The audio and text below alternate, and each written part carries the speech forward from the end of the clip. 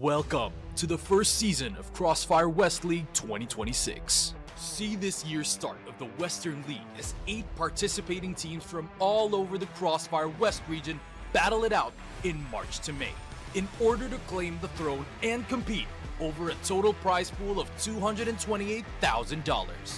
For the first season of 2026, get treated to 3 months of high-stakes action, as the season consists of 2 regular season phases and a double elimination playoffs where legends are created. In the regular season, Phase 1, all 8 teams are included in a single group where they all play best of 3 matches in a single round-robin format. Support your favorite teams as every match counts here. Every performance in Phase 1 will determine which 4 teams will be part of the Elite group, where they are guaranteed playoffs, while the other 4 teams in the Contender group will either fight for playoffs or relegation. Expect no resets, as results accumulated in Phase 1 are carried over in the next phase of the competition. In the regular season Phase 2, witness teams from both groups compete in a single round-robin format within their same group. For the elites, this is their chance to secure advancement to the upper bracket round 2 of the playoffs. As for the contenders, be ready to see some of them say their goodbyes. In the playoffs, the 6 remaining teams will brawl in 10 total grueling best-of-5 blood fights in a double elimination bracket. 3 consecutive victories will result in a chance for royalty, while 2 defeats mean the end of a valiant journey. Legacies either move forward or are cut short. Here in the finals, experience a grand bout between a challenger from a victorious path and an adversary that has once tasted setbacks to determine who will be crowned champion of the CrossFire West League Season 1. Not a memory, a movie. Every round, every map, every series is a mark of a continuous history. This is the road of recovery for the old glory. CrossFire West League, reclaim the throne.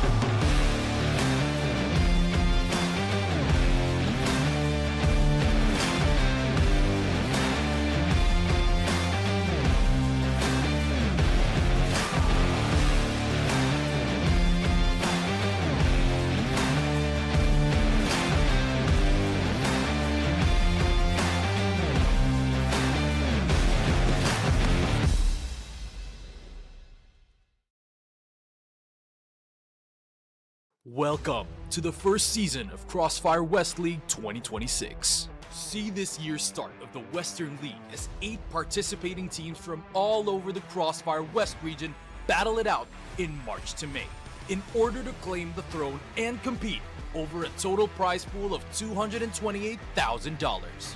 For the first season of 2026, get treated to 3 months of high-stakes action, as the season consists of 2 regular season phases and a double elimination playoffs where legends are created.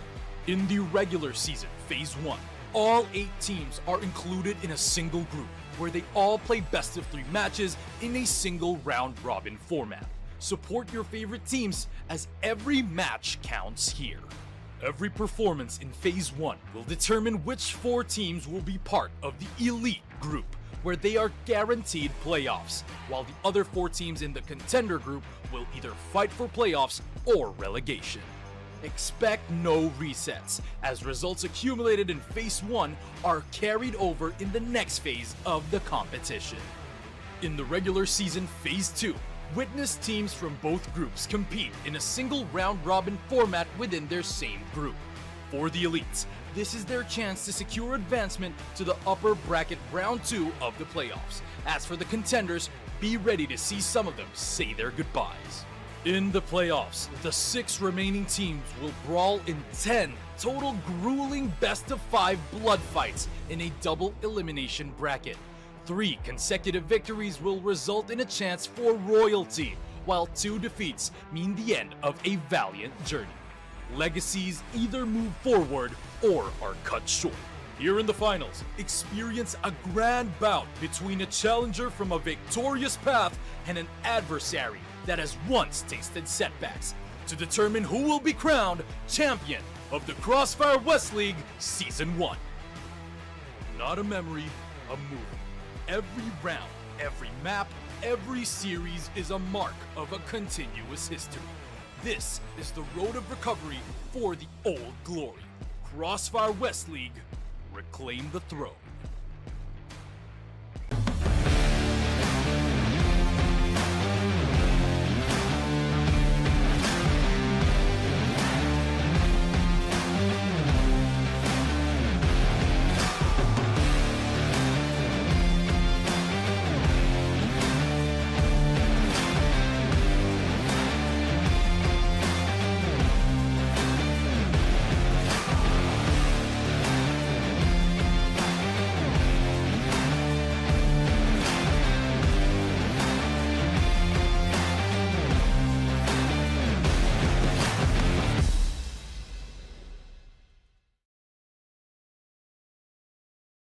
Welcome to the first season of CrossFire West League 2026. See this year's start of the Western League as 8 participating teams from all over the CrossFire West region battle it out in March to May in order to claim the throne and compete over a total prize pool of $228,000.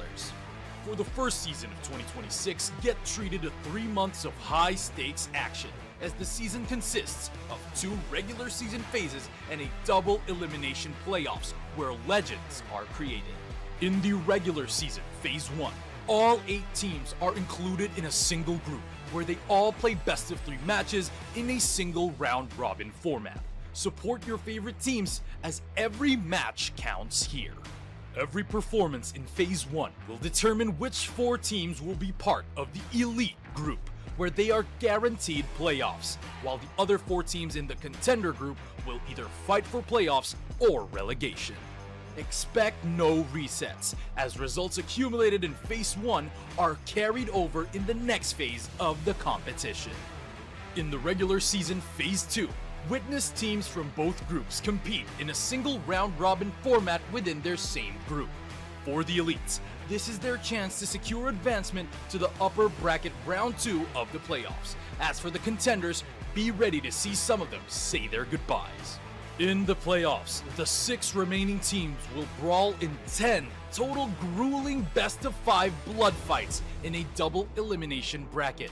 3 consecutive victories will result in a chance for royalty, while 2 defeats mean the end of a valiant journey. Legacies either move forward or are cut short. Here in the finals, experience a grand bout between a challenger from a victorious path and an adversary that has once tasted setbacks to determine who will be crowned champion of the CrossFire West League Season 1. Not a memory, a movie. Every round, every map, every series is a mark of a continuous history. This is the road of recovery for the old glory. CrossFire West League, reclaim the throne.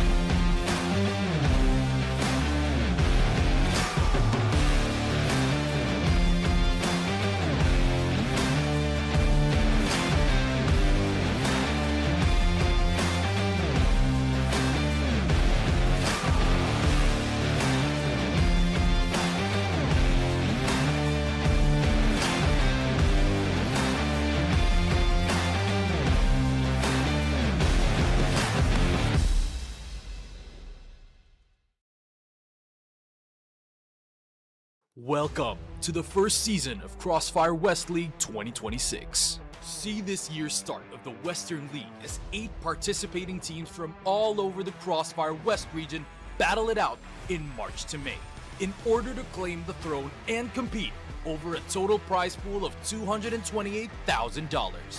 For the first season of 2026, get treated to 3 months of high-stakes action, as the season consists of 2 regular season phases and a double elimination playoffs where legends are created. In the regular season Phase 1, All 8 teams are included in a single group, where they all play best of 3 matches in a single round-robin format. Support your favorite teams, as every match counts here.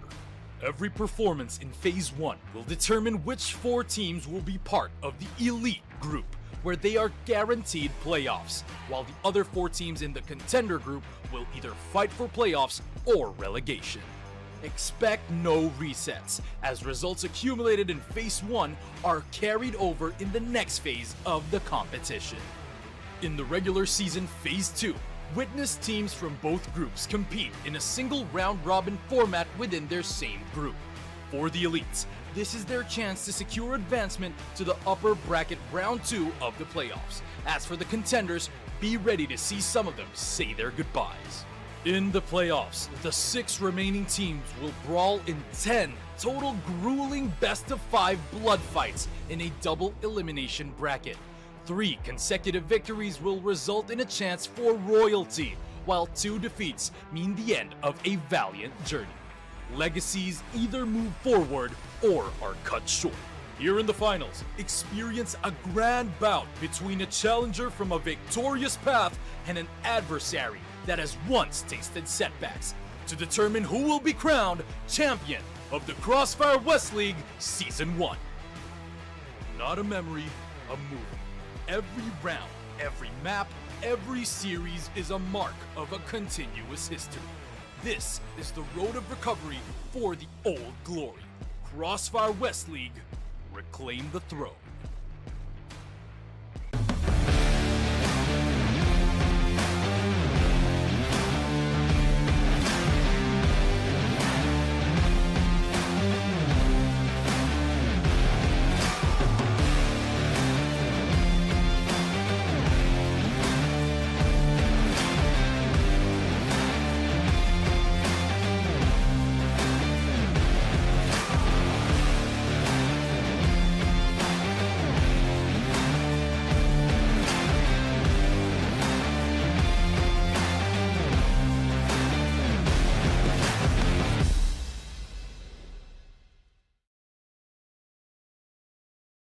Welcome to the first season of CrossFire West League 2026. See this year's start of the Western League as 8 participating teams from all over the CrossFire West region battle it out in March to May, in order to claim the throne and compete over a total prize pool of $228,000.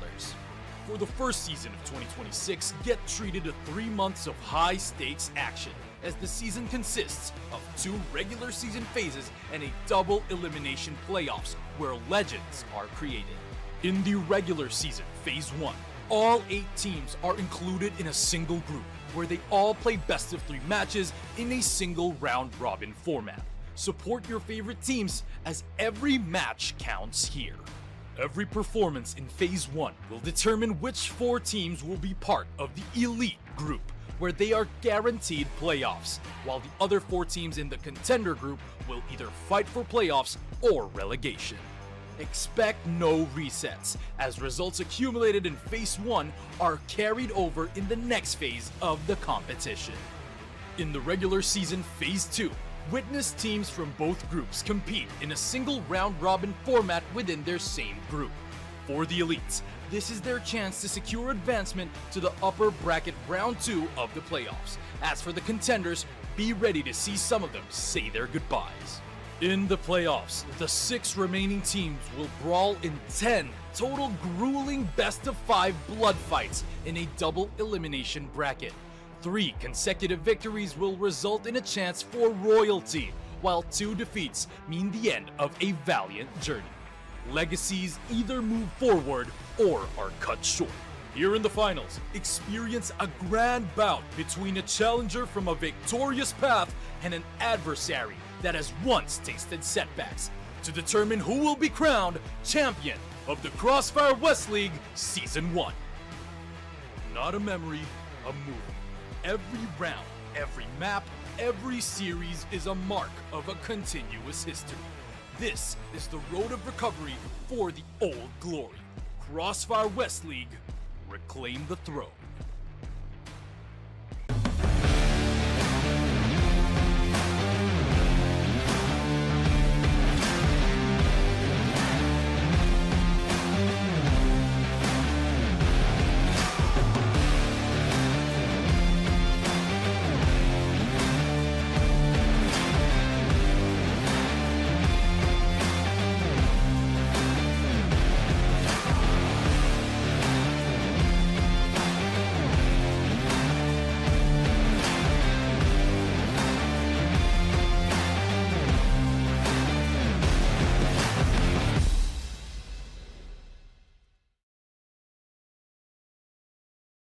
Welcome to the first season of CrossFire West League 2026. See this year's start of the Western League as 8 participating teams from all over the CrossFire West region battle it out in March to May in order to claim the throne and compete over a total prize pool of $228,000. For the first season of 2026, get treated to 3 months of high-stakes action, as the season consists of 2 regular season phases and a double elimination playoffs where legends are created. In the regular season, Phase 1, all 8 teams are included in a single group where they all play best of 3 matches in a single round-robin format. Support your favorite teams as every match counts here. Every performance in Phase 1 will determine which 4 teams will be part of the Elite group, where they are guaranteed playoffs, while the other 4 teams in the Contender group will either fight for playoffs or relegation. Expect no resets, as results accumulated in Phase 1 are carried over in the next phase of the competition. In the regular season Phase 2, witness teams from both groups compete in a single round-robin format within their same group. For the Elites, this is their chance to secure advancement to the upper bracket round 2 of the playoffs. As for the Contenders, be ready to see some of them say their goodbyes. In the playoffs, the 6 remaining teams will brawl in 10 total grueling best-of-5 blood fights in a double elimination bracket. 3 consecutive victories will result in a chance for royalty, while 2 defeats mean the end of a valiant journey. Legacies either move forward or are cut short. Here in the finals, experience a grand bout between a challenger from a victorious path and an adversary that has once tasted setbacks, to determine who will be crowned champion of the CrossFire West League Season 1. Not a memory, a movie. Every round, every map, every series is a mark of a continuous history. This is the road of recovery for the old glory. CrossFire West League, reclaim the throne.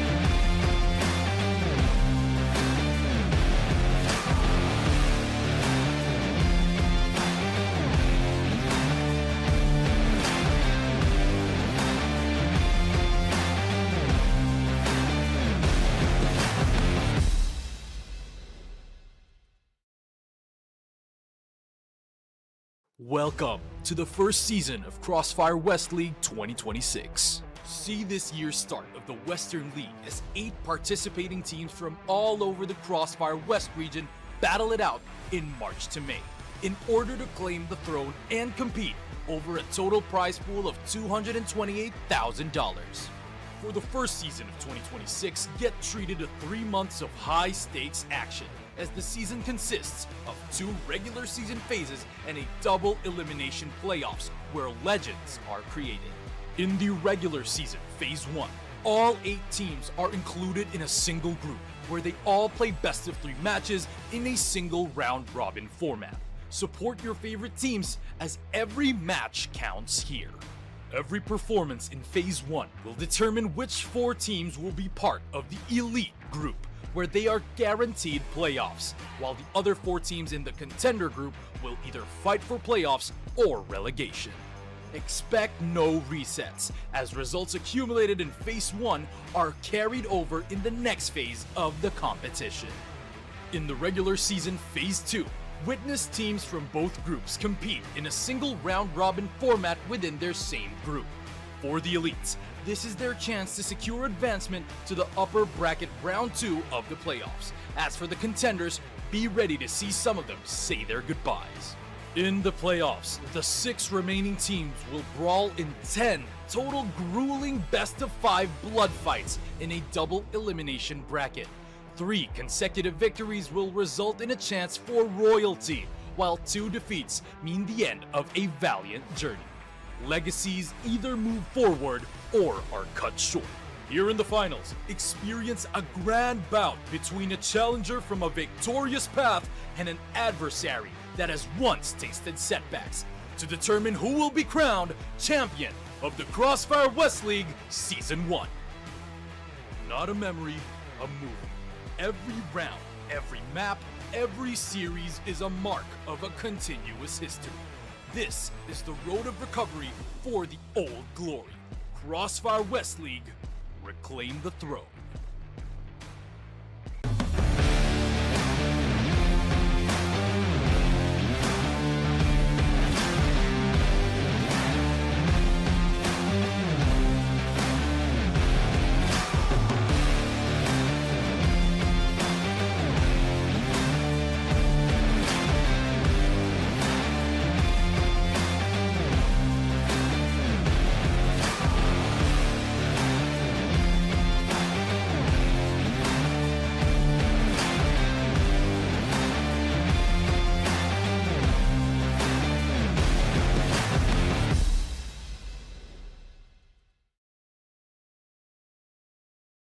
Welcome to the first season of CrossFire West League 2026. See this year's start of the Western League as 8 participating teams from all over the CrossFire West region battle it out in March to May in order to claim the throne and compete over a total prize pool of $228,000.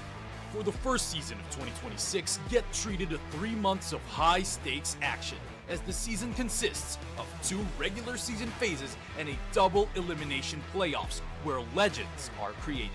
In the regular season, Phase 1, all 8 teams are included in a single group where they all play best of 3 matches in a single round-robin format.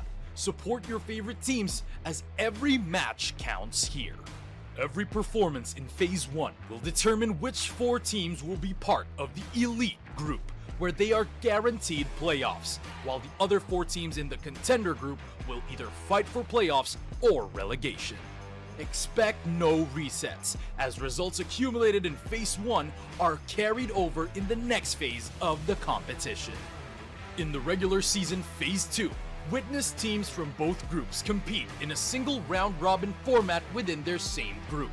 For the elites, this is their chance to secure advancement to the upper bracket round 2 of the playoffs. As for the contenders, be ready to see some of them say their goodbyes. In the playoffs, the 6 remaining teams will brawl in 10 total grueling best-of-5 blood fights in a double elimination bracket. 3 consecutive victories will result in a chance for royalty, while 2 defeats mean the end of a valiant journey. Legacies either move forward or are cut short. Here in the finals, experience a grand bout between a challenger from a victorious path and an adversary that has once tasted setbacks to determine who will be crowned champion of the CrossFire West League Season 1. Not a memory, a movie. Every round, every map, every series is a mark of a continuous history. This is the road of recovery for the old glory. CrossFire West League, reclaim the throne.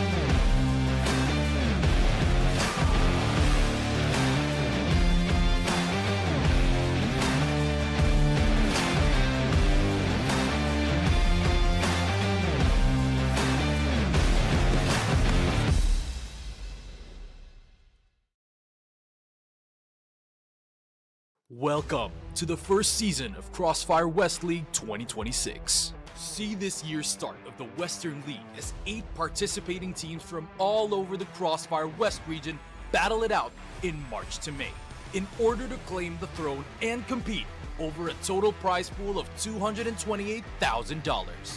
For the first season of 2026, get treated to 3 months of high-stakes action, as the season consists of 2 regular season phases and a double elimination playoffs where legends are created. In the regular season, Phase 1, All 8 teams are included in a single group, where they all play best of 3 matches in a single round-robin format. Support your favorite teams, as every match counts here.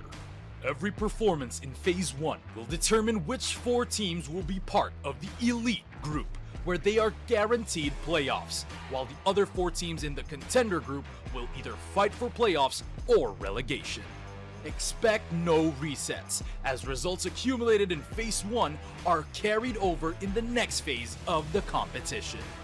In the regular season Phase 2, witness teams from both groups compete in a single round-robin format within their same group. For the Elites, this is their chance to secure advancement to the upper bracket round 2 of the playoffs. As for the Contenders, be ready to see some of them say their goodbyes.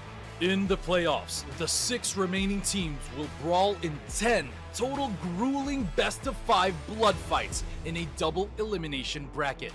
3 consecutive victories will result in a chance for royalty, while 2 defeats mean the end of a valiant journey. Legacies either move forward or are cut short. Here in the finals, experience a grand bout between a challenger from a victorious path and an adversary that has once tasted setbacks, to determine who will be crowned champion of the CrossFire West League Season 1. Not a memory, a movie. Every round, every map, every series is a mark of a continuous history. This is the road of recovery for the old glory. CrossFire West League, reclaim the throne.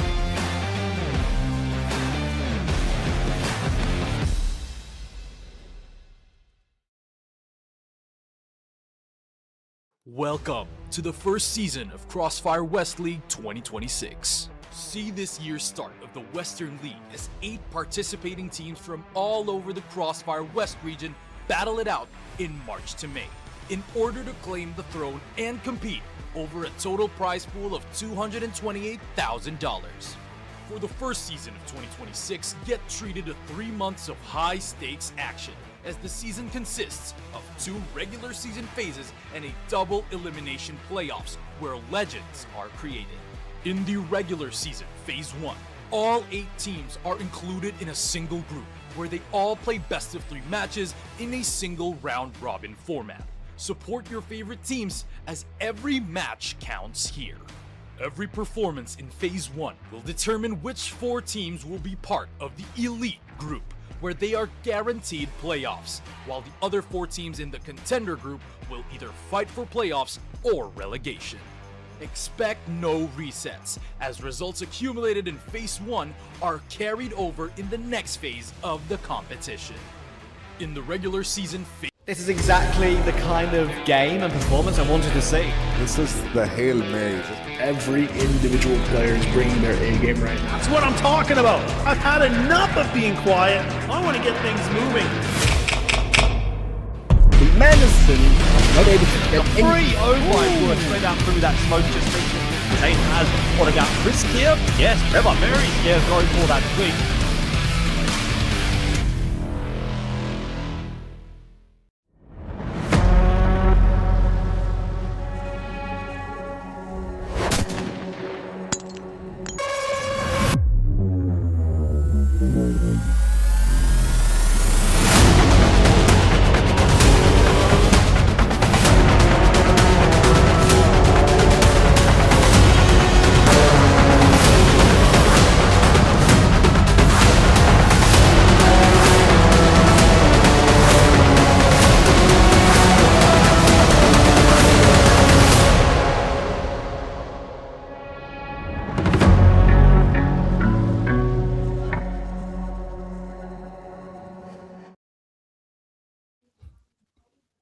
Hello and welcome. Good afternoon, everyone, and welcome back once again to the CrossFire West League, where we continue our coverage of Phase 1 of Season 1. My name is Volt. I'll be your host for today, and alongside me as my analyst here is Penguin, a veteran in his own rights. And Penguin, we've seen our fair share of games so far. How do you feel about the 3 games that we have here today? Do they pique your interest, or do you feel like that they're going to be foregone conclusions?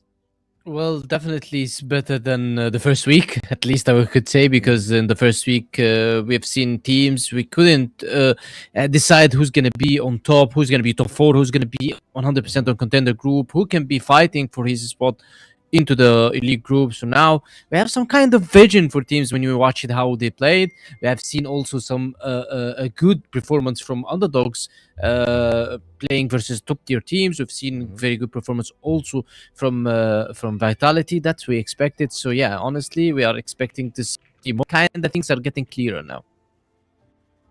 Yeah, again, it's a pretty intriguing, really period of time here. So, like I'm thinking about like all the teams, of course, from the top to the bottom, whether it is the 4-0 Vitality, the 0-4 Imperium, or anyone else in between. Yeah, I feel like we've definitely at least have painted a vision, as you said, like of who's gonna be like the top 4. There is an outside chance for Anubis, though. That is gonna be a tough test for him here today, though. And that is one of the things that maybe has me a little bit worried for them, is like those games that we have here. Of course, we're going to be kicking things off, as you can take, against Anubis. For the other games that we have here today, we got unKnights against Imperium. Of course, unKnights now 2-2 after their loss to Nemesis yesterday.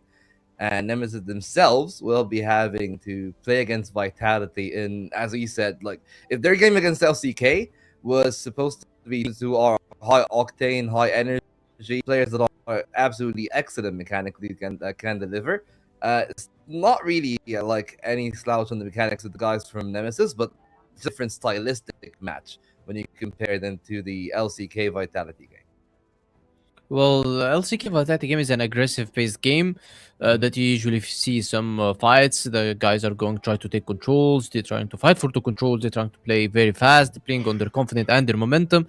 However, when you watch Vitality versus Nemesis, it's completely different because Vitality usually they leave all the map control for Nemesis and they give them all the freedom to take the map control. And then after that, they start working onto their stacks. Maybe they try to have some information, randomly gather and just grab an information. So that's how usually the Vitality versus Nemesis teams work. Because in my opinion, it's always kind of very slow game pace versus Vitality.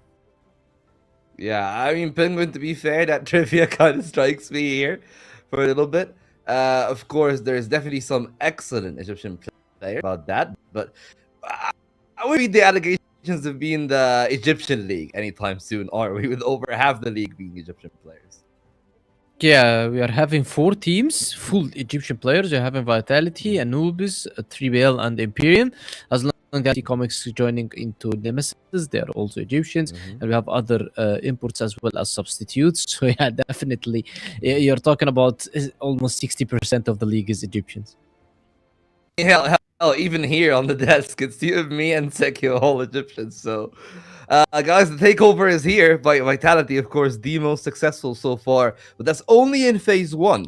Who knows how things are going to be carrying over in that second phase? And of course, as we've stated, if you've watched the introductory videos, this season is split into 2 parts, actually 3 if you include the playoffs. But there's phase 1 and 2 to the group stage. Phase 1 is where each and every team play against each other in a single round robin.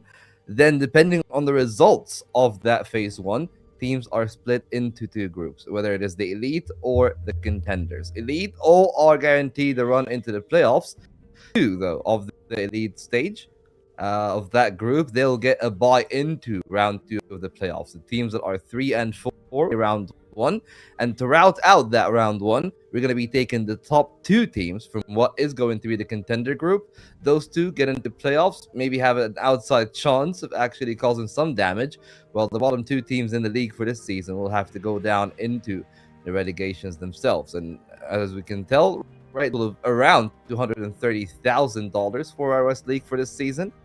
Maybe you could think it's actually a little bit convoluted with, hey, like there's phase 1, there's phase 2, there's all of that, but like there's only really 3 weeks for phase 1, and those 3 weeks are 3 days each, so it's 9 days of play. And realistically speaking, I'm really impressed with the level of adaptation between weeks 1 and 2. Between the days, I'm not expecting that much, but week to week, a lot of the teams, even the teams in the bottom, really, like when I'm thinking about like Swamp and 3BL, they've also improved a fair bit. Maybe not enough to take a top 4 team, but definitely enough to be a true contender. Yeah, when you're talking about the team that's adapting versus the last time they played, for example, they played New Compound, they couldn't play well.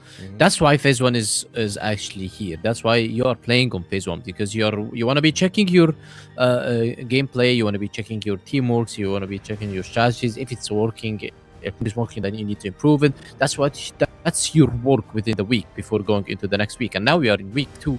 I mean, you're going into week 3, you should be already seen everybody played versus all the teams played versus each other. So now when you see them all playing versus each other, you know that such kind of play style from team Anubis, for example, they're playing very fast, can work versus Swamp Gaming, work versus top tier teams, because they are expecting it. So Anubis niche, and there comes the phase 2. Not only in phase 2 as well. If, for example, Anubis or 3BL or one of those two teams went to the playoffs, they need to. If it didn't work during phase 1, playing the elite group during phase 1, and you lost to them, you're going into the playoffs. That's when you need to work to change your playstyle and your strategies versus them. Yeah, absolutely. And of course, to route out what we have, at least for now, LCK being all the way in 4th is a little bit unfair. They have not played since their game against Vitality. I feel like, at least for us, we view them as the second best team, but they'll have a chance to prove it here today against a team that is aiming for that top. Only 2 games played here for Anubis, so still got a 3rd game that is going to be against unKnights. And I think that those 2 games for Anubis are kind of our introduction to them, at least. We've seen 2 good games to kick things off, a clean 2-0 against Imperium, and a 2-1 against Vitality, that at least on the new compound, Vitality a little bit, but as we said, like that's the Vitality special, right? Like outside of LCK, each and every team that Vitality have played against that is not Imperium, even against Imperium, really, they had some rough times at the Black Widow. They still were able to close off the game, get the finish. Same with Swamp, same case, of course, with Anubis yesterday. So that's the thing with Vitality, right? A lot of 2-1s. Still, like for Anubis, even on the maps that they did not get the win in, when you're talking about like a sub base and the Ankara, at least the sub base more than the Ankara. I think that they're gonna be better against maybe the other non-Egyptian teams, and that is where this also could be a little bit intriguing to me, because of course, very hot off the heels of that loss, they feel like if I'm in their position, right, I lose 2 overtimes, 1 to a golden round even, I would feel that this was anyone's game. Right? Yeah. And you were winning both. You were leading both. You were leading the Black Widow game 9-6 or 9-5, and you lost it. And you were leading the Mexico game 12-9, and you've lost this. Yeah. That's really, really tough, unfortunately, for them. But at the end of the day, that is how the cookie crumble, as they would say. And they're a team that, at least for me, should be rather successful. But, well, the team that is still a little bit of a question mark is that Anubis team. Of course, players that have got experience, players with known value. But what we've seen from Muffin and Salty so far, at least for this one, is enough for me to say, hey, maybe they got the firepower to contend with the top 4. Yeah, they played very good on the first 2 games, as we said. They played versus Imperium. They got the confidence. They went to Vitality. They were able to beat them on the new compound into their own map pick, which is today. They're going to be playing LCK, and LCK already do not play compound, so LCK should 100% ban new compound if they want to practice it, just like Vitality. And also, I don't think Anubis... Yeah, you said that Anubis is trying to play more sub-base game versus non-Egyptian teams, but in my opinion, you cannot play it versus this roster in front of you. You cannot play sub base versus Zane. You cannot play it versus Boxing Wood and Flex, the mind games that he usually puts. And as we mentioned, that Flexi is top 3 number of kills on the league. First is Spoxy from LCK. Second is Snare with 108 kills. Third is Flex with 107 kills. So you want to be avoiding these guys on the sub base. Yeah. So in my opinion, sub base shouldn't be an option. New compound shouldn't be an option as well.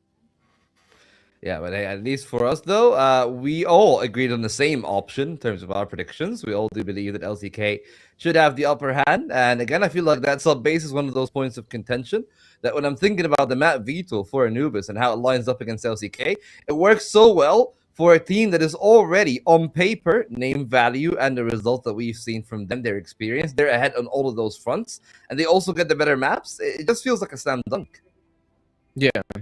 Yeah, the thing is, sometimes we play a map versus one team. For example, let's say Anubis played versus Swan Gaming subbase, and you play very good. They give momentum, even though if LCK is very good on subbase as well. Sometimes you want to pick it because this will make you feel more comfortable in playing one of your best maps. As you can see, yeah, definitely Anubis banned Eagle Eye and New Mexico. New Compound was banned by LCK, which we said this. And sub-base was banned by LCK, which is kind of... maybe, okay. LCK said what we said. Okay, we don't want to be playing Egyptians into the sub-base. Let's bring them into black, which is one of the best for LCK. However, our map is very good for both. Poor game, Noobs is starting the global side. It's going to be a game for them, but they are the global side with the double snipe. So they should be getting at least 6 rounds. If lower than 6 rounds on the global side from Anubis, I think this game can be goes to a stomp in favor of LCK. Yeah, again, like a little bit of, I guess, the intriguing one to get the Ankara here. Not the one that I expected, really, to be honest with you. Like, I thought expected that, hey, Eagle Eye, maybe honestly. yeah, exactly. That's the same thing that I was expecting. But then they banned it, so that kind of put us in an intriguing position. Well, now LCK with is that very good on Eagle Eye, yeah. Yeah, I mean, here's the thing. With that curveball, though, what do? As he said, like, they got the double sniper. Yes, of course, like, Spoxy is absolutely glorious with sniping. Yeah. But the Ankara that we've seen from Anubis, at least for my money, wasn't really that convincing to beat an LCK with as much experience as they have. And I think that is going to be one of the more intriguing things. 3 years ago, those two teams made it 2 stars together. I don't think that there's going to be the case here for this time. But in their head-to-head, we still got Sekio from yesterday, and now we've introduced Laz to our casting desk. Well, thanks very much. Yeah, it is us here on the desk. It is us here at Casters and myself, Laz, here for the back in for 2026 season. Good to be back, and like these guys talked about the desk, a lot at stakes for this matchup, just because, I mean, there's been a lot of roster shuffles. There's been a little bit of, interesting affairs that have been occurring so far, but Sekio, for you, like, how's everything feeling? Like, I know you've been able to capture some of the games already, and we're in the early part of this season, but so far looking good, or do you think there's been any, like, major surprises yet? Till now, the major surprise that we have seen some teams are going toe-to-toe with Team Vitality. It's like this team last year just destroyed everybody in the EU servers, so it was something, some kind of a surprise for me. I would say, like, yeah, they didn't lose, but at the same time, you're seeing contenders. You're seeing that there is a fight. Speaking of LCK, we got to overtime multiple times. We got to see also new faces for the league itself, to have faith that they might be the next big thing, at least for the Western League.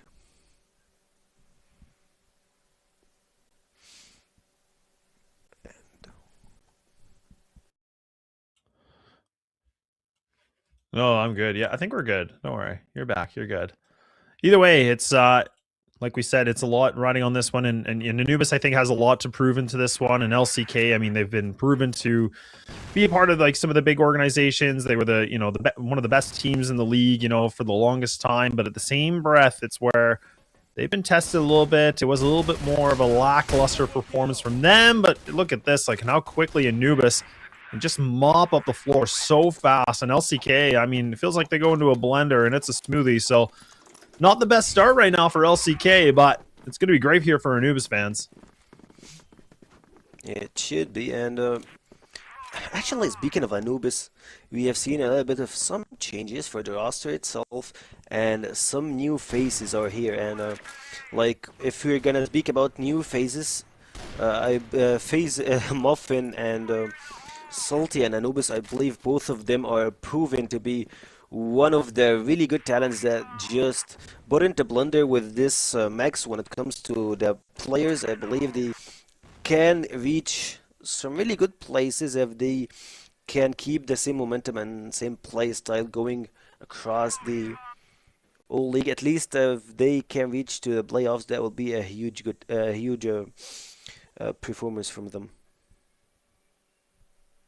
Yeah, and I feel like Anubis, again, like with a little bit of a different roster, but I mean, like the organization as itself was a lot riding on them to really be able to like. The expectations were quite high, but I think the results were relatively low, I think, for what they were hoping for. So this roster, it does make me excited to see what they can do with this.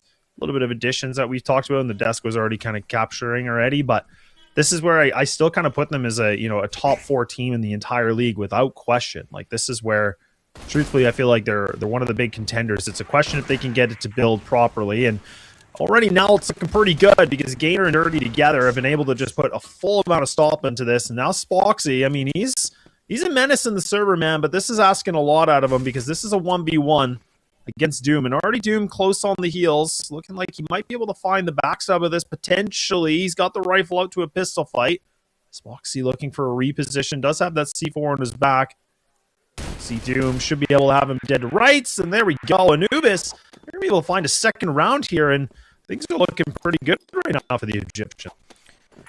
They actually do, and I love their movement and how they actually can execute the retake play. At least they know how to move, and at the same time, I love that we're seeing Dirty popping off. Like we've seen him with. Oh, I thought that Dirty just died. I'm sorry for that, but at the same time, we're seeing a little bit of a mix here between shots. Kiko trying to get back into Dirty, and he definitely died, but I believe this round will go to LCK. And I really want to have a point out for Anubis. So one of the founding members of Team Anubis just got engaged, so I believe today's game should be a gift for him. Mr. Yusuf Mohsen, Mr. Joe, they call him. Hopefully the team can step up to that and give him a gift for his engagement. There you go. Well, big congratulations. That's always an exciting thing to go through. So we'll have to see if that can be a little bit more of the buffer in this game. We'll have to wait. But LCK actually do find themselves, their first round on the board. They lose that goose egg. They're starting to feel a little bit better, getting back into winning ways maybe. But, oh, man, it's just going to be Salty that just annihilates everything and just sprinkling it on. And there we go. Some reply boxy. Finally, we get that sniper getting into full action here. And this is kind of, again, the expectation of him, star performer of this LCK squad. And he's going to need the party top ranking right now through the server.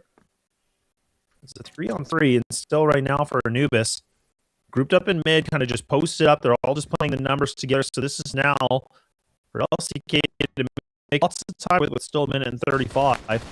But look at this. Even Gainer's playing more aggressive as well. So he actually capitalizes opportunity, finds these duels, and I'm loving this right now from Anubis. They're playing a very solid game. You can see that they're taking extra space for themselves.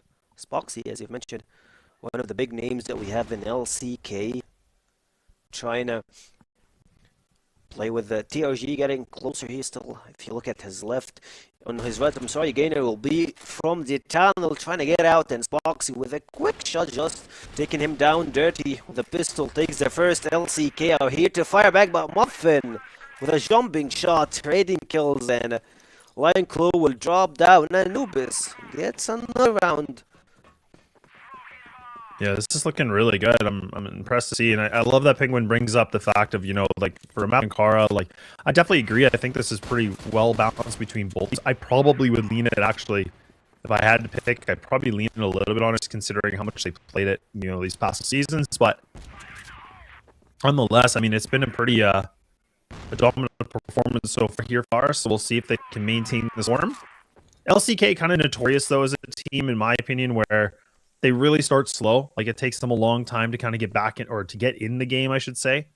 Otherwise, it's the other extreme where like they're hot in the heels and they're, a big advantage right away. It's kind of one or the other. It doesn't really feel like it's an in between. So I'm curious to what we'll get here for the first match of the day, but an underground push is going to come through. Doom, he's already been able to tenderize a little bit. He's getting some warning shots, and it's a nice little bit of a crossfire that we get to see from these players. But look at Spoxy again, putting himself in a position where he is able to find this duel, but his back's still turned.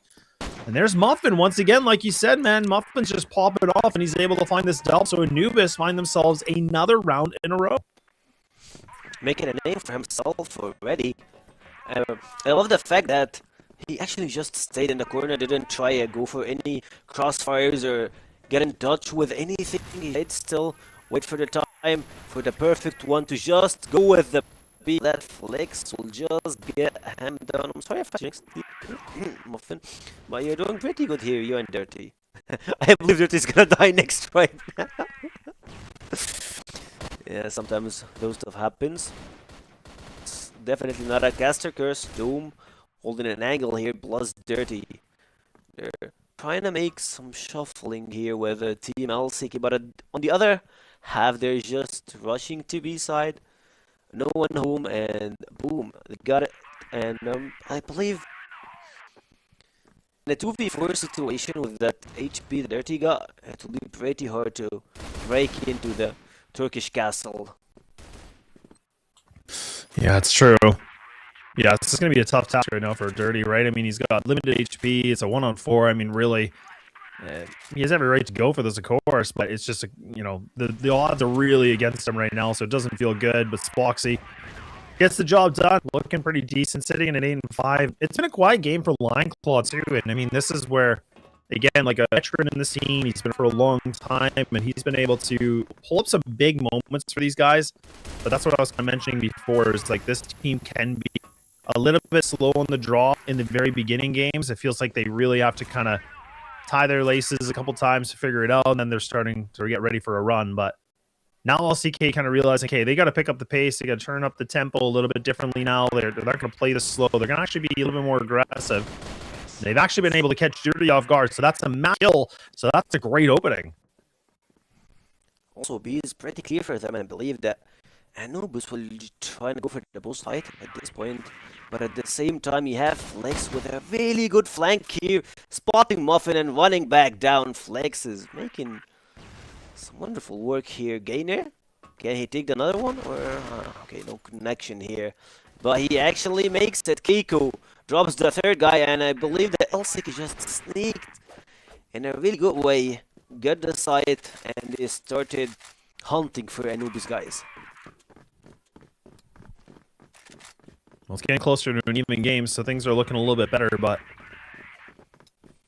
LCK, I like that they kind of changed the tempo a little bit. They actually put themselves a little bit quicker on this, and they're not just playing a default setup. They're actually trying to be the aggressors in this situation, which I think is good. And now you can see Anubis, they're actually taking a little bit of a tail out of this one. They're actually going to push on through. So Muffin does get one.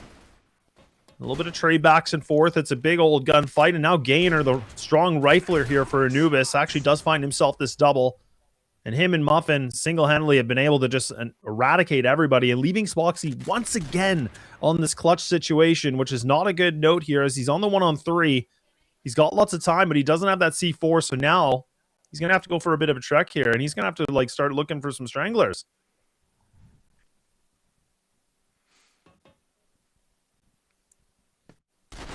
King trying to at least get to the C4, finds Muffin and he just shifts back away.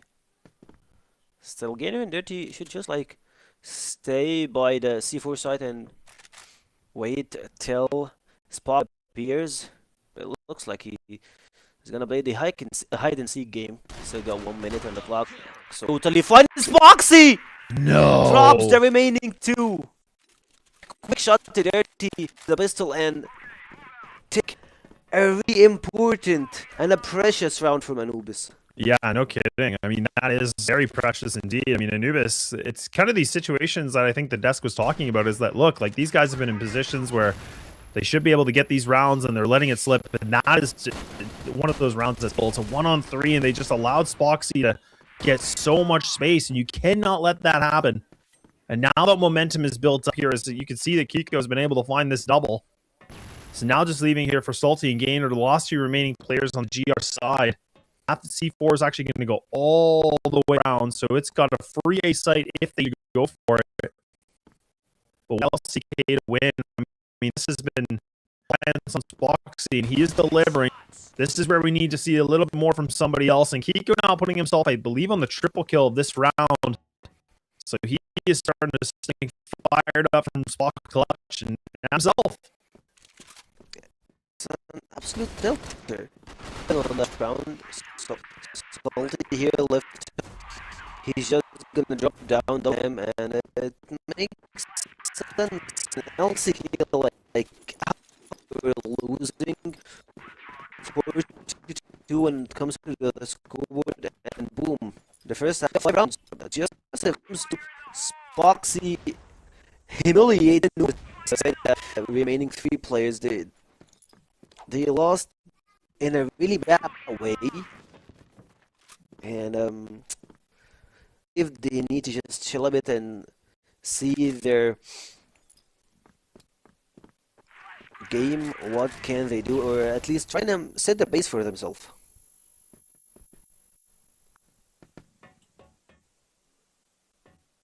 Yeah, it's no doubt about it. Now with the half switching over, I mean, a 5-4, so LCK are feeling really good about that, considering, I mean, this was Anubis that was, you know, right out the gate. They were looking pretty decent, able to find some good rounds in their favor. Now Lion Claw going to get tested here to see if he can be able to maybe get his score a little bit more equalized. It's been a little bit more of a quiet game for him so far. Anubis taking things very slow, a little bit of a lean onto this B site, but the bomb is still not committed to anything, so they have the hotel control. A lot of poking and prodding. Everyone just kind of, you know, evaluating what they want to do in this kind of a situation. And Flex is maybe going to try to go for this now. He likes to find the timings if he can, but it's actually Salty that gets the better of it. Salty here.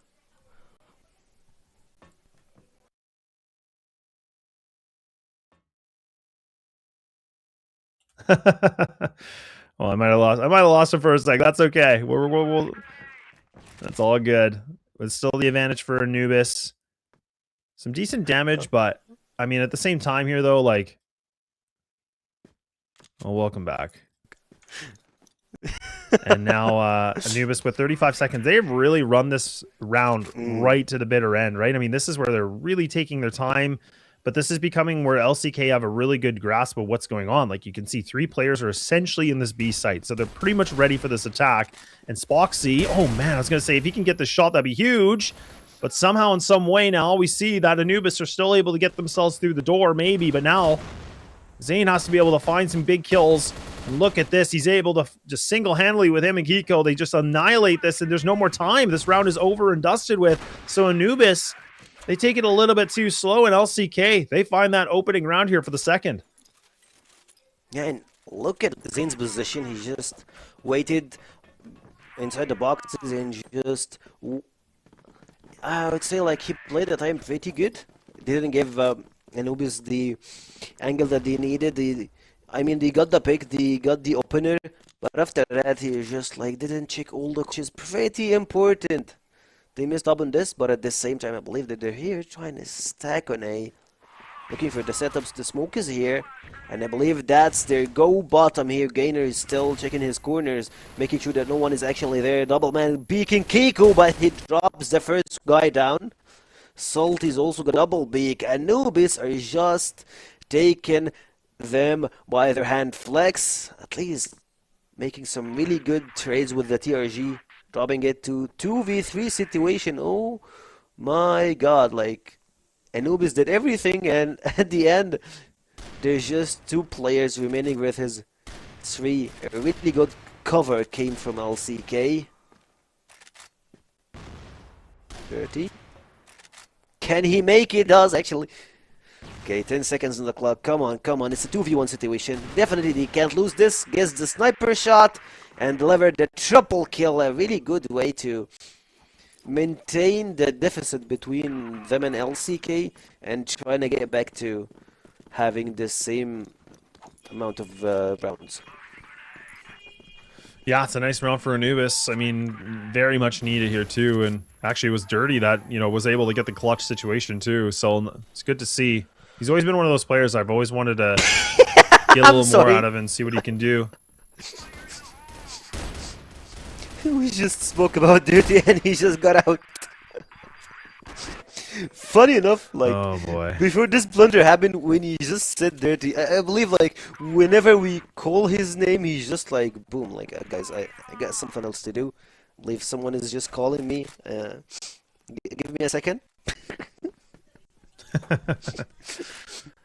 Oh boy, yeah, and it's almost getting a closer game. 7-5. Swoxy's already at 16 kills. Like, so this has been a good performance from him so far. Looking to see if he can get that MVP for this first map, maybe, but boy oh boy. 3-2 setup here for LCK. You have Kiko and also Dezane. That's going to be locked and loaded here for the A site. And Anubis, I do kind of worry when they take a long time. Like we saw 2 rounds ago where they really just kind of were stuck in the mud. They weren't really doing a whole lot, and then the time is really against them. So I'm really hoping now they're going to make a bit more of a quick decision on this, or more of a quicker decision, I should say. Because they historically have always been such an aggressive team. So I'd like to see them get back to their former identity if they could.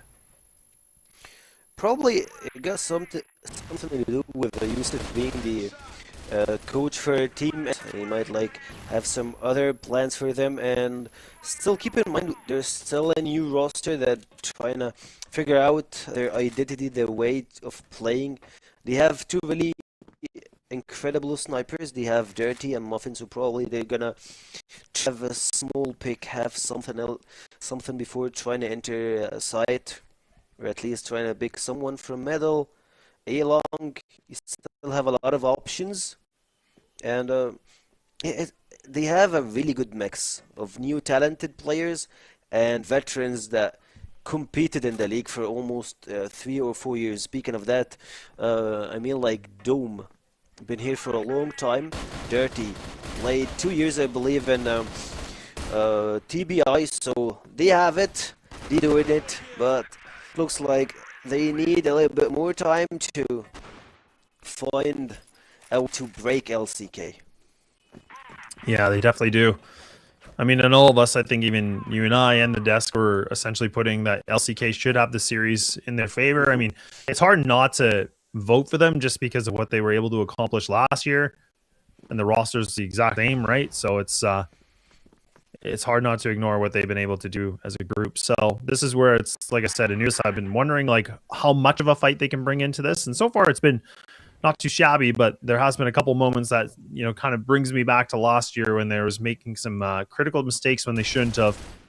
There ain't no mistakes here because Kiko, he's just going to get mowed down, and they're able to get themselves into the site quick and easily. And now the rotates are coming through, and Flex is able to find this opening engagement back, but once again, Dezane, he actually swings wide onto it, and look at that star rifling ability, and that's going to be the C4 dropped. Back to a 2-2 situation through the thick and thin of this whole thing. And Lion Claw finding himself this one last one, and it's just down to Spoxy in this clutch scenario. And Gainer, he's right there. He gets caught in the knee, and there we go. LCK find a 9th. Match point for LCK, and it all went down to a 1v1 with Gainer. They just like, he got the sniper shot, he got the final shot, and it looked like you can just try to capture the A side from Team LCK. They have a really good way of understanding how Anubis like to approach, and I believe they studied them bird, and I believe they have an heated argument, I'm sorry, between Gainer and the players here. You saw him, he's almost shouting, not sure. At the same time, one of the players just left the PC. I think that Yusuf got a lot of stuff to say. Yeah, I mean, it's frustrating, right? Because again, there should have been there's 2 rounds I can think of that probably should have went for Anubis's way, so that scoreline can be a lot different. So, and this is where I was kind of saying, like last year, there was this big expectation for the organization where, like, look, they should easily be like a top top 4 without a question. And they were, you know, really struggling to do that last year, and the performances were up and down. So I think that's where there's a lot of pressure against these guys, where they're trying to really perform, but I almost kind of worry it like this pressure is backfiring on them a bit, where they're not playing their normal game. So that's one thing I'm hoping to see improvement on. It's the early part of the season here for 2026, but that's where I'm hoping they can kind of get over that piece and do a little bit better. But we'll wait and see. Also, another thing, like Gainer is a really chill guy. Like he normally doesn't shout, doesn't just like get so aggressive. He's just like a guy that loves to smile and to laugh. So seeing him like that, it's a pretty weird thing. Like in my experience, I lived with him a couple of weeks before.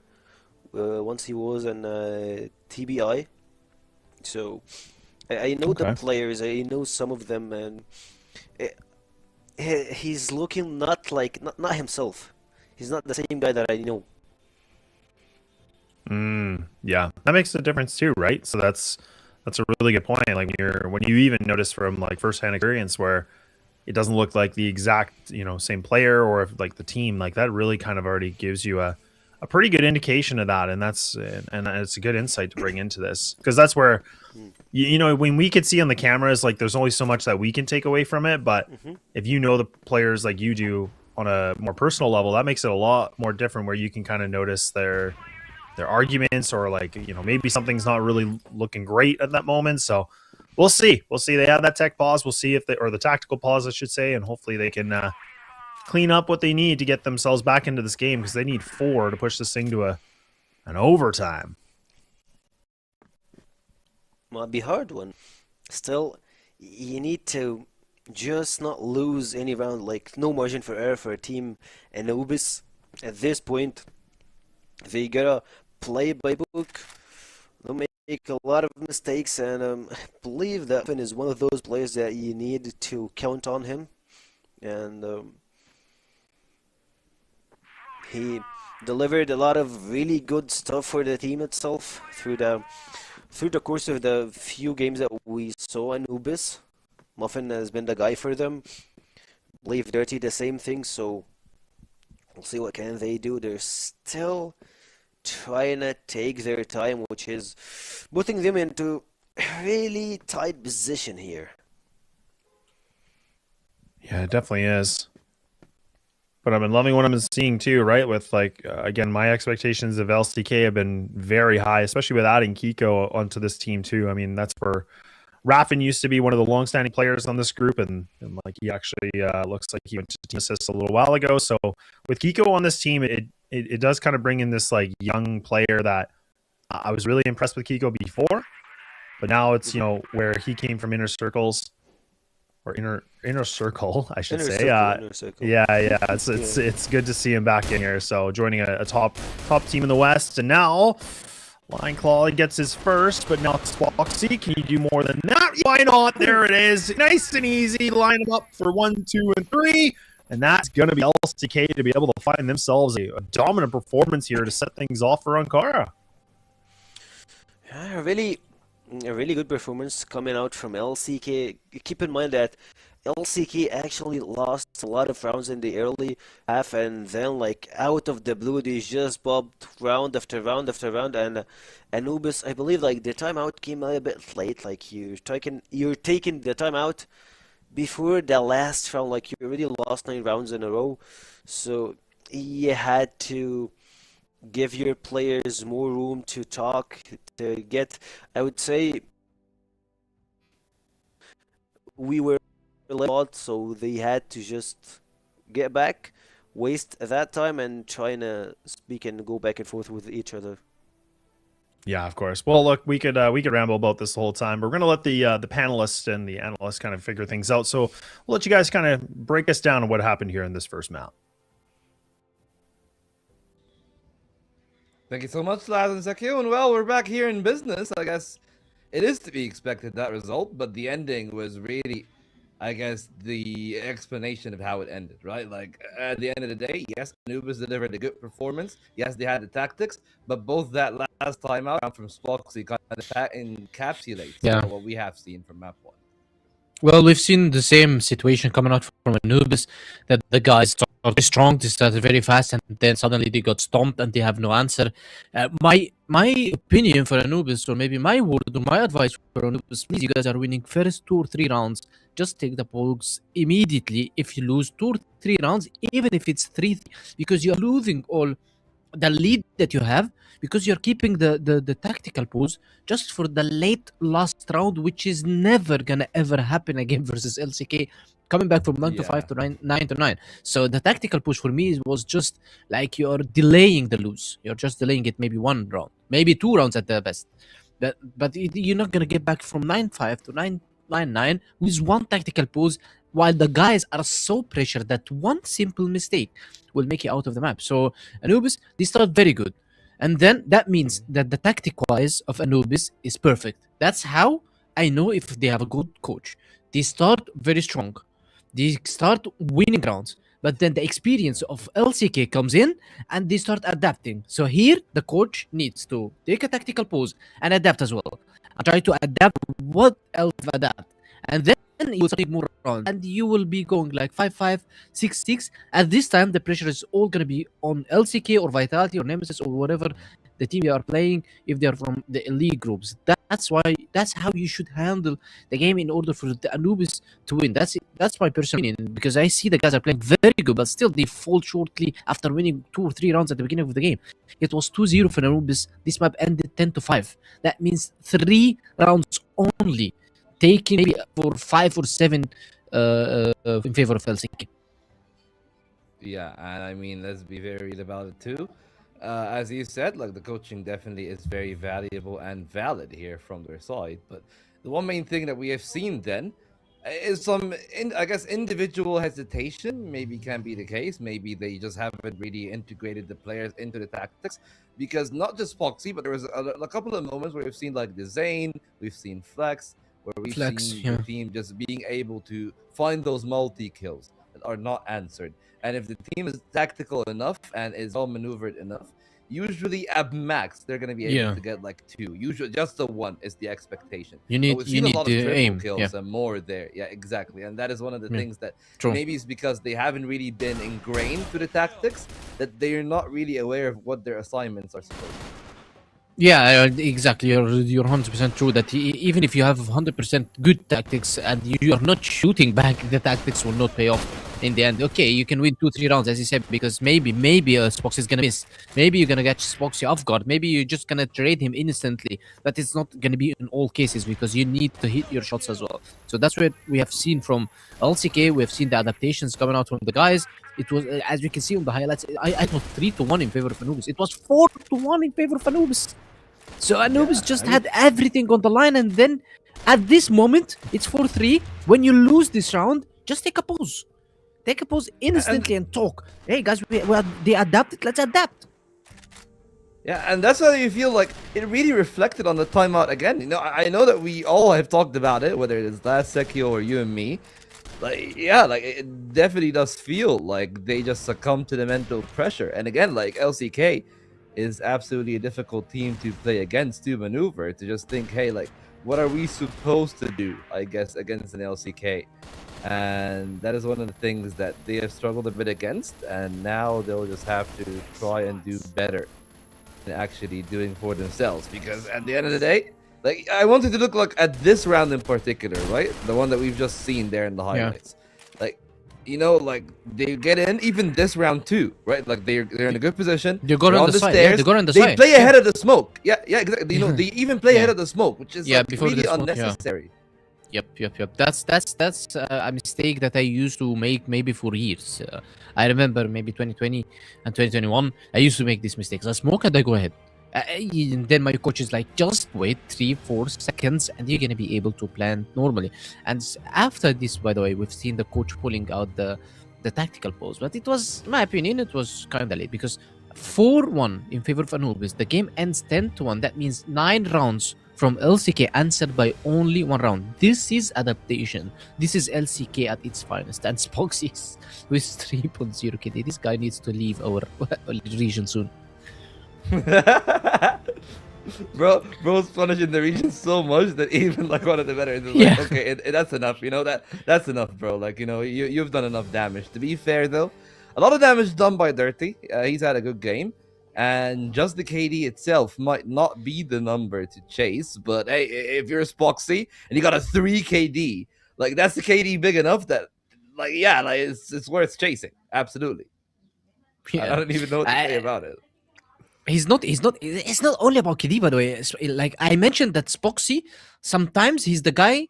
He's going to die for himself just to randomly over aggressive peak coming out from him, maybe from Inkaro, maybe tunnels, maybe he's just on underpass Yeah. picking, trying to pick a top mid. But the guy also clutches some certain situations that is unclutchable. Like you would never expect him clutching this, and he's in so tough position. For example, his position is known. He knows that the C4 is planted for the other guy, and still he hits the quick scoop and gets the clutch for himself. This is one example as well. So it's not only about KD and Spoxy. We're talking also about the guy is clutching in a very, very big moment. So LCK is just all wrapping around Spoxy, I guess, this season.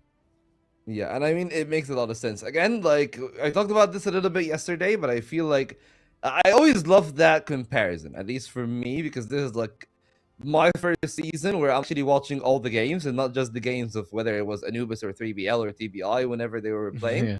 Is that I compare like Alucard and Spoxy, and I feel like they're two very different styles of snipers. That you know, like with Alucard, you get more confidence that hey, if there is like a single line that he can get the win, he can. With Spoxy, it's anything, and he surprised us on Kara. Yes, Can he do it again on map 2? definitely. That's what we're gonna figure out with our casters. Well, thank you very much, gentlemen. And yeah, really good analysis on this because I'm not really surprised that Spoxy got the MVP. I mean, he was sitting himself at a 3.0. Like the guy was just going beast mode, and some really good points from the desk. Like I really like that Penguin, brought up the fact about Anubis is up 4-1. You lose those 2 rounds, maybe you should be calling the timeout. And I agree with him. Like I felt like they kind of were stubborn. They wanted to just keep moving forward. And then when the going got tough, that's when they kind of had that conversation, but it felt like a little too late. So we'll see if these guys can reset. I mean, we're going to a whole new map now, and it's going to be on port, I believe. So that's where, there's the biggest question to me, if they can bounce back in this or not, Sekio, because what are your initial thoughts of this? Because it's been a little bit of a rough ride here in the beginning of the series. For me, I feel like when it comes to Anubis, they need to find their true identity. I don't feel that they still got it, or they found a way that they can put those talents together and put them in the blender and get back with a really good product. It looks like Anubis still, they need a little bit extra of sugar, finding something else to help them to find the perfect mix for them. But I believe that Yusuf, their coach, he got a lot of stuff to work with the players, at least when it comes to synergy-wise. Yeah, they're going to need to do something with a lot of synergy. I agree, because I mean, we got to see some decent moments from like players like Muffin, where he was sitting at a 0.91 KD. Dirty was really the big influence in the server, where he was at a 1.3 for KD. But that's the thing, like everybody else was just, it was low performance. Like I still have a lot of expectations for a player like Gainer. Like I mean, I've always kind of given him a lot of praise of being this very strong rifler. There's a ton of opportunity for him to be this way. So it's unfortunate to see the game he had, but I mean, look, you're playing against LCK. You're playing arguably the best team in the league with Vitality. So it's not an easy thing, to say the least. But this is where you have to step up, and this is where the champions can be made.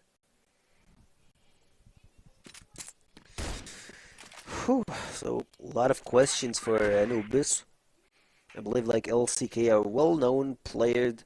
They just like been playing together for a long time. At least like I mean, without Kiku's the new addition for the team, but they are pretty well accomplished. At the same time, Dirty here, looking up to try and trade with Flex. He got one, and Dirty immediately goes with the trade. Anubis, they're just holding the side here, but you can see the aggression, the aggressive movement. Muffin picks one, Dirty with the trade, and there's just like a couple of sniper players are here to play it and make it a little bit harder to each other. In a 1v1 spot, Dirty gets their round, and at the end, at least, like after this chaotic play, we can see that Anubis got this round. Yeah, that's kind of what we saw in the first map as well, right? I mean, they were able to get, I think it was that 4-1 lead that Penguin really brought up well, is that, again, it was like they get these decent starts, but then all of a sudden in the late portion of the game, it just becomes a bit of a disaster, and that's where they start to really lose out. So it's good for Anubis to get the first round and kind of get those nerves a little bit maybe settled. But, I mean, again, they have a lot of work cut out for them in this one. And LCK, I've always said this, like, I mean, a team that historically takes a little bit of time to get themselves in the game. Pretty known factor for these guys. But we'll see what they can bounce back with. And Anubis with a good setup. Nobody being able to find a duel yet. So this is still a 5-5, but cat control is going to be grabbed up for LCK. Looking like they might want to contest against Dirty. So this is going to be a huge test for him right now. Good utility going to get thrown, and now LCK, look at how fast they just kind of pushed into this, and Dirty should be a dead walking, and indeed he is. And they just swing for the hills now, and they should have a free sight if they choose to go for it. They had him blinded, and they just got the sight, and I believe that all 4 members of Anubis are trying to fire back here at the same time. You can see Gainer and Doom making a really good mix here, taking a double kills. The sniper shot will land, Flex will take the other one, and Anubis gets evaporated. None of them actually survived the aggression from LCO, like the position they were taking. They just like had the 1 and 2s right, and they know how to play this counter engage. Yeah, it's a good bounce back right away into this, and for LCK fans, they're definitely going to be pretty happy about it, right? I mean, not so slow on the start on this one. It was that 10-5 victory they were able to find on Karas, and now Dirty is also going to push down with Gainer. They're actually going to investigate a little bit. Good kill onto Kiko. So he goes down early. So that's a really nice opening duel right now for Anubis. That actually allows them to play a little bit more passive now. This puts a bit more pressure for LCK. Now it's a question of what is LCK going to do? And this is where, again, Spoxy's been the highlight reel for this team. But we need someone like Flex. We need someone like Dezane to just kind of activate the rifle as much as possible and find this opening.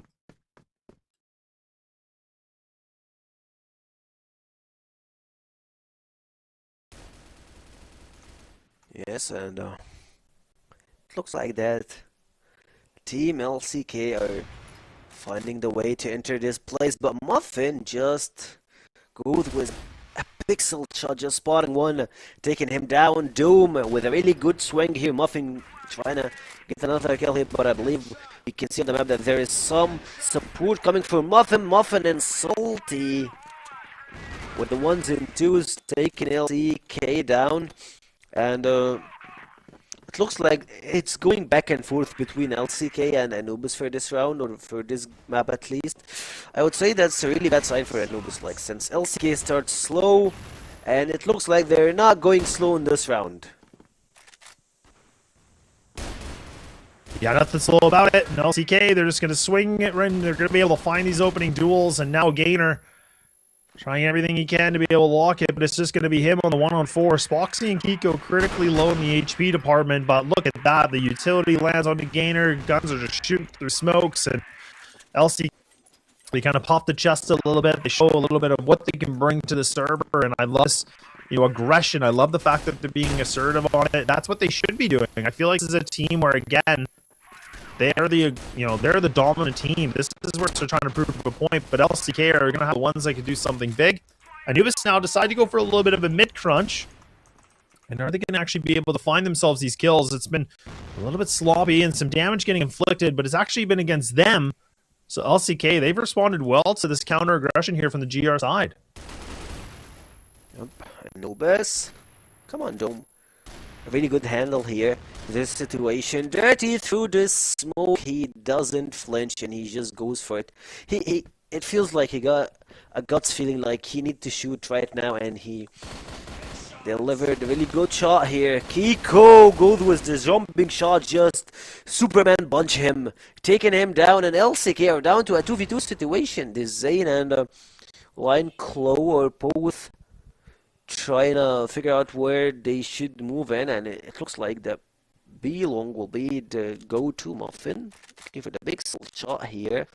Still having the connectors in front of him. The Zane is holding the spot. Doesn't have any information, and Muffin just goes running on him. And you love to see that Anubis are starting a feel-good wear game. Dirty with a 2 KD at this point is a really good thing to count on. Yeah, it definitely is. So Anubis getting themselves this slight lead, and it'll be a question if they can kind of maintain it.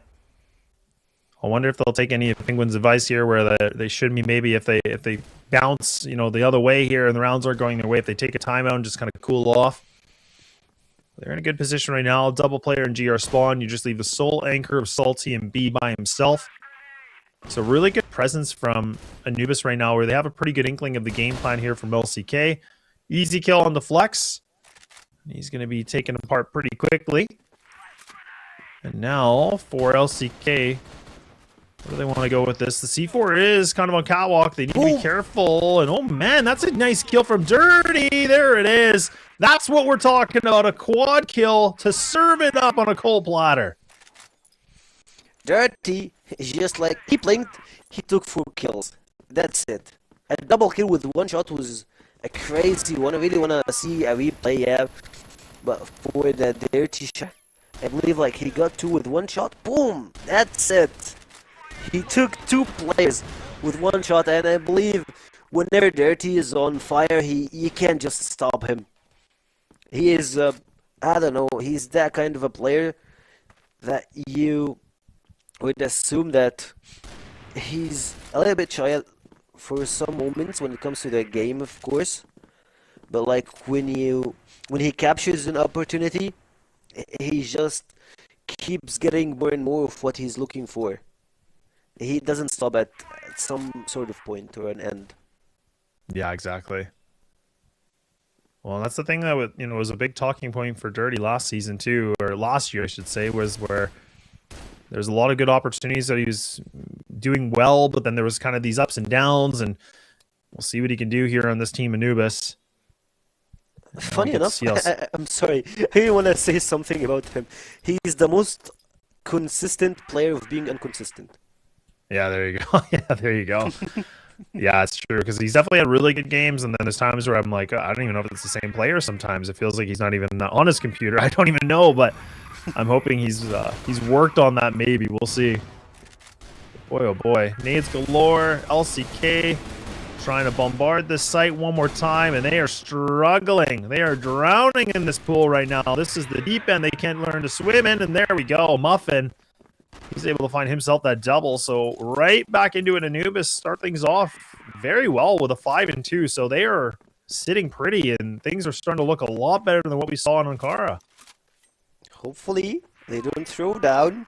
Let's just like hold on a minute, please.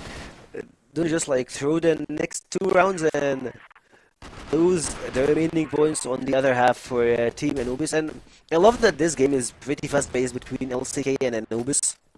It's not just like a one-sided game that LCK or Anubis are just winning or they're going back and forth, which is a really good way to see and exceed what could happen from Dome, and he just dropped the player to midlife and captured another one. It's just through the walls. Flex also is losing a little bit of HP here. It's looking a bit sloppy for them.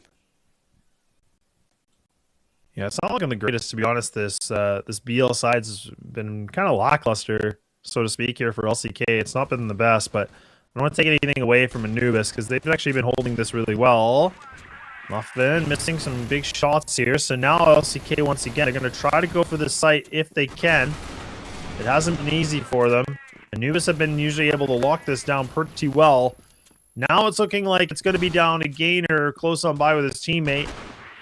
That's Dirty just on the ramp. They're going to go down, and LCK finally get themselves a bounce back. It was a very chaotic round in the sense of, I think Kiko was down to less than 10 HP. Zane, if I'm not mistaken, was live. Like, he was critically low. So that was a really close encounter, but a round's a round at the end of the day. Ooh. And that's a good nade.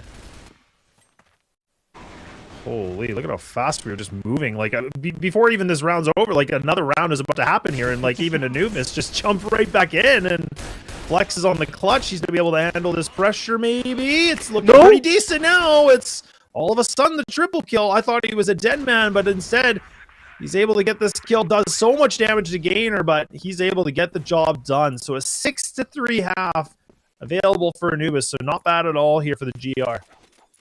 Walk me through what just happened right now. It looked like Flix almost just like killed 4 guys from Anubis. He just like went with the AR and boom, swing, got a triple kill. And he was from Gainer, and funny enough, I feel like if he had one more bullet in his pistol, Gainer would be a dead man. He just got the momentum, he got what it takes when it comes to the skills, and he just started shooting right and left. That's insane to see. But at the same time, you're happy for Anubis that they didn't throw this round. Would have been like a tilter, an absolute tilter, like what happened in the first set. So it's an LCK. We go back to the slow-paced game, and not even a player. No one is flinching or trying to take information into any side.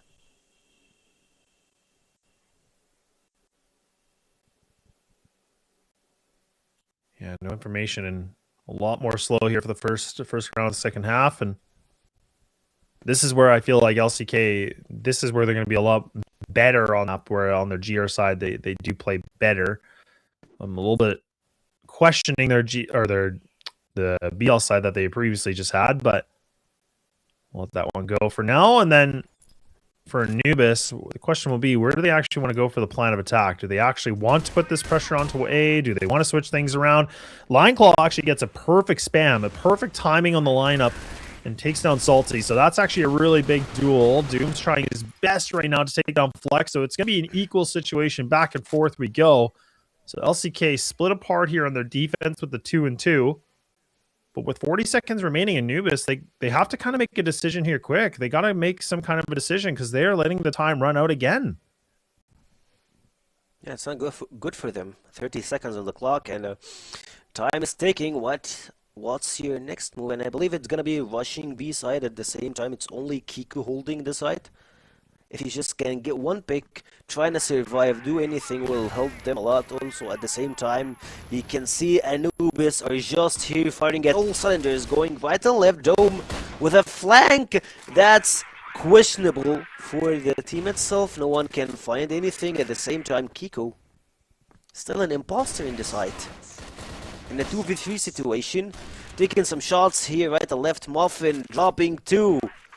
Remaining guy finding a way. His posse is always one of those guys that you can count on him to clutching rounds, but Gainer just goes for the jumping shot, aiming for his head, and another round for Anubis. They're looking pretty good on the second part of the map. Yeah, they're looking decent. Yeah, they were able to get the 6-3, and so now they get the first opening round. And it kind of feels like for LCK, like nobody's really, firing right now. It feels like kind of like, it has to be Kiko that's top ranking, and otherwise it's been kind of slow on the Western Front here for these guys. And Anubis, they're not even going to round. They're just going to kick down the door. They're going to put on full aggression, foot on the gas, and they get themselves an 8 just like that with a blink of an eye. So now the timeout's going to be called, which makes a lot of sense here for LCK because, look, things are losing control. This is a very sloppy map here from these guys where they're well-versed on this. Like, this is where, again, the expectations are for a team like this, but having losing the reins, actually, I'm happy to see he was with them a little bit late last year, but we'll have to see what kind of conversation he wants to have with the boys.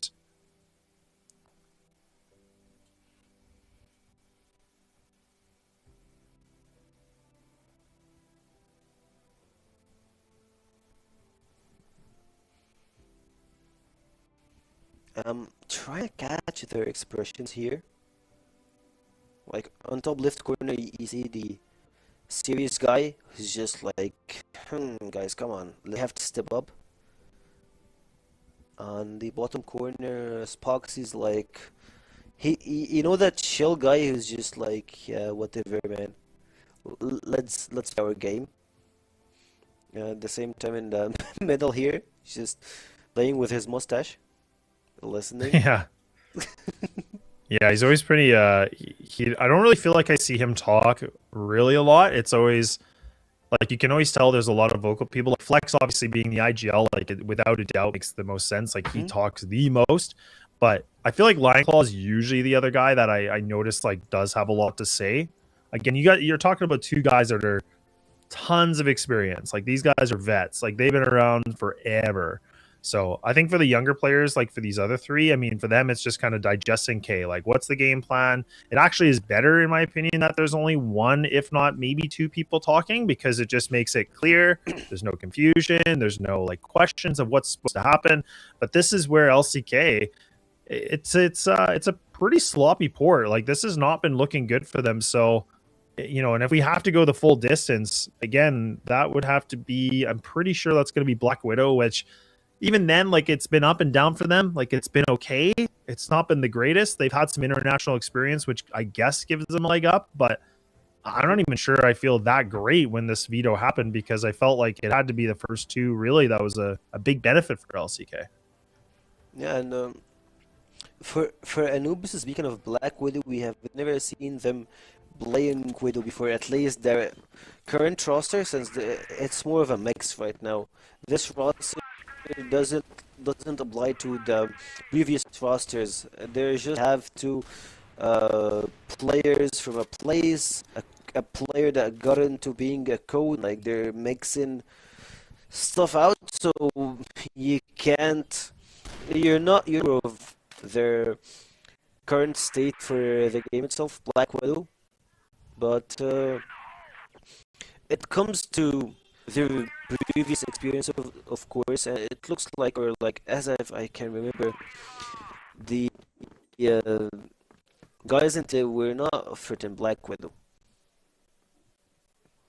If I can recall it right, yeah, I believe Black Widow was not their best case. So they still have a lot of stuff to show us, unfold, and that's of course if we got to map number 3.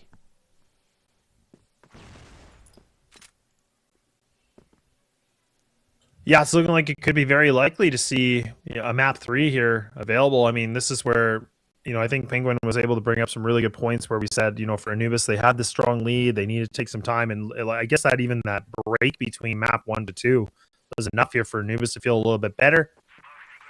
And I mean, LCK had the big talk. They had their timeout, and this is where they're going to have to pull through a pretty big of a miracle run if they want to get through this, to get this done with a 2-0. Otherwise, they might just have to prepare themselves for that third and final map here for the opening set. But Anubis are still kind of putting a little bit more pressure towards this A and mid side.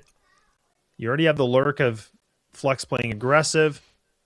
He could potentially catch them off guard, but this is going to be a lot for Foxy. He has to kind of be that distraction.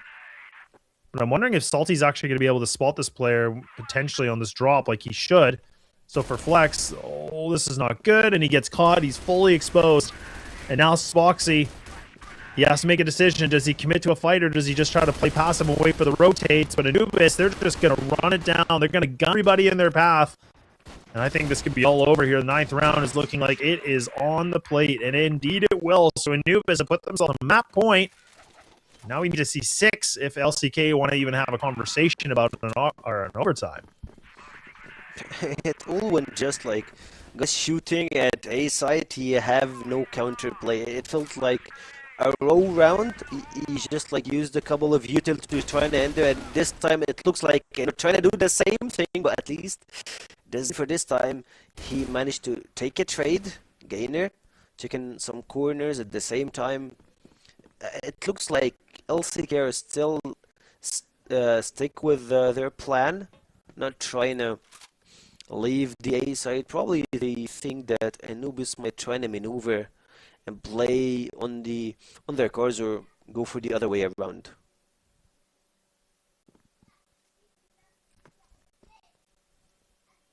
Flex is very vocal here. You can see him on the camera. Yeah, he always is. Yeah, it seems he's pretty expressive in what he wants to do. So it's a good kill. He goes down very, very fast, so instant trade back. So 3 and 3 of a situation. C4 still dropped.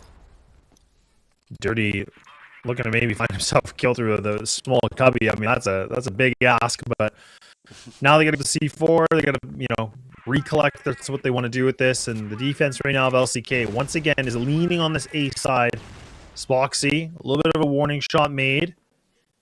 And Anubis now need to make a decision. The minute left remaining, they're going to just take mid control. But that is going to be Lion Claw just on the other side of this. They might be able to find the best timing in the world. They're actually going to slip through this. Oh, this could be problematic. This could be huge because they're not going to expect it. Kiko, his back's going to be turned. And oh man, he actually turns at the right moment with a double kill. And now this might have been able to save the day. So Kiko, the new addition of this team, gives them a lifeline. And they're going to be able to find a fourth. And he saved the team. Indeed, like, he just stayed, got the information that he needs, and he proved that he's just like, yeah, we're not gonna give you this on a silver plate. We're gonna play and do our best at least to try and head to overtime. If they can do it, that will be huge from LCK. Speaking of, you still need 5 more rounds, but Dirty through the smokes and through everything, just dropping Kiko out. I'm sorry, Kiko, if I mentioned your name. Okay, of course, that was not a Custer's curse. It looks like we had a few of them in because of an action here. But, Anubis. Probably no one is here towards Gab. Doom tried to clear the flanking spot. And that's gonna be Muffin's job right now.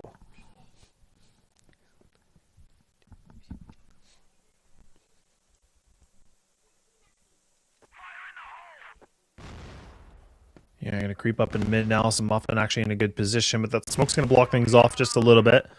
Zane, I don't think he's going to be able to spot these players, but they actually just overextended a little bit, so good kill. Now Flex, maybe with a good off position, catches Anubis off guard. And there we go. Muffin and Gainer together are able to find themselves a double kill to equalize this back to the 2 and 2. And both the players, again, with a minute remaining, or just under the minute remaining, stuck in middle. And Spoxy and Flex both full HP.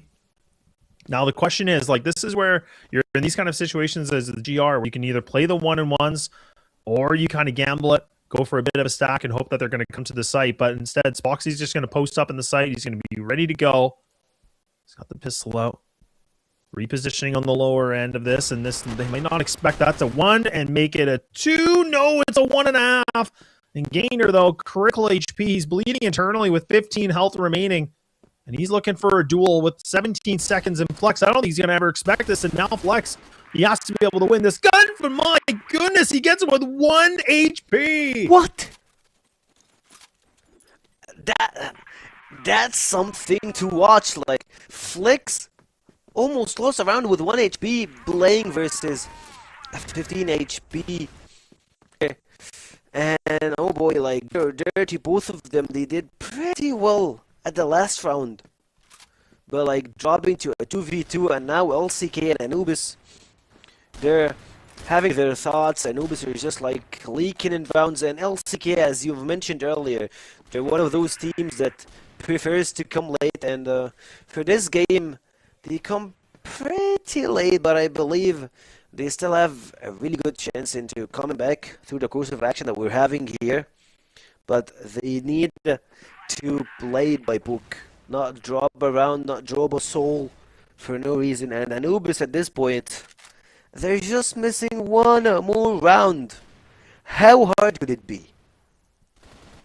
Yeah, that's, how hard could it be? I mean, that's where, like, again, like, people don't talk a lot about this, is that, when you're on those map points and, you only need the singular round to getting it done, like, it can be stressful and a lot of extra pressure. I mean, all these teams in this league obviously have been here before and they've been through the thick and thin, but that's the thing, though, like, when you're getting pushed back a little bit, and if LCK can find, 1, 2, maybe even 3 rounds in a row, that's when Anubis could get a little bit in their heads. That's when things start to get a little bit messy, potentially. They do have themselves a little bit of breathing room to work with, so even if they lose this 1 or 2, not the worst case in the world, but it'll be a question, because we've definitely talked a lot about their mental game a little bit, and Spoxy and Flux together, they find the double right away.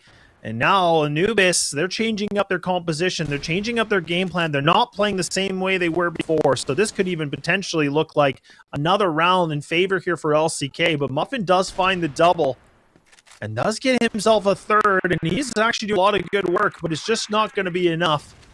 So LCK slowly and surely bringing themselves back into this game. And it looks like another tactical has to be called. But I imagine this has to be from Anubis now.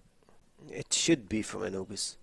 What's happening for them? They're starting to bleed out the rounds and dropping a lot of them at the same time. LCK are in that momentum, that blaze that no one can bring them off of it. And it looks like Yusuf is being vocal with the players right now. He is pretty aggressive, I can see it at the same time. Oh yeah, that dirty. I thought that he's just like not blinking, but it's just the camera angles. Anyways, Anubis, they need to find the key, the solution to what's happening for them right now.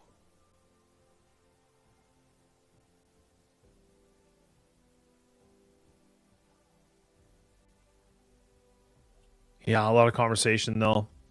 And this is like, again, like it's impressive to see what LCK have been able to do in this. And I mean, this is where, again, like I feel like a broken record, but what makes this team hard to watch, but exciting to watch is that they can have these moments where they just fall apart, where like they're down by 7-2 against them. And then all of a sudden they have a conversation and then they bring it back, right? I mean, if you want to talk about the Cinderella stories or the, you know, the Rocky moments or something, like this team is that team. Like this is a group that you can never count them out until you reach that match point. Like this is a team that will always push through most of the time. So it is a fun thing to see, but it's also it's hard to watch as a fan, I'm sure, because it's always a bit of a roller coaster with an LCK group, but that's what makes it some exciting crossfire, to say the least. And I mean, they're still figuring out, you know, adding Kiko in, which, you know, I think he's doing really well so far. I don't feel like there's any major gaps in their gameplay, in my opinion. I feel like they've been performing actually better. I feel like Raffin's a great player, but I think it was just time that they needed to make a change. And I always thought it was either Raffin or Lionclaw, respectively. But it's good to see that Kiko is getting an opportunity to play with a really strong team like this. Yeah, and for Kiko still considered as a younger player. He's 25, I know.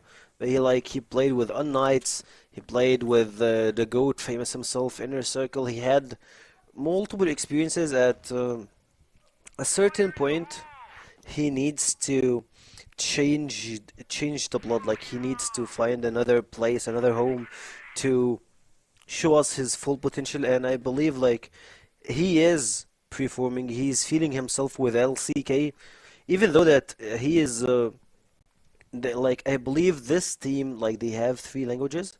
They have the Greek one from Kiko. At the same time, you still have the Turkish one and the third one for the player you've mentioned earlier, who has line close. So their conversation, like their communication, won't be that easy, I believe. But if they can just find a way, and I believe they can find it, and we can see it through their games, they will just rule this place and will be a really good opponent for Vitality. Yeah, it always is a good, really good head-to-head. I mean, a lot of history for LCK versus like a Team Vitality too. So a lot of history, a lot of back and forth. But we won't get ahead of ourselves yet. I mean, LCK, they still got a map to get cleared off here to get themselves the series, because it's been looking better. They've been able to make a little bit of a comeback, but Anubis just need the singular round. Dirty being able to find this double, that is definitely going to help.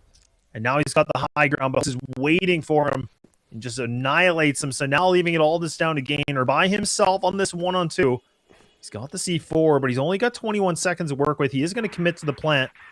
And now you can see that Flux and Kiko grouped up together. They're going to play the buddy system. They're going to play the numbers. They haven't been able to spot Gainer yet. Now he's fully exposed, and there we go. Gainer had no idea where these guys were. And LCK, slowly and surely, like I said, the Turtle could maybe win the race here because they've been able to find, what is that, 3 or 4 rounds in a row now. And this is where I question Anubis if they're getting in their own heads, if they're getting frustrated, because this is starting to get to be some uncomfortable water. This is the deep end of the pool that you don't want to be swimming in. You're in a really deep part, and it's collapsing over them. Anubis is a really well-known team to be that guy that brings new talents, makes new combinations, and drive through tough times. And this one, you're making it tough for yourself. You started with a 9-4 and a scoreboard with 9-3, and now you're down to 2 rounds. LCK, they're finding rounds, they're finding ways to take the best out of you, and they're playing it by book. They're just finding opportunities, they capture it, and they walk through it. For Anubis, they're playing slow. I feel like they're a different team than the one we saw in the first half. Yeah, that's just the thing. Like you said, like the first half, it was a super dominant performance from Anubis. It was looking really good, and then switching things over to the second half, that's where I was kind of mentioning the GR side for LCK. This is where, you know, the bread and butter, right? That home cooked meal, something that's very relaxing, and they like it. So that's where I was thinking if LCK could have gotten a little bit, maybe a better first half, this would be a very close scoreline. It's already becoming close, but now Anubis, they've been struggling a little bit on this BL side, but taking down Flex is going to be a massive kill. So this is going to be a nice start for them. But now, again, it begs the question of where do you want to go? Like, how do you want to approach this round? Where do you want to go with this? And LCK, you can see that they're down the man. They're actually going to manipulate the players. They're going to run around. They're going to try to over-rotate because they have to go for a gamble. They have to go on a stack. And this could be decent here. This could be the right call. Speaking of that, Salty just going in, making it really good for them. Line close over, is out, and Gainer with a really good flanking position. Anubis are finally taking the maneuver, taking the man advantage, and Zayn left alone versus 4 Imperial Anubis, and it looks pretty over for LCK, at least for this round. And we're going to Black Widow, and I believe, like Penguin mentioned it in the chat, like, we don't really know what could happen in the third map, but for a team like Anubis, after the opposite, what happened? They lost 4 rounds in a row. They find a way to close it out. They need to take a small rest, choke it off, and trying to bring back their temper. They're like, I believe, like, their heart rate is pretty high right now. They need to chill a bit. Yeah, they definitely do need to chill a bit because, I mean, that was a really good round, or a really good map, I should say, for Anubis. But that's where I was getting a little bit worried, considering that LCK were kind of, you know, making the comeback. They were getting close into this. And I feel like if it would have went to overtime, I honestly think that would have been LCK's game, because that's what they just do. But look, we'll let these guys, Volts and Penguin, kind of talk things over at the desk, and they can break things down, because I think there's a lot to digest here. So take it away, boys. What a roller coaster of emotions, a roller coaster of my own heartbeat. God damn it, Anubis. I don't even know how they made it to be that close, because much like map 1, much like Ankara, they had the complete lead. Tactically, they seem to be a much better team. At least this time, they got it across the finish line, Penguin. Yeah, we mentioned that if they're going to be starting on the global side, which is the gift from LCK to Anubis, picking port and then letting Anubis to play global side, this is some kind of suicide for you if you're not preparing for such a team. However, I think even though if Anubis started on the blacklist side, he would have done way better than LCK on port. We've seen a very good tactics coming out from them, and the guys also, when they switched, they took 2 consecutive rounds on the blacklist side.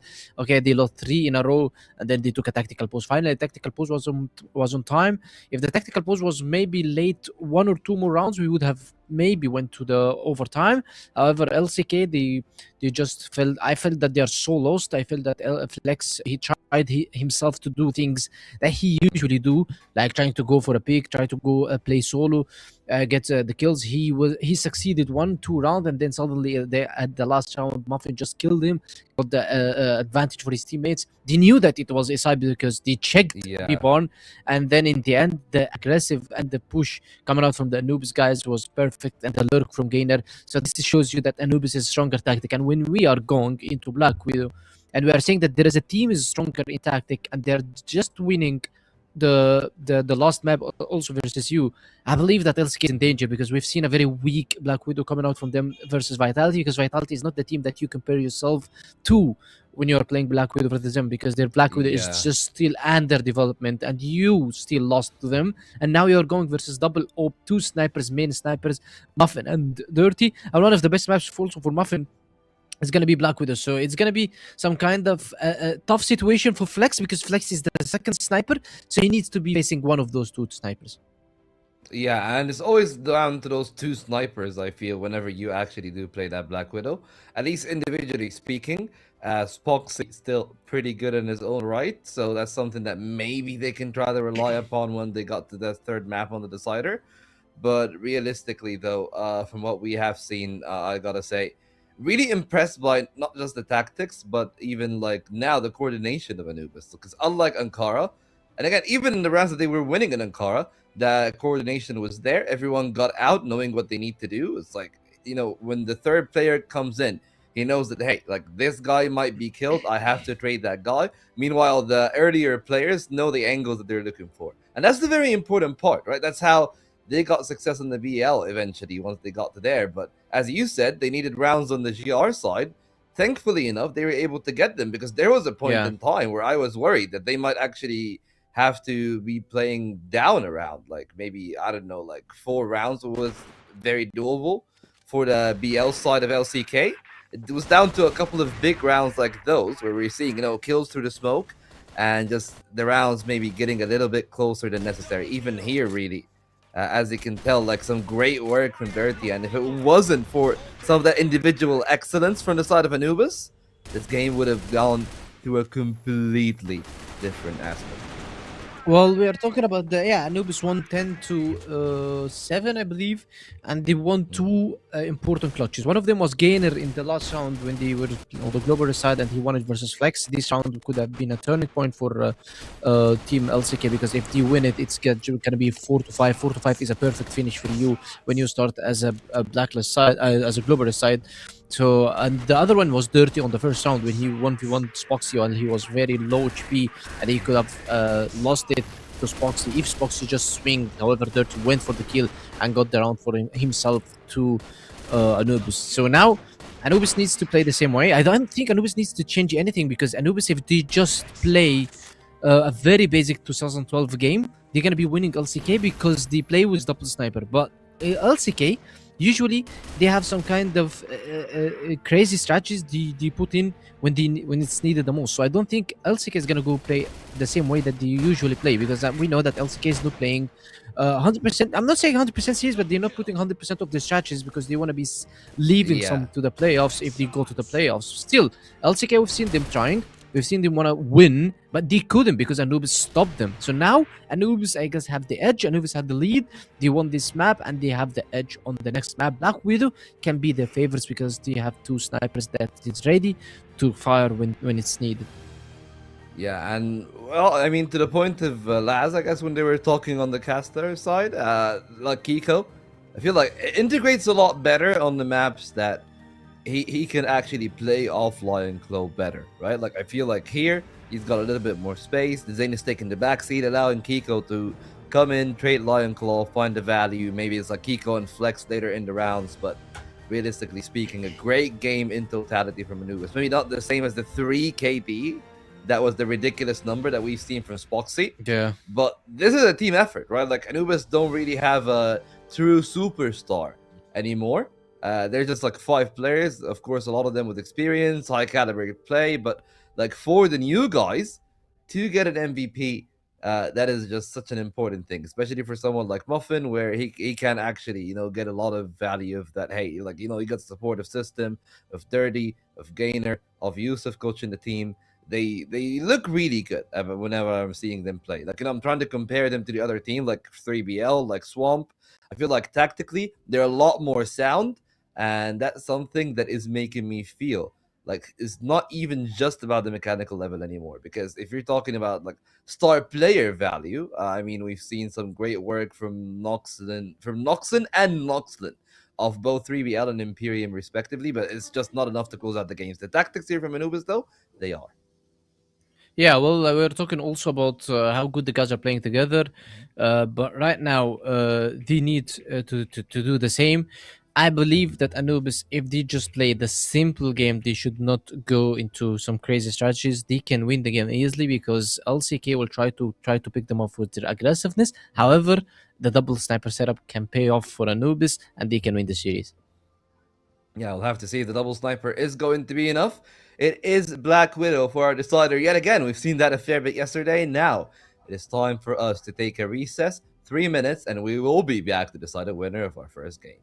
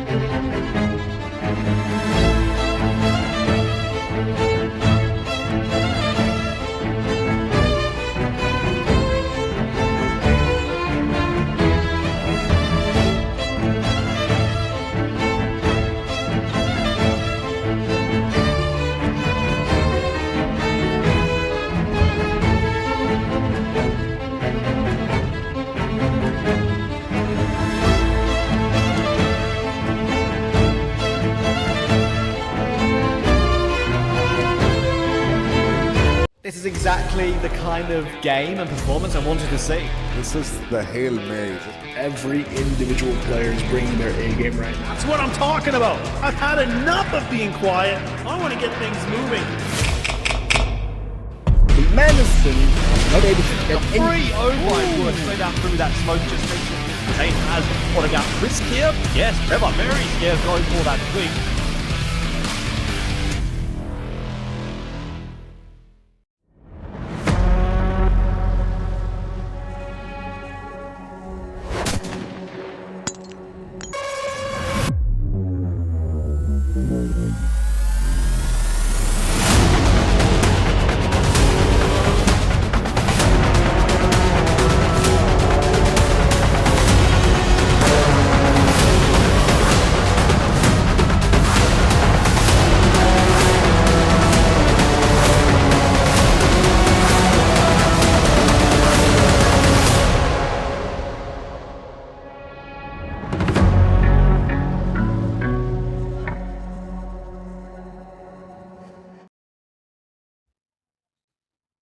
Hello, hello, and welcome back once more as we are ready to see which one of the two teams that we have at hand for our first game between LCK, who are now on the decider point in a Black Widow. No less here, Penguin. Of course, we talked a little bit about how it wasn't the best Black Widow in the world for LCK whenever we've seen it here in this stage.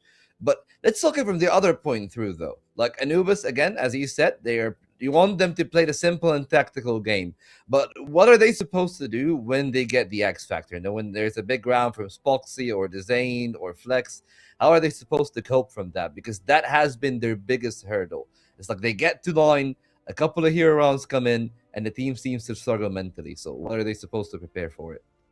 Well, I've seen that Anubis they struggled on Kara because they kind of misplayed personally. Like we're talking about some solo plays coming out from them. So Spoxy was just hunting these, and not only solo plays. We're talking also about clutches that Spoxy was hunting the clutches. Now they need to focus on their clutches because clutches wins rounds, wins games for you. So Anubis, all they need to do just play as a group, play as a team, try to send some solo splitters, and just go to the game. Well, we'll have to wait and see if they're going to do that or if they're going to use the pack mentality. For us, though, we're using a duo. It's Tekio and Lad.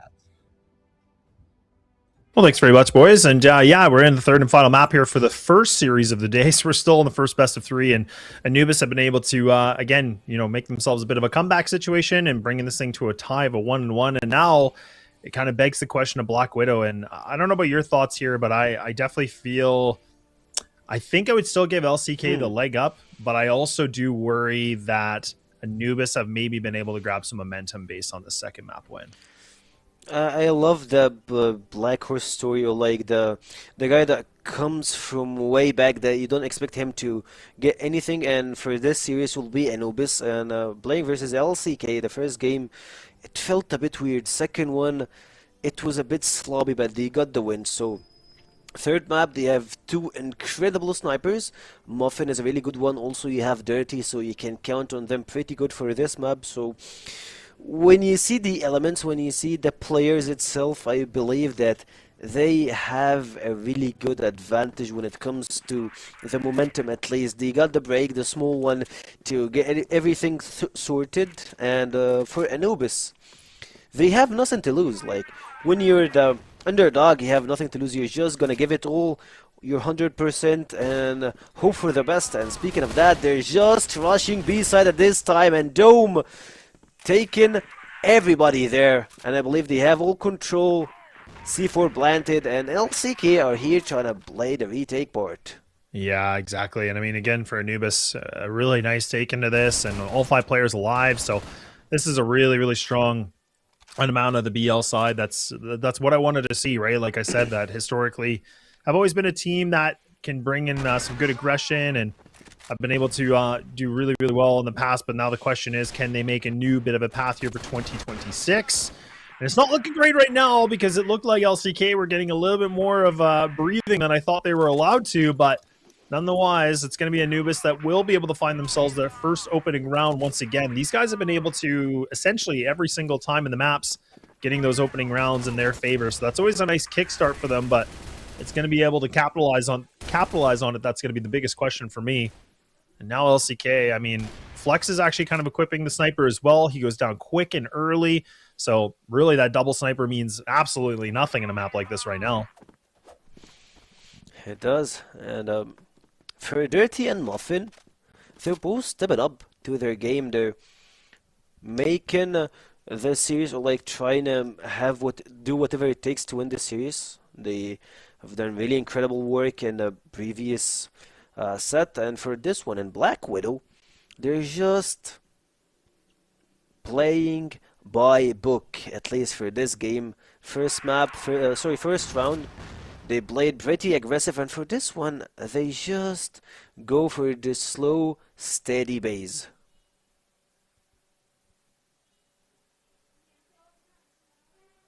Yeah, and I feel like when we saw Anubis kind of playing this very slow style, this is where, to be honest, I just feel like it wasn't really their best game, because we saw that there was a couple rounds in both different maps is that they kind of let the clock too low. And then things became a little bit of a problem with just time management. So for them kind of waiting things out, I'm not sure I'm loving this, because now LCK, they're going to take advantage of it. And I'm glad that they're actually trying to push a little bit on the GR side to kind of bring back to a 4-4. But now for Anubis, you can still see they're kind of stuck in this situation again. They're not really moving too much aggressiveness. They're kind of slowly now taking this cat control, but they're walking into a little bit of a bear trap. And look at that, Dezane just pulls the rug underneath these guys. So there we go. So LCK might be able to have themselves a second round available. That C4 still in the back here, which is available for Dirty. But again, look at 25 seconds and they have no real estate to work with. They have no map control at all. So this is where I was kind of saying, like, this slow play from them, I don't think that's going to be their game plan. It just shouldn't be. It feels like the slow player, like that play style, it gives LCK the advantage to use their knowledge, and I would say not the knowledge, like they're pretty experienced when it comes to playing CrossFire itself.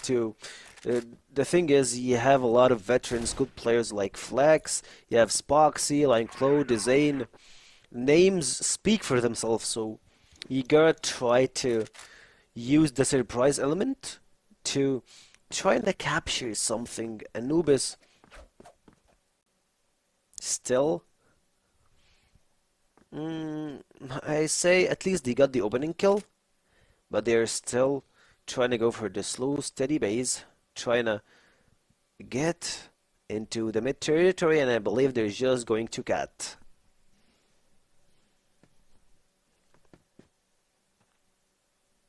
Yeah, back for the cat control one more time. Why not? And LCK, again, ready for it. They have a full read on the situation. Seems like a lot of warning shots made from Dezane. Spoxy's actually going to be able to find the lurk of Dirty, so that's a really good kill in terms of the sniper duels back and forth.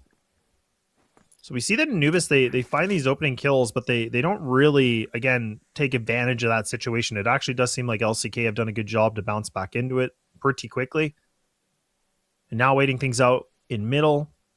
Anubis kind of second-guessing their game plan and what they want to do. This is tough because you could either put Doom in through mid-door to kind of maybe go underpass. You could just kind of put all triple on Cat. Kind of looks like they're going to try this little 2-1 split to see what they can get away with. But Doom, I feel like he has to be the one that makes a bit of noise here because he needs his teammates to have that split second of an opening. And there we go. That's exactly what you want to see. Very calculated, perfect timing onto it. LCK had no idea that was going to be any sort of the plan of attack. And now Spoxy, I mean, he's been able to clutch, but again, I feel like this is really asking a ton out of him right now for a 1-on-3. Not the best position for him to be in. He's got the sniper and the pistol, but Doom's just going to put him to the grave. So a really good round from Anubis, all things considered. It is like, and the last execution for them to control the A side, they had this split maneuver. They played it by book, and he made the noise. I believe Doom made the noise and made everything that you might ask him for. And after that, the remaining part, Gainer, the other guy also, they just waited for the right time to just go and clutch this round.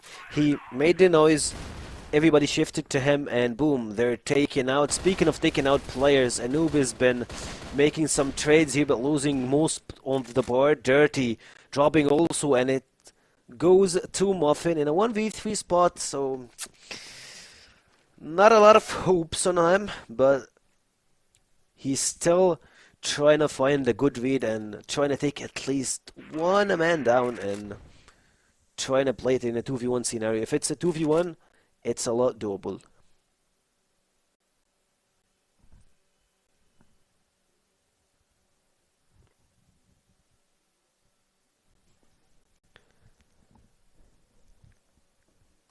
Yeah, I know Muffin with a bit of time to work with, but this is where, like, LCK, again, like, there's no reason at all for any of the players to kind of go for even one of them to look for information. There's just, I just feel like they're playing this pretty well. They're doubling up in mid. They have the one player just in B. So this puts a little bit more pressure for Muffin to do something big. He's going to have to be able to, again, he might be able to slip into this B site, but you have Flex just on the other side of this window. You have the quick rotative Dezane that's nearby. So right now with this 46 seconds remaining, this is where he should try to look for a kill. Like, this is where he should try to slowly creep out, and that's what you're kind of seeing right now. He's in the double doors. He's just trying to clear as many different angles as possible. Zane is not really giving him too much to work with. He's actually playing this very, very well. Plant's going to get through. Flex is going to be a little bit more patient on this. I thought he maybe would have swung when there it is. An easy calculated retake here for LCK. Not an easy position for Muffin to be in because, again, he was trying to look for the duel. It's just that LCK did a really good job just kind of pulling back, playing the discipline, playing the numbers as much as possible. That's exactly what you want to see in a situation like that. They give him the site and they're like, yeah, we will just go for the retake. It's a lot easier for us to know where you're at and not drop any souls. And speaking of dropping something, Salty goes with a drop shot, dropping Kiko. At the same time, the Zane drops out and Dirty and Anubis are here having the control over the course of this action. And only Spoxy and Lineclaw left alone. Spoxy dropped pretty low in HP, 22. He got a shoulder tackle here, but he's here to fire back, dropping 2 souls and making it a bit closer again for LCK to play this fight. Come on, Salty. That's a really good one. Remaining only Lineclaw, and for this part, he is just moving through Cat, and on the other side, Team Anubis, they have what it takes, I believe, to just take him down. They have the separated maneuver, trying each and everybody of them to control one side, and Muffin just caught him flying to drop him to his grave. Yeah, really nicely done for Muffin, and 6-2 for him right now, so he's been doing quite well so far in this game, or actually this series, I should say, too. So now we're going to see LCK maybe contest a little bit towards long A. It's only going to be the one player of Dirty, and they should be able to get this one done, and they do. So they actually find that opening duel, which is a nice little bit of a start for them. So now the question will be, what do they want to do a little bit differently? But Anubis aren't going to mess around. They're actually looking like they're just going to try to take this B main control. Might try to fight for this Lineclaw, just playing behind green box. And Kiko here with them. But look at LCK. They've actually pretty much put the whole party here. This is really, really good amount of play. They actually have a full read on this. And Muffin, you can see, trying to maybe toy the idea of going through this window. But look at this. Like, this is where LCK want you to be. This is their playground right now. And Anubis, they're making the wrong play, the wrong call here. They might even want to just kind of back off on this and reset. And it kind of seems like them just losing these players one by one now. They've realized they're going to have to make a new game plan.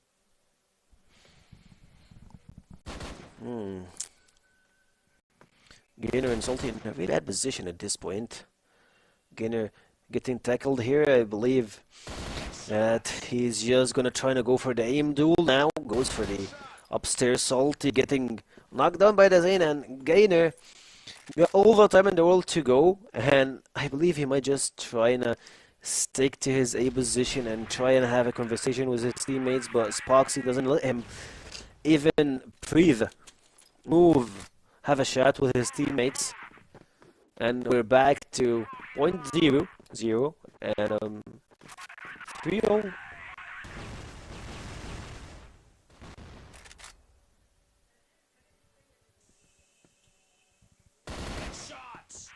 Oh, good kill from Gainer.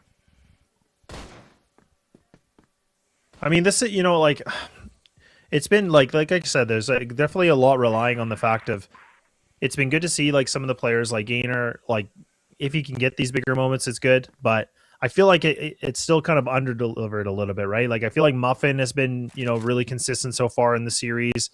I feel like we've seen kind of Dirty having these ups and downs a little bit. I feel like even Salty's been a little bit more kind of that up and down performance. Like, so this is where I kind of want to see a little bit more out of Anubis players, and I feel like it's kind of been just 2 players so far that have been shining a bit more bright in my perspective, whereas LCK, it's starting to feel like everybody's contributing. Lineclaw, I feel like, has had a bit of a rough series so far. This is where I'm hoping he can bounce back a little bit, but with a game like this and being the 3rd map and the last map here for this best of 3, I mean, you got to lay it all out here. There's nothing to hold back.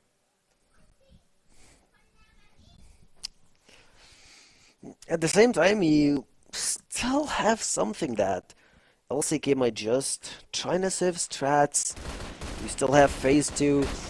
It doesn't matter if you're in the Contenders League or in the League 1. Anyways, you're gonna make sure to be in the playoffs. It's LCK, and for their record, it looks like they have a really good spot into being in League One. So, with that being said, they're just also doing what they're best, what they're well known to do. Yeah, they're taking Anubis players down, but Muffin with 4 HP and a Dream. Dropping Spoxy, a really important kill here, but now he's only low HP. Flex on the backside, taking one down. Doom left alone here, trying to save the bomb. He still got 29 seconds to go, but Line Clue, as you have mentioned, he dropped down a lot of bad shots, bad duels, but now it's time to reverse back and get back in action. Yeah, it is. It's good to see him, starting to contribute a little bit here too. So looks like a tactical pause is going to be called here from Anubis, which, honestly, I think this is probably not a bad thing at all, because this game is, it was a decent start. It's going a little bit back and forth of a ping pong match. And now, LCK are giving themselves a little bit of a lead. So I like that Anubis are taking Penguin's advice of like, look, let's call this right away. Let's just have a conversation, get things a little bit more of an idea of what we want to accomplish here. So the one thing that's been interesting about Anubis too is the fact that they do land together, right? So that, in theory, should be giving you a bit more of a buffer, because the comms can be a little bit quicker than just over your TeamSpeak or Discord or whatever you use. So that's the one thing I've always been really excited with a team like Anubis, is the fact that they are such a heavily reliant of a LAN team. So they're trying to get that, reps and that experience. Whereas LCK, they're all playing from their house, right? So obviously very different locations of the players, but so Anubis, again, there's so many things that they're doing right. It's just now the question of getting them, the game to get them the W's so far in the league. I have a problem with Yusuf. I'm sorry to split it out here on the broadcast, but it feels like he needs to find a way of communication with the players. Since, if you saw the Anubis cameras, Yusuf, their coach, is having a heated argument with Gainer, with the players. That's not how you lead your team. You need to be the guy that they love to do what you're saying, without making them feel that they're forced to do that. If your approach or what's going through their mind is you are forcing them to do X, Y, Z, they won't comply to what you're saying. You need to have some sort of a way of talking it out, speaking with the players, and there is actually, quite frankly, a good few books that quite good books to help you do that. I've been reading a little bit of them recently, and I believe they will help him a lot into finding a way to lower the temper for the players and find a best solution to communicate with them. Yeah, no, that's a good point. And just with them all being there, it can make it a little bit easier in some regard, where it's easier to have that conversation to make sure everyone's paying attention to what the coach is talking about, and just anything they want to say. But we'll see if that conversation's going to work out for them, because now, instead of kind of waiting things out, they're not going to just sit in mid. This time, they're actually going to try to take control of this A site. And LCK are kind of on this little bit of a retake scenario, and actually Dezane picks up a really nice lure kill here of Muffin, and there's already a nice big flank here from Flex, so he's going to regroup here with Dezane. Doom with a nice little bit of an opener into mid. Line Claw, he is able to get this, so now Anubis, they're losing these players pretty quickly. A lot of heat getting applied against them. Now Gainer and Dirty, the two players that have been able to do some good work before in the series, is now tasked with a difficult one. And Dezane single-handedly finding himself a triple kill this round. And LCK now get themselves a buffer of 2. Proving my point. Gainer is not feeling himself. You can see that through his movement, his camera, and his play style. That's not Gainer we used to see, that he is a rifler, or a guy that holds a rifle just to take everybody apart. And for this game, it's like it's getting to LCK favor right now. I might be wrong. Overall, I'm not hearing what they're saying, but through the facial expression, you can feel it and you can see it. Especially Gainer, he's a pretty sensitive player, and it's all about his mental and the player's mental. If you can win the mental war, you can reach some really good places with whatever the combination you have.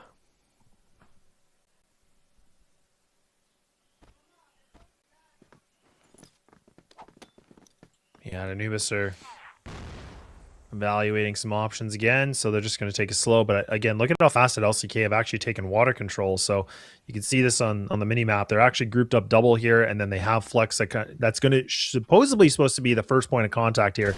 So this is important because if he can land this first shot, that's going to help a lot. Now Lion Claw and also Kiko. I don't know if they're going to expect the double. Kiko does find himself that 2. Can he be able to get this third to maybe bounce this back a little bit? Otherwise, if he goes down, this is going to be a 2-2 situation. The bomb's still down. Great shot from Gainer. Puts the HK to work now. Taking down the head of one. So this is where Dezane, he's had himself a little bit of a good performance since that break. And good shot onto Gainer. And oh man, that bomb is still dropped. It's a little bit of a hot potato. Muffin once again by himself on this 1-on-2. And oh man, it almost looked like a collapse potentially. That was huge. And now things are getting very rapid here. This is where things are a little bit sticky. It felt like Muffin almost killed both players with one shot. Like they were aligned for the bullet. But Muffin still, he got a little bit of time to work with. 20 seconds on the clock. And Zane is just holding the bomb side, dealing a lot of damage for Muffin. Goes under here. The Zane holding the windows at the same time. I believe that Muffin will just get the bomb and run to the A site. Exactly. Still got 9 seconds to go. 7-5. Can he make it? Actually, he makes it. Gets to the landing point, and he does it in 2 seconds remaining on the clock. Muffin, the Zane. Who got this duel? A guy who's just coming here through the stairs, and I believe it's just gonna be about to get down. Muffin holding a pretty tight angle beside the bomb site, and he goes for the kill. I love it.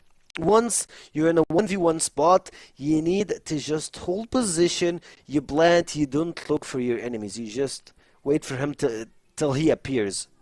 If you went hunting, you're gonna be the prey. Yeah, no, exactly. It's an interesting angle he was playing, kind of just like tucked right into the corner of Cat like that. So he was kind of expecting either, for Dezane to kind of push either through underpass or kind of go through that window, which was a good read. So really nicely done, and a good clutch that was very much needed here for Anubis. So now we're going to be switching sides. So a very close first half and a lot of back and forth. But again, this is where, I mean, it's hard because this is a new roster or 2 different rosters now for both these teams. So it's hard to say that the history books is going to be the same effect. I mean, I feel like LCK are still kind of figuring out a little bit of their game plan. I feel like this map was always kind of up and down, but I always gave them a little bit more of an edge versus all the CFWL teams just because of their international experience, playing some of the best, like Brazilian teams and the Chinese teams on this map. But we'll see if that can pan out. But I feel like Anubis are looking relatively prepared, and it seems like their game plan has been pretty solid for the most part. A couple, blunders of rounds we've seen, but ever since that first map, it feels like, they've really started to pick up the pieces quite nicely. Yeah, and speaking of that, look at the players' expression after the first half. They're a different team that what we saw once they had their talk out with Yusuf, and it looks like Yusuf is a really good coach when it comes to having strats, knowing what to do, but at the same time, he's still in the players' mentality. I don't wanna point fingers at him or say something. I still don't know. I'm just assuming overall. I'm not assuring that that's something we have in Anubis team. But what we're seeing from the players, once they find the sweet spot for them to play, something they are comfort with, they just they make art.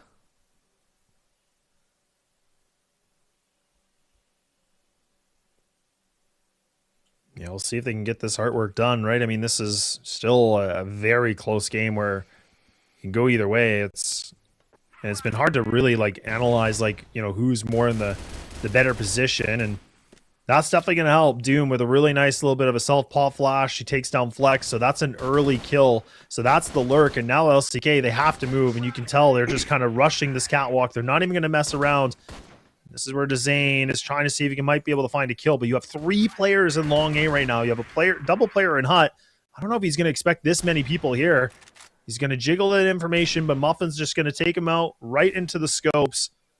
And now Spoxy and Kiko, arguably some of your stronger players here on this LCK roster, are now needing to be able to pop off, and that is definitely going to help Kiko. Oh, he's just able to tenderize, and there we go. Kiko does even more damage, but is it going to be enough? Spoxy to save the day once again for LCK. It felt a bit chaotic, and LCK were having the best start for this round, but at the end, it felt like Anubis, they find the foot where they can stand on, but at the perfect point exactly. They know how to cut it, and the Zane and Lanclo make a really good entry here. And actually, speaking of Blackwood, it reminds me of Team Vitality. They always had Snare being picked off at the first 5 seconds of the map, and we can see a lot of that sniper shenanigans in this game. LCK and Anubis, they're more of running, gunning, getting closer to each other, play underwaters, have control over Cat, and play with the mental more, it looks like. Yeah, a lot of mental war on this one, and LCK, full B pop they go. It's a free site, so the vacancy's there. There's the keys, they got the doors, and now the question is, can they be able to lock those doors and block off Anubis? And Doom actually is able to find some good tenderizing here against Kiko, and Kiko's just trying his best to stay alive as much as possible. Really instant trade here from Flex. Love to see that teamwork, and that's exactly what you want to see from a player like Kiko. Like, again, he was just burning the time as much as possible. And now Gainer and Dirty. One from the main, one from Spawn. Now they're going to try to pinch this if they can, but they have 3 players they have to go against. This is not going to be an easy task. But that jumping of, I think that's Flex if I'm not mistaken, him kind of just scoping things out. This is creating an opening, and Dezane now, 14 seconds. He has to be able to find these kills. He needs to do something big. It's a big spray. It's not looking good. It's not looking pretty. And Anubis, they will be able to find themselves the retake. And LCK, it is a sloppy sandwich. Chef's kiss for Anubis. Like, chef's kiss for Anubis. The split execution, the movement, the reading of what LCK had to cover. How can they stop in the B side? It's just perfect. You love to see it, you love to watch it. A good Anubis gives us a really good game versus LCK, and a game to watch.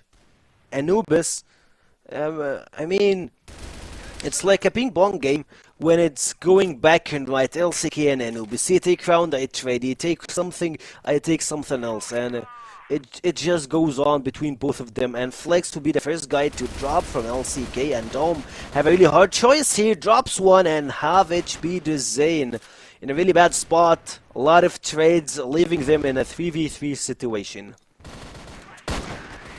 Salty? Yeah, Salty a little bit scrambly of a kill, right? I mean, that was a kind of a weird duel that he tried to go for. I don't know why, but Gainer, that'll help. Yeah, nice little bit of a tee off, and he got 2! Yeah, he got 2. He definitely did. And now Spoxy's able to turn the trade around. So this is a 1v1, and that C4 is in the back here of Spoxy. So this is a nice position for him to be in, because now he doesn't have to over-aggress. He can just kind of wait things out. This is more of a difficult situation right now for Gainer. This is the position where, you know, he has to really kind of start exploring. He has to not overthink, but at the same time, you're going to have to make a decision. He's kind of cut right in the middle of this map. You can see he's kind of just looking for the quick rotate potentially.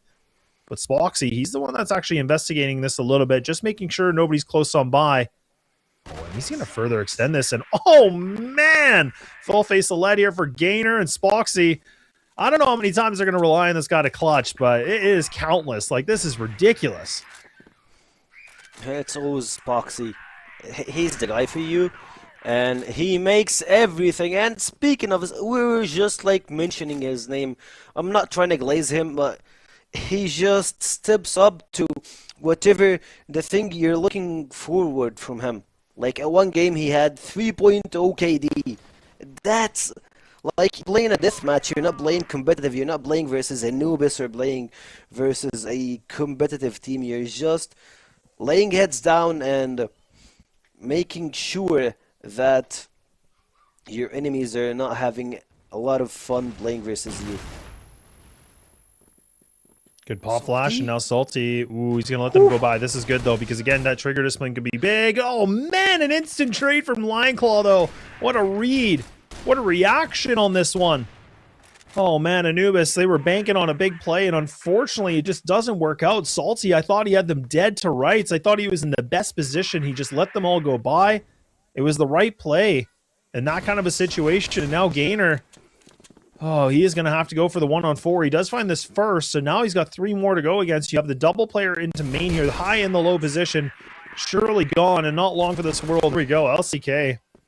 Starting to look a little bit more of that, you know, top caliber team that we talked about. And 2 more rounds needed for this best of 3 to go their way.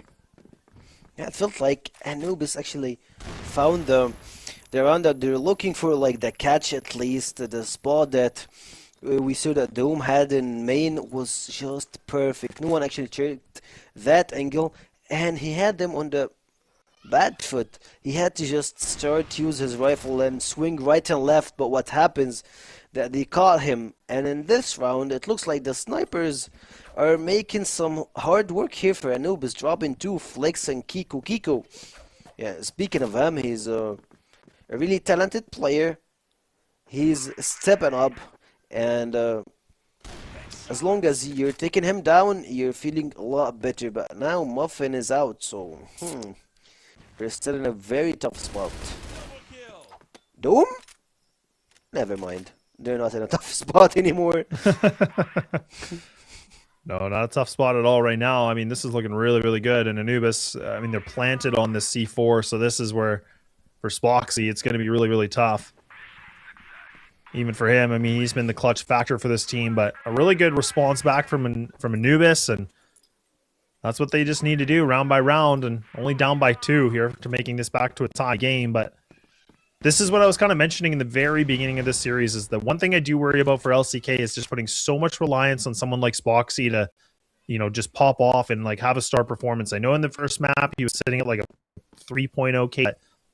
That's where I really want to make sure that like he's not just the sole star. Like there's a lot of good, you know, caliber players on this and some really good experienced players on this team. So it's good to see Spoxy playing this way, but I just get nervous that that's kind of the X factor for these guys. That's the only answer they right now. Sometimes you think, or like we think, that it's only Spoxy, but it's a team effort. He's the guy who drops heads. But at this point, like, I believe that LCK, they're in a pretty tough spot, at least in this round, for Team Anubis. But overall, it feels like, yes, Boxy is the key player. He had almost 2.0 KD for the game number 2. And currently, I can just, like, have my calculations up, but he's in a really good spot here, even though that the game is pretty close. I believe he's standing on 15 plus kills, almost 20, but Anubis are here trying to take souls left and right, and it looks like they just got Spoxy, got a round, and 1 round in difference between all of them. Look at Dirty, how serious he is. Yeah, it's a serious affair, right? I mean, they've been down and now they're climbing back into this game, so 1 more round needed, and we're in that tie situation, but. For LCK, I'm a little bit surprised of how quickly this has been falling apart for them, but that's going to help. I mean, getting that opening duel against Muffin's a really, really nice one. Dirty is actually trying to re-aggress into this and actually does catch the kneecap of Flex, so it's not a kill, but it's going to definitely do some good damage, and Dirty looks like he might even try to entertain the idea, maybe time, but he is going to throw the smoke instead. And LCK just going to pull back on this. They got the 5-on-4 in their favor for the time being. And you can tell by the setup right now that they're expecting somebody on Anubis to maybe like overextend or look for a kill. So they're just kind of hunting right now and playing this patiently. I really like this play from LCK. They're just kind of waiting to see if these defenders are going to be the aggressors in this situation.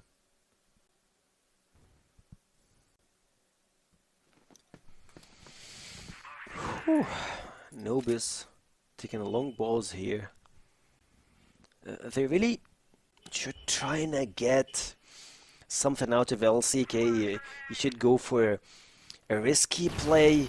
Yeah, stakes are not high for you, but you gotta just roll with the wave and do whatever it takes to give your team the advantage, but at the same time, look at LCK. They're all just stacking here at A main. I believe they might just go through A long and go with the split execution through waters and through the place itself, but it looks like no one is going underside. Spoxy is aiming here, gets dirty, and he's just making the dirty work. Double, call it a trouble, and LCK get another round, one more to capture the win. Yeah, and all it takes is for Spoxy to get a triple kill, I guess, right? And now they're on the match and series point here, so not bad at all. The Anubis are going to just barrel in long. They're going to try to go for a big old gunfight, and now we get to see Lion Claw maybe with a double no, but it's at least a reply back. The rifles are starting to do some good activation. And this might be over and quick here as Salty's going to go down, and now it's all just down to D. And before I can even finish my sentence, LCK, they're going to be able to get the job done with the 10-7 as we conclude this third map here on Black Widow. So they're going to be able to keep themselves in winning fashion, but boy, oh boy, did they get tested. A really good series versus Anubis, and it sets the base for Anubis. At least we know that you can expect a lot of stuff from Anubis through the course of action that we're seeing versus LCK. Unfortunately, we won't see a gift for Mr. Joe to his engagement, but at least he can rely on those players to have a better performing, at least at phase 2, and I believe they might go to the playoffs through the course of what we're seeing from them. But let's give it back to Penguin and Vol to break down what happened in this series from LCK versus Anubis. Against the only team that has beaten Vitality, Anubis almost drove them to the edge, Penguin. But the key light here is the world almost. Couldn't get it done. Got a lot closer, of course, on maps 1 and 2, but here on map 3, despite the solid start, when they pivoted over and played Blacklist, that's where things, I feel, fell apart for them.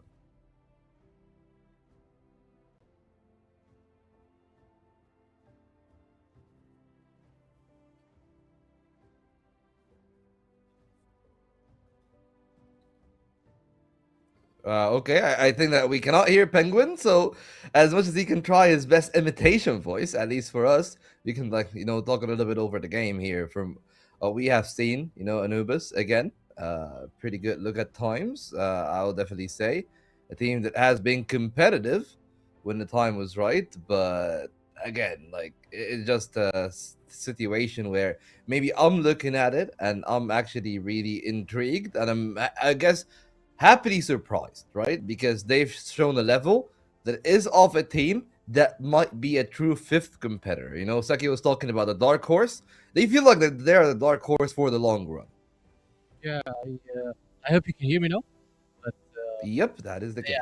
I have said that Anubis, they started against very strong, but they started on the strong side and they couldn't get around. We said the same. They started on the strong side and he didn't get around. They got 6-3 on the board. So I did very good after that. Okay, so yeah, I guess things are not actually really working for Penguin. I could hear him, but he was just saying how, like, as expected of Anubis, they start really solid in the game, but then they just had a couple of problems really racking up the rounds, and it's all about the magic number. He said that it's the same that he set for Port, where they started GR, but just couldn't get enough rounds. The same can be said here, where they started BL, and despite shutting down Flex at times, despite having an okay start, the long term, though, for that half, after those 9 rounds, the number wasn't enough. LCK eventually got there, got dominant, and let's be very honest, when LCK dominates, that's when things can get very ugly for the other teams. I guess you'll not be able to hear me. That's why you need to continue. Oh, okay. So I guess Penguin right now, Penguin right now is just a pretty face. Please don't like, man. Just continue so doing the whole we'll just job, have man. to wait and see how things are actually going to happen here. I believe that highlights are going to be here soon. So for my expectations, at least, the thing that I'm thinking about here is that now, despite that loss, Anubis are going to be playing against unKnights, I believe, tomorrow for their next game. So that's already another game that I'm really looking forward to if they can drive LCK that far. And we've seen how LCK unKnights have went. This can actually start to be really entertaining best of 3 for tomorrow. But for today, it was entertaining as well. All 3 maps, as we can see here in the state of play. A couple of big rounds, of course, for the side of LCK. But really, like, after that round there from Anubis, I thought that, hey, maybe they got it covered. They got the adaptation to it. But just like Penguin have said, they're pre-prepared well. But their in-game calling is the one thing that maybe is a little bit lackluster. They rely on the timeouts a bit too much for my own liking. Maybe eventually they'll be actually able to be a team that does better on the fly, because at least for the time being, sometimes they succeed, but as you can tell there, most of the time they do find themselves actually struggling when it really matters most. I wish you can hear me now. Yeah, I guess it's all fine. Now I'm back. Hey, now I welcome can back, talk. Penguin. Okay, don't say things on my mouth. I said that Anubis didn't play good. No, just kidding. Anubis played good at the beginning of the game, but then they started to fall shortly because I said they started very good on Global Risk side, on port. That's what made them win the game, because they started on the strong side and they got rounds. Here on Black Widow, it's the same situation. You started on the stronger side, which is Blacklist, of course, and then you didn't get much rounds as needed. I believe that they lost the half already 4-5 in favor of LCK, which is kind of going to be a tough situation for you if you're going to be switching to Global side. And LCK is going to be going to the Blacklist side while you are losing the first half. It's going to make it very difficult for you. Although, even though if it's difficult, still Anubis with team them 10-7, which did very good, in my opinion. So, I've seen Spoxy coming back alive. I've seen LCK is winning games now. Yeah, absolutely. I mean, Spoxy, of course, maybe not the best game in the world here. The Zane is the best performing player, but again, really good performances by the players from Anubis. I think that once they get the handle of how to play the mid game against the tougher teams, this is where, though, I feel that they will shine the brightest. Right now, they've looked very good in the few games that they have played, but that is going to leave their tally, I believe, at 1-2 for now. They were 1-1 walking into this game. Of course, they got their win against Imperium, lost to Vitality 2-1. Again, to be fair, though, when I'm comparing that game against the game versus Vitality, I just have to be very honest about it. Like, Vitality on both Subbase and Ankara were completely in control. LCK struggled a lot more in comparison against Anubis. Yeah, LCK, as I said, the guys are just not giving that much attention to the games. I believe that they are just trying to play for a communication. They're trying to play maybe for some picks. Like, they want to get picks. They want to go into the side. They want to get Spoxy just try to get one. They're going to win the side.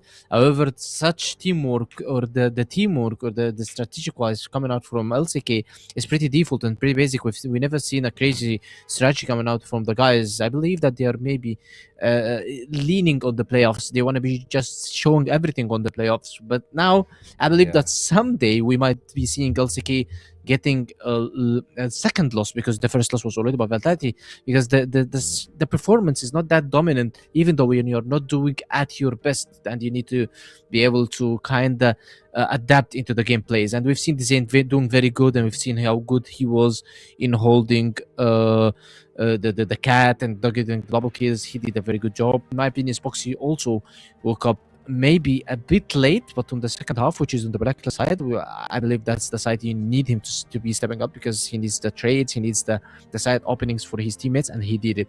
So LCK, yes, they won, but in a shaky performance coming out from them. I believe that this is not 100%. I know that it is not 100% coming out from LCK, but even if you're not giving 100%, we usually used to see more from LCK. That's why I'm saying that LCK kind of a bit shaky. And on the other hand, Anubis, they played very good 2 maps, in my opinion. Okay, Port was perfect map. Ankara wasn't the best, as we mentioned. Port was perfect map. Black Widow also was perfect map for me, even though they lost it. But I still think that they can come back stronger. Yeah, I absolutely agree. But I just want to touch upon the point that you said. You said that LCK could be handed their second loss in this phase. Yeah. I don't know if that's likely, right? Because those games, they got a game against Swamp. They got a game against Swamp. they got a game against Imperium. They're not gonna be losing those two, right? Like, I don't think that's gonna be the case. Maybe unKnights. That's the one game that could actually be a little bit intriguing. Yeah. Like, do you think that actually one of the other two teams can get the win, or do you think it's actually most likely unKnights if LCK is? It might be unKnights because yeah, it might be unKnights because I believe that unKnights is kind of they're gonna play for the win because they need it. However, LCK already locked in their elite group spot, so it's like the rest of the games for LCK is just gonna be all by communication. As you can see, yes, MVP is gonna be the same. Finally, we're seeing this guy back alive into the roster of LCK because he was one of the best players back of the days. Maybe we're talking about 2019. When he used to play for LCK, then he quit the game for a while. He came back. He came back very strong as well, and he is still one of the best players. With Foxy and Flex, the roster is doing very good job, and the winners yes are LCK. Now, as I said, LCK already secured their elite group spot, and they're gonna be going versus unKnights who desperately needs this win. I'm not saying that LCK is just gonna go casually lose or casually try to lose. No, but I feel that the guys are not trying to do anything in the game. They just try to go play by defaults, try to play by trades, rely on the picks coming out from Spoxy, which is not gonna happen every day. You're not gonna be seeing Spoxy every day giving 3.0 KD for your team to be able to win. Just maybe a convenient win because it was the only convenient win that they got in the series because of Spoxy's 3.0 KD that we've seen on Ankara. Right now, we've seen very good also plays from him on Black Widow, but when he wasn't here on board, it just all felt very bad for us again. Yeah, absolutely. Here's the thing. By the numbers, that was a tough game.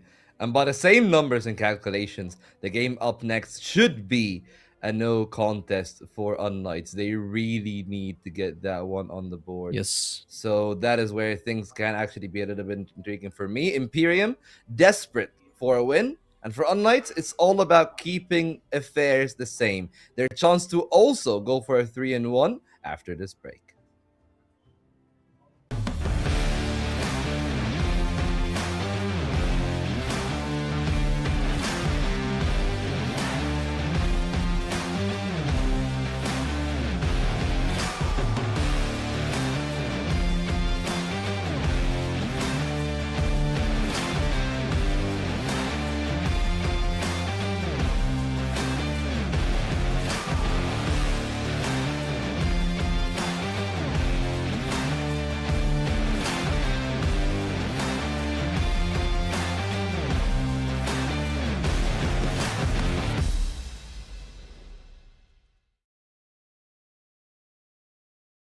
Welcome to the first season of CrossFire West League 2026. See this year's start of the Western League as 8 participating teams from all over the CrossFire West region battle it out in March to May in order to claim the throne and compete over a total prize pool of $228,000.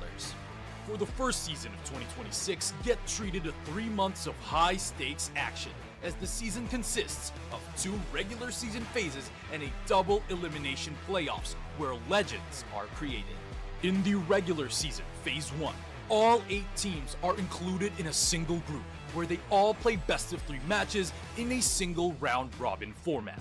Support your favorite teams as every match counts here. Every performance in Phase 1 will determine which 4 teams will be part of the elite group, where they are guaranteed playoffs, while the other 4 teams in the contender group will either fight for playoffs or relegation.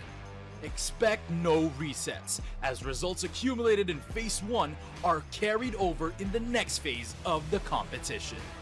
In the regular season Phase 2, witness teams from both groups compete in a single round-robin format within their same group. For the elites, this is their chance to secure advancement to the upper bracket round 2 of the playoffs. As for the contenders, be ready to see some of them say their goodbyes. In the playoffs, the 6 remaining teams will brawl in 10 total grueling best-of-5 blood fights in a double elimination bracket. 3 consecutive victories will result in a chance for royalty, while 2 defeats mean the end of a valiant journey. Legacies either move forward or are cut short. Here in the finals, experience a grand bout between a challenger from a victorious path and an adversary that has once tasted setbacks to determine who will be crowned champion of the CrossFire West League Season 1. Not a memory, a movie. Every round, every map, every series is a mark of a continuous history. This is the road of recovery for the old glory. CrossFire West League, reclaim the throne.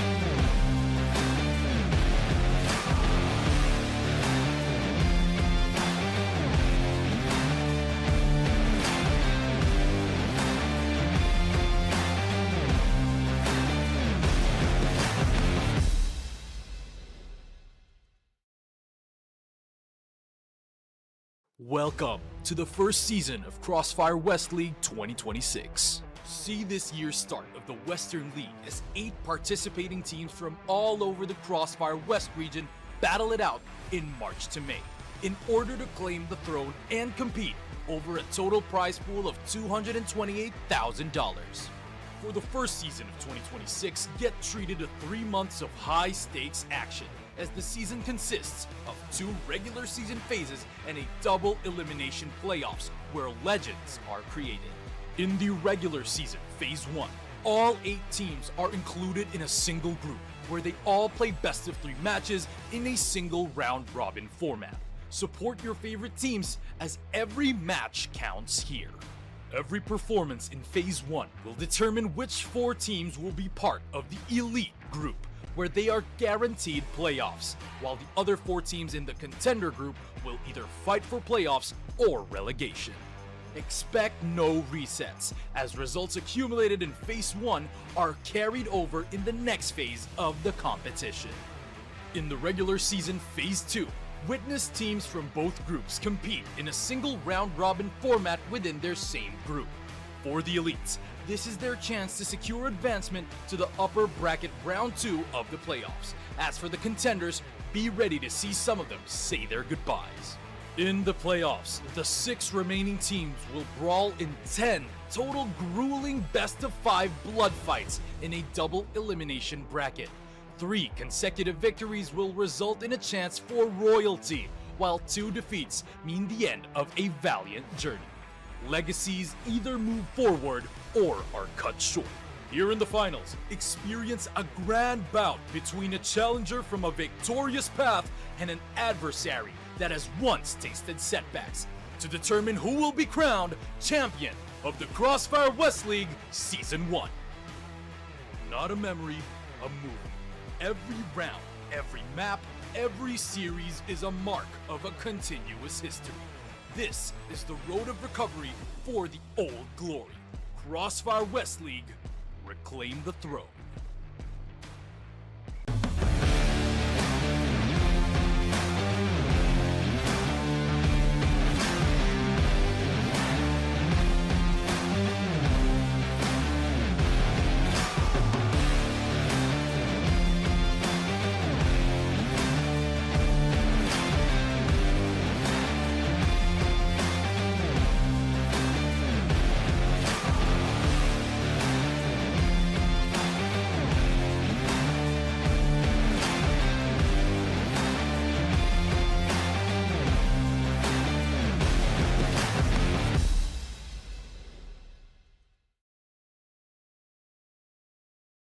Welcome to the first season of CrossFire West League 2026. See this year's start of the Western League as 8 participating teams from all over the CrossFire West region battle it out in March to May in order to claim the throne and compete over a total prize pool of $228,000. For the first season of 2026, get treated to 3 months of high-stakes action, as the season consists of 2 regular season phases and a double elimination playoffs where legends are created. In the regular season, Phase 1, all 8 teams are included in a single group where they all play best of 3 matches in a single round-robin format. Support your favorite teams as every match counts here. Every performance in Phase 1 will determine which 4 teams will be part of the Elite Group, where they are guaranteed playoffs, while the other 4 teams in the Contender Group will either fight for playoffs or relegation. Expect no resets, as results accumulated in Phase 1 are carried over in the next phase of the competition. In the regular season Phase 2, witness teams from both groups compete in a single round-robin format within their same group. For the elites, this is their chance to secure advancement to the upper bracket round 2 of the playoffs. As for the contenders, be ready to see some of them say their goodbyes. In the playoffs, the 6 remaining teams will brawl in 10 total grueling best-of-5 blood fights in a double elimination bracket. 3 consecutive victories will result in a chance for royalty, while 2 defeats mean the end of a valiant journey. Legacies either move forward or are cut short.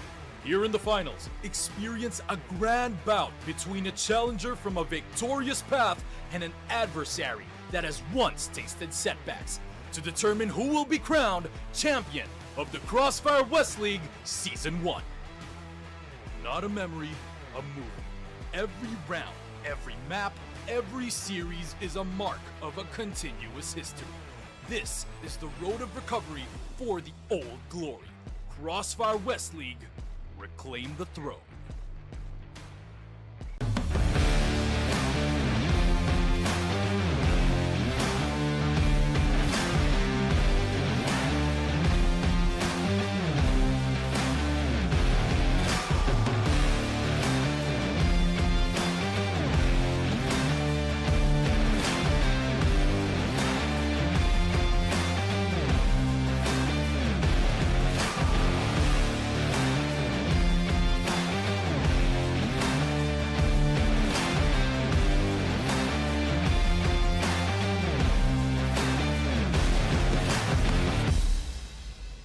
This is exactly the kind of game and performance I wanted to see. This is the Hail Mary.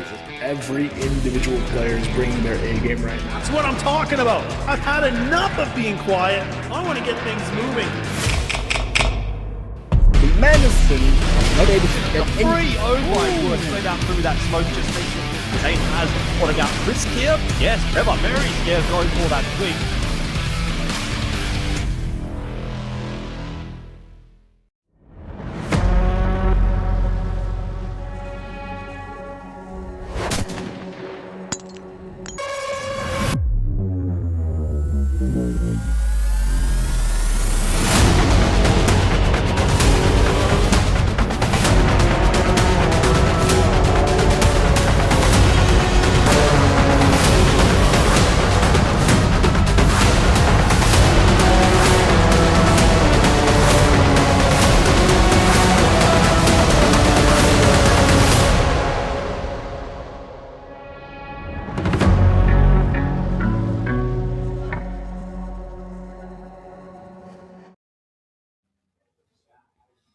Welcome back, everyone. We are ready for our second game here. Of course, if you've just tuned in, you've missed an absolute banger of a game between LCK and Anubis. It went all the distance, Penguin, all 3 maps, but for this one, maybe we're not expecting it to be the same case.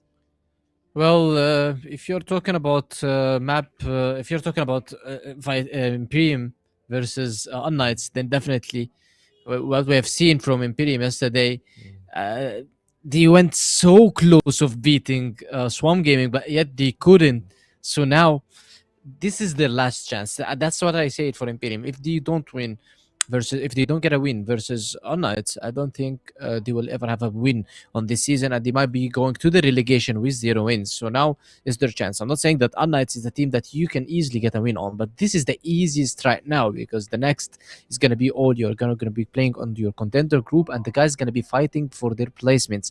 Now they may be fighting only to check who's going to be playing way better than the other team, who's going to be playing aggressive, who's going to be playing defensive, what team likes to play port, what team likes to ban Ankara. But on the groups, I don't think this is going to happen. It's going to go right away to everybody wants to win. Everybody's hungry to win and get their placements in their groups. Yeah, and here's the thing. For Imperium, I gotta say, I've been really impressed with Nextlon. I think that he's a really good player. I think that he can absolutely light up a server if the time and the situation is right. But my worry with this team is always this: like, yes, Nextlon can show up. Yes, Hussam or Jaguar can lead the team in good ways, but the rest of the firepower, and not just that, but Yeah. also really, really, most importantly, like tactically as a unit, because they might make the right call, but their execution of that call isn't the best. And we've seen that from Anubis here today at times, especially on the Ankara, most of all. We've seen like good calling, but it just falls flat when they're trying to execute. And I feel like Imperium really struggles in that, unlike a team like unKnights, where I feel like they don't make big calls that much, right? They're a very experienced set of players, but their problem is, as you said, they practice a lot less than some of the other teams. Well, they practice, they have strategies, but executing the strategies is usually the hardest thing to do in CrossFire. Especially that if you are playing versus some, we're talking about some experienced players. Even though if they play for Strong Gaming, I believe that they are the same level as them right now. They struggled versus all teams except versus them. I feel that they also struggled executing these strategies versus them because they have guys, they have LSN, they have some kind of good players that Jin also, that it's not easy to Yeah. execute their strategy versus them. Right now you're going versus Famous, you're going versus LSY, you're going versus Petro, so you'll have the same problem that yeah, you might be having the right idea, but executing it might take a while for you in order to be able to win rounds. And this comes by practice, and this comes by playing more into the West League. That's why my advice for this team was like, keep playing, guys, keep practicing, keep improving, because this will help you in the relegation. If you were able to beat the guys from the Open in the relegation and coming back into the West League for season 2, it's going to be completely different for you, because it's not going to be your first time, it's going to be your second time, and you already know the drill. You're going to go with the flow, and you're going to try to adapt and improve as a team. Yeah, again, a lot of good pieces in the team, definitely potential. They were pretty successful in the Open League, but that doesn't really guarantee what you're going to do in the top tier. And I guess, at least for us, we trust the players with the experience, we trust the players with the veterancy, all of our votes of confidence in unKnights. And, well, I trusted them yesterday against Nemesis. To be fair, though, Nemesis had an excellent game. And we're going to be watching Nemesis later today, actually taking on Vitality. But at least for now, again, you know, we talked about unKnights, talked about the value of those players, but maybe we can talk about them in a bit of a bigger picture, right? Like ignoring just this game, like looking at what they have up next in the schedule, right? They still got a game against Anubis. We've seen Anubis push that LCK. So do we feel like they're also going to be pressured by Anubis, maybe even a bit more, because they're a little bit less sharp in comparison? Yeah, usually the struggle of, versus Anubis, because Anubis is a teamwork-based team, and we've seen, we've seen unKnights doing very good job versus other teams. We've seen them winning games versus other teams. However, when we watch unKnights playing versus teams that actually playing together as a unit, actually have some kind of structure, strat-wise executions, fakes, lurks, and even we're talking about even if you're just gonna go to the site and try to plant the bomb and do your post plant, and you're facing a very organized team, we usually see the unKnights struggling, and this is what happened yesterday versus Nemesis. We've seen unKnights very good, but when it came to Nemesis, because Nemesis is a well-organized team, they know how to push the sides, they know how executions are done, they have some kind of timings for the flashes, they have adaptations for everything, they go on lurks, they try to do everything in the game. They struggled and they lost the games in a very, very tough way, I would say. Now, they're going to be playing versus Imperium, which is, on paper, it's the easiest game. Versus unKnights, it's going to be one of the toughest opponents for them. At the same, let's say this going to be the same scenario as Nemesis. They're going to be facing a very organized team, a team that's relying on retakes, relying on maybe fakes, relying on some sort of kind of pushes, and this is what makes unKnights as a team that's kind of struggling. We haven't seen this last season from unKnights, because unKnights was a team. They were practicing together, they were all on the same time zone, they were playing together, they were going all together. That's why I keep always telling Famous to go back to to NA because it's gonna be better for him to play on A rather than playing on the EU with different time zone, which is gonna be it's pity. I feel pity for them, for both, by the way, because for Famous sometimes he's not be able to practice with them, and for the team as well because he's not giving them the chance to practice as well. But here's the thing, though. Like again, it's an opportunity cost, is what we call it, right? Like, would you rather compromise your practice quantity and quality for Famous? Honestly, if I'm on Knights, unless you are very deep in the Egyptian region and you can find an Egyptian player that also speaks English well enough to be part of unKnights, that is something that maybe they could have gone for. But hey, that's, I guess, water under the bridge, because right now the game is ready and we'll be kicking things off with our first map with Laz and Sekio.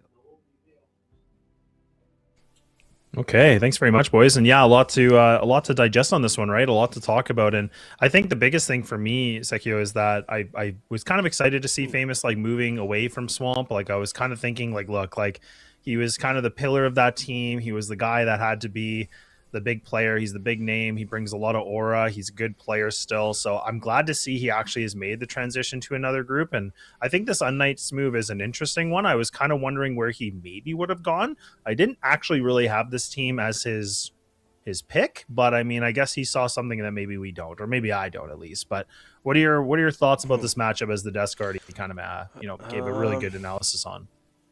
For like we're seeing unKnights versus Imperium. Imperium been struggling so hard to play in the league itself. Like they're an open league team, so they don't have that much experience. Even though like they still have one of the Anubis players, if I'm not mistaken, on their roster. So he's giving them a really good weight when it comes to the game itself to play and to giving the new players some. I would say giving the players from his experience at least. At the same time, we have seen some players and their substitute players. They're pretty good. Speaking of them, I would put the spotlight on Faris. We've seen him play one map, and I believe that one map he was the map MVP. He got like almost, I don't know, 2-ish KD while playing the sniper, clutching multiple rounds. So that player, I keep saying that we really need to see him again. I believe he will give the team itself some really good impression, and like we could see him getting picked off through other teams. On the other side, you're playing versus unKnights. Through the interview that we saw with Famous earlier on the season, that they are on and off, they're not full-time, not focusing 100% in CrossFire Western League. So that's because of like the difference in time schedules and like all of those stuff. Like he's in NA and they're playing in EU. So like I believe you're having the same thing right now when it's 6 p.m. EU time. It's 12 in the morning for him. So like the time difference made a lot of hard stuff, like a lot of hard points for them to compete, to practice. And that's been shown in the previous few games that we watched them play. Yeah, it's a good point you bring up, right? Because I think, for unKnights, it's going to definitely be interesting with their lack of practicing or maybe just limited practicing. We'll see where that's going to go. But even for this team too, like, I mean, the one thing I didn't get to really bring up was the fact of, Jaguar. Like, I mean, he's kind of the new addition to this group and he's joining the reins of this. So it's kind of interesting because, I mean, he was on Anubis for as long as I can remember. So for someone like him to be in a position like this, it's going to make things a little more interesting. But you got to love these new years and new teams that get done. But right now, Famous, we speak about him a lot. He's able to run and gun, but he can only get himself that double kill. And now it's just all down to LSY, but it's not going to happen. So Imperium actually do find themselves a pretty convincing opening round here. Not bad at all. I mean, for the GR side, this is where Imperium, they're going to have to really, collect as many eggs as possible to kind of get built up before the BL. Yeah, they have to, and it looks like they had a really fast one. Dropped a few really good shots here, but at the same time, it looks like they might slow a bit or like remove it from the gas.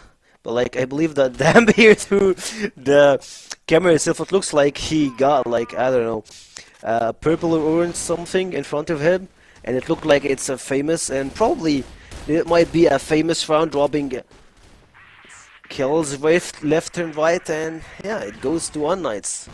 Are we going to another big boom game here or not? Yeah, I'm not sure. I mean, this could definitely be like those like ping pong matches. I mean, I feel like it's got a lot potential for it. I mean, I think Imperium have a lot to prove in this, and I think that's what Penguin was kind of mentioning, is that, you know, for these guys, like, it's going to be really hard for them to probably find a lot of wins in the league, I think. But I think that's where, if they can just play their game and just try to, you know, not really be intimidated, I mean, they can definitely create an upset here or two. So we'll have to see. But, I mean, the fact that Famous is going down pretty quickly, like, it seems like he's kind of being this first entry player. I mean, I'm not against it, but I mean, at the same breath, it's tough, because it makes me wonder in terms of the firepower here for unKnights, who else they're going to rely on. But none the wiser. I mean, it's nice to see Imperium in a strong position right now with a 5-4. Yeah, you're taking Famous down. He's the pillar for the team.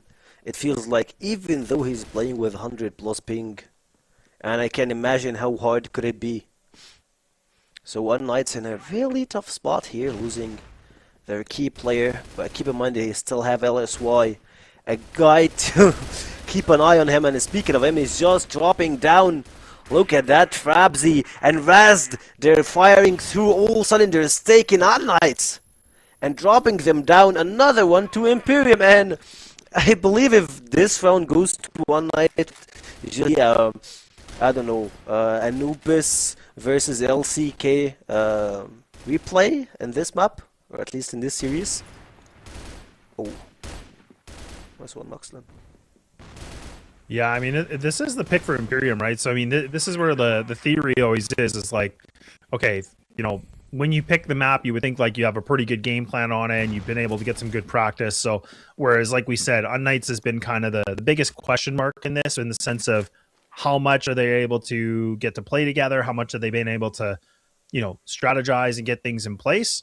That's always going to be the biggest question, I think, for a team like this. I mean, a lot of, like, again, veteran players, a lot of, like, you know, long-standing names, so there's no question about that. But shots like that here from HDZ, not able to land, and Frapsy's actually able to get the better of it. I mean, this is where, you know, if Imperium's been able to kind of get more, you know, practicing and more, like, I don't want to say boot camping necessarily, but if they've been able to get them playing, this might just pan out nicely. And oh man, Jaguar was almost able to find that double. That could be a little bit of a lifeline here for unKnights, but now it's Famous and LSY. They have to create some space, but they got the bomb here. And Sekio, this is where LSY, like, he's getting a little bit overwhelmed by the numbers. And yeah, it ain't no much to break a sweat about. Imperium continue on winning ways. Yeah, it felt like a pretty poor spray from Jaguar. He got like him in the place that he could just like try to maneuver, take the second kill, but like at the end, or at least Team Imperium got the best of it and got the round, and it looks like they're trying to have their foot in the gas, take unKnights out. And Subbase has been famous as one of the best Egyptian maps, since like they play it a lot, and it's always Subbase that's favorite for Egyptians. So Imperium just go with the Egyptian method, and it looks like they know what they're doing. Yeah, it definitely does. If I'm not mistaken, too, I think Frapsy's actually the caller on this team, too. So that'll be really, really interesting, because if I'm not mistaken, I feel like Jaguar was calling back in Anubis, but I could be wrong. It's been a little while, but nonetheless, though, I mean, that's where it's cool to see, like, again, like, for a team like Imperium, and then they have, like, an experienced player like Jaguar, that always is nice to mix the, like, young players and the old players. Or older players, I should say. It definitely has like a nice little bit of a recipe to it.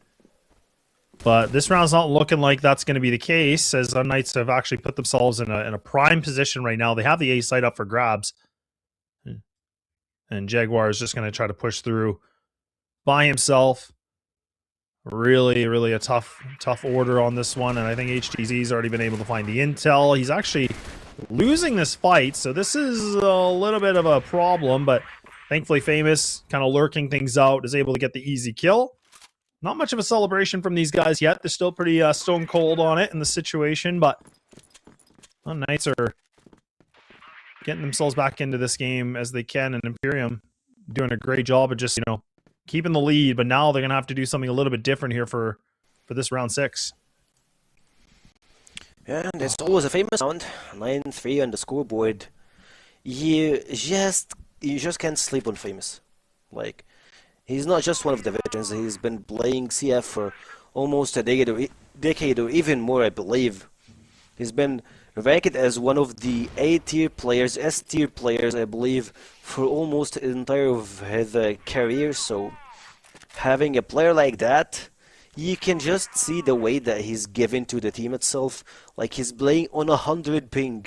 Like, just keep that in mind. He's playing on 100 ping, and he got 9-3 in the scoreboard. That's just insane. Like, 3 KD on the beginning of this game. LSY is just checking corners here, but at the same time, the smokes will fade out. Spot him, Pietro, I'm sorry. Dropping his first kill in the game, and it looks like that he's not comfort in sub-base. No, not quite yet. Pietro's kind of one of those guys too, where again, like I don't really He put him scales. as like a, he kind of a little bit of a scale, and like it goes up and down a bit. It's not like he's like the star performer on this team. Like that's where you're going to rely on like Famous, Snox, HDZ without any question. So, I mean, again, like that's where we talked about a lot of experience, and yeah, like you said, it's. I think Famous, I mean, there could be an argument for sure in the chat, I'm sure about this, but I think Famous definitely has that higher up experience of playing with like some of the Chinese teams and that S tier level for a long, long time in his career. We'll see if he can kind of showcase it here. Yep, there it is. A double kill, easy pickings for him. Now he's been able to put himself at 11-3 in terms of the scoreline, but look at this. He's actually going to put aggressiveness into radio, and now it's actually going to be the flank that's coming through here from Imperium. So this is where you can see that HDZ, he's got a pretty good idea of this. He's got a decent read, but this is where HDZ needs to be able to find these kills, and look at that. Min Meat just finds it, and the two of them combined tie this game right back up. It's always Famous. That's the headlight for this game. unKnights, just Famous dropping triple kill, so if you need to win any round, just call Famous, and he's gonna give it back to you. Speaking of that, Snox gets the entry kill here for this round, and it looks like they're a bit separated, having a default strat here. Famous dropping down by Dump, and I believe if you have a chance in winning any round, it should be this one. No Famous. Will it be no party, or they have a solution for Imperium?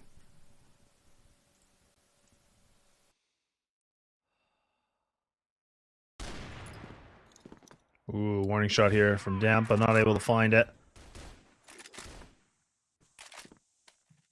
Yeah, and this is such an interesting situation too, because I'm glad the desk brought this up, is that you have like veterans of unKnights playing this like younger, hungry team of Imperium to see if that's going to be enough for them. And now the flash looks really good, and Snox is able to just get the first opening duel, so that's really nice to get themselves in the site.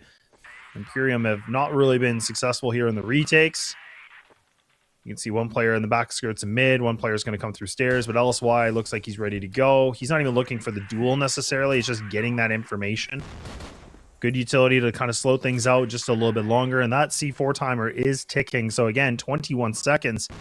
Now the nades are getting thrown, a little bit of a connection, but HDZ, an absolute menace here with the scope, will get instantly traded out. So unKnights, they're starting to get a little bit of a rhythm here, and this is what I like about it. This is where, you know, despite the lack of practice, things are falling in place pretty nicely. Individually, they're just incredible. Like, the players, they have like a lot of experience, and they're putting it all together to have this wonderful act. It's always like the candle, like the light at the end of the tunnel would be Famous, but in overall scenario, unKnights, they need to find this solution, and for another time, it looks like Famous is just like, yeah guys, I got you your couple of rounds earlier, you had the warm-up, and it's time to get it together. Raz going here through doors, trying to have that wall bang indeed, but the shots won't land, but Dump will lead to another kill, and I would say if they drop this round, it would be really bad for Imperium.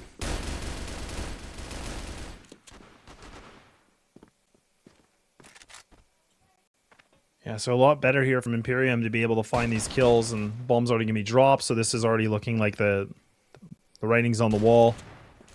HTZ just trying to maybe see if he can be able to find some kind of, you know, opening maybe, but you still have 4 players to go against. This is not going to be easy at all. He's got a minute to work with, and he's exposed, and there we go. And there we go. Imperium bounced back nicely here with the 4 and 4s. We're getting ready for the last round of the first half. So Imperium, they had a good start, and then we've been able to see unKnights really kind of pull through, and now it's all about just who can be able to, the successor here for the first half. And now Imperium, they're actually going to accelerate a little bit. They're going to put the nitro on and some utility work getting thrown, but not really connecting the damage. And unKnights actually seem to be the ones that prevail in this situation. Now Imperium, they're going to have to go for the long rotate. And unKnights, they still have 2 minutes. They don't even have to rush this if they don't want to, but they said enough's enough. We're done. We don't even want to wait this out. And LSY will be able to land the triple kill, and we're going to be able to end that first half with a 5-4 for the unKnights. 5-4 in a really hard first half for Imperium, and through the course of what's happening, it looks like unKnights, they got 5 rounds, and I would say like this map is favor. Oh, okay, my turn. Anyways, the favor for this map is of course being on the defensive side, and it looks like you got what it takes to just finish this game. Imperium are just gonna be falling off left and right. You have nothing to do at this point in trying to get back into the game. And speaking of that, it's only Noxland versus the entire unKnights squad, so there is no way out from this place.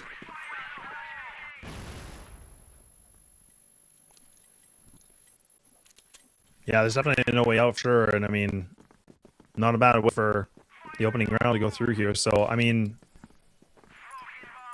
it is good to see. So trade kills back and forth, and now damn, there we go. Okay, now able to find a little bit of work here with the Alm, so finding some good connection, or with the sniper I should say. And now it's going to be Oxland that's going to actually push down, able to get an easy kill. Yeah, so a bit of a swift round, right? I mean, it was kind of a little bit slower than one pace, and then unKnights able to get the opener, and then Imperium bounced right back into this. This is really just been a ping-pong affair. Like, this has just gone back and forth, and it hasn't really been a heavy lean. The only thing we saw in terms of a lean was when unKnights was able to climb, you know, 3, 4 rounds in a row. But Imperium are still putting up a lot of life in this game.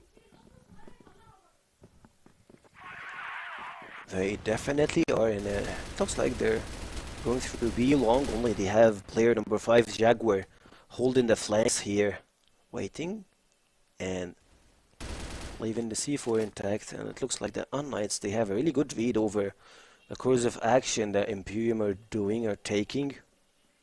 What can they do going through Cat? I think that's the time to shift your place to A side.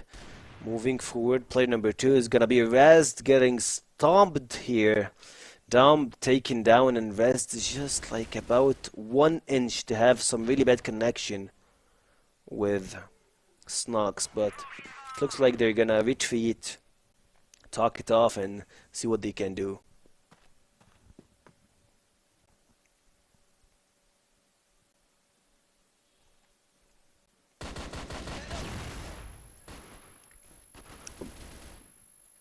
Oh man, back and forth again, and unKnights do find themselves winning this one. And you know, the thing that's been really interesting on this GR side too is the fact that like they are picking up these rounds. Like when they get the rounds in their favor, they actually are winning it quite convincingly, right? I mean, there's always like it feels like there's always like minimum 3 players alive, but it feels like they're actually doing a really, really good job of just like dominantly winning these rounds. So that's something I'm really, really liking to see. But I mean, it looks pretty calm and collected over here, right? Like everybody's pretty chill. Everybody's been just looking, you know, not really breaking too much of a sweat. I mean, I know last year we got to see Pietro some tough talks with the team where you could tell there was a lot more stress that was happening on ping pong pals and things like that with some close games they had. But right now, I mean, it feels like they're cool as a cucumber. I believe it's because of the roster itself, and also the formation that we have for the West League. I remember last year was a lot different than this one. Like you had to be in top 4 to participate, but in this moment you gotta just make sure if you got into the bottom 4 teams to win versus 2 of them, that will give you the points and everything that you might need to achieve and reach the playoffs. So it's a lot easier for them, I believe. And at the same time, it looks like that phase 1 for them is more of a practice phase. They're trying to get to know each other. Yeah, that is a good point, because again, like it is kind of a mixture that I mean, I could definitely get flame for this, and Penguin or Volk can definitely tell me I'm wrong here, but for me, when I looked at unKnights, like I said, I was not expecting this. Like, this roster was not the roster I was thinking. Like, I mean, I think the Snox move made a lot of sense. Again, my curiosity was famous because there was a lot of rumors happening in the scene of he was going to potentially leave Swamp just because it wasn't going anywhere. But I felt like Famous, I thought, was maybe going to have some other offers on the table, but maybe this one just felt the best for him. I know he's like doing a lot of content and he's pretty busy and things like that, but I'm not saying this is a bad move, to say the least. I guess for me, I just wasn't ever expecting this roster the way it is here and now. I guess I was just kind of expecting something a little bit different, but I'm still all for it. I'm always excited to see these new years and these teams kind of, experimenting with different players and different personalities and different groups. So I am curious to see how, like you said, how well they mesh together, in the sense of they're figuring this out in phase 1 and just getting used to each other's comms and their play styles and just differences of experiences.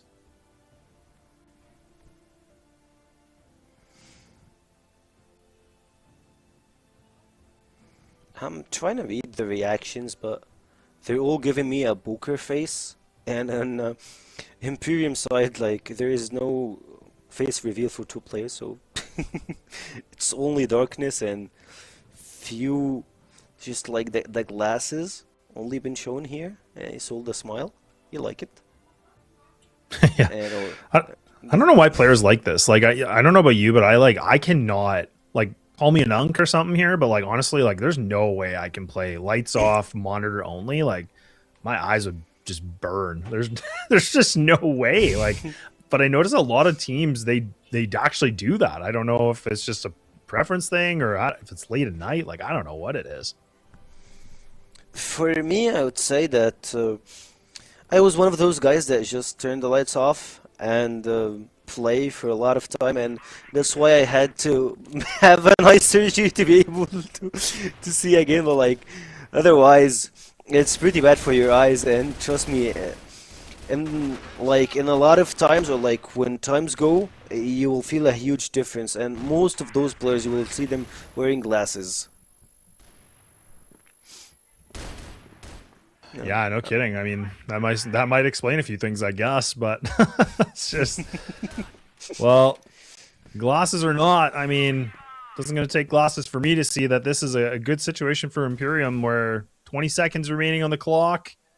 Snox and HDZ are just desperate here to get some kills, but they got to do something quick now. The time is ticking away from them, and that will help, but they got to get moving a little bit quicker. They still have to get the defuse through, and Snox is trying to get himself in the back lines of the site. Not going to matter, and Frapsy once again putting up a decent performance so far in this game. I'll be curious what the overall stats will be at the end of this, but I feel like I've seen his name pop up on the kill feed, you know, countless times, honestly, so I feel like he's been a little bit of the unsung hero on this team. And he is like one of the really good players that we're seeing for Imperium, at least as a player that's coming from the open qualifiers.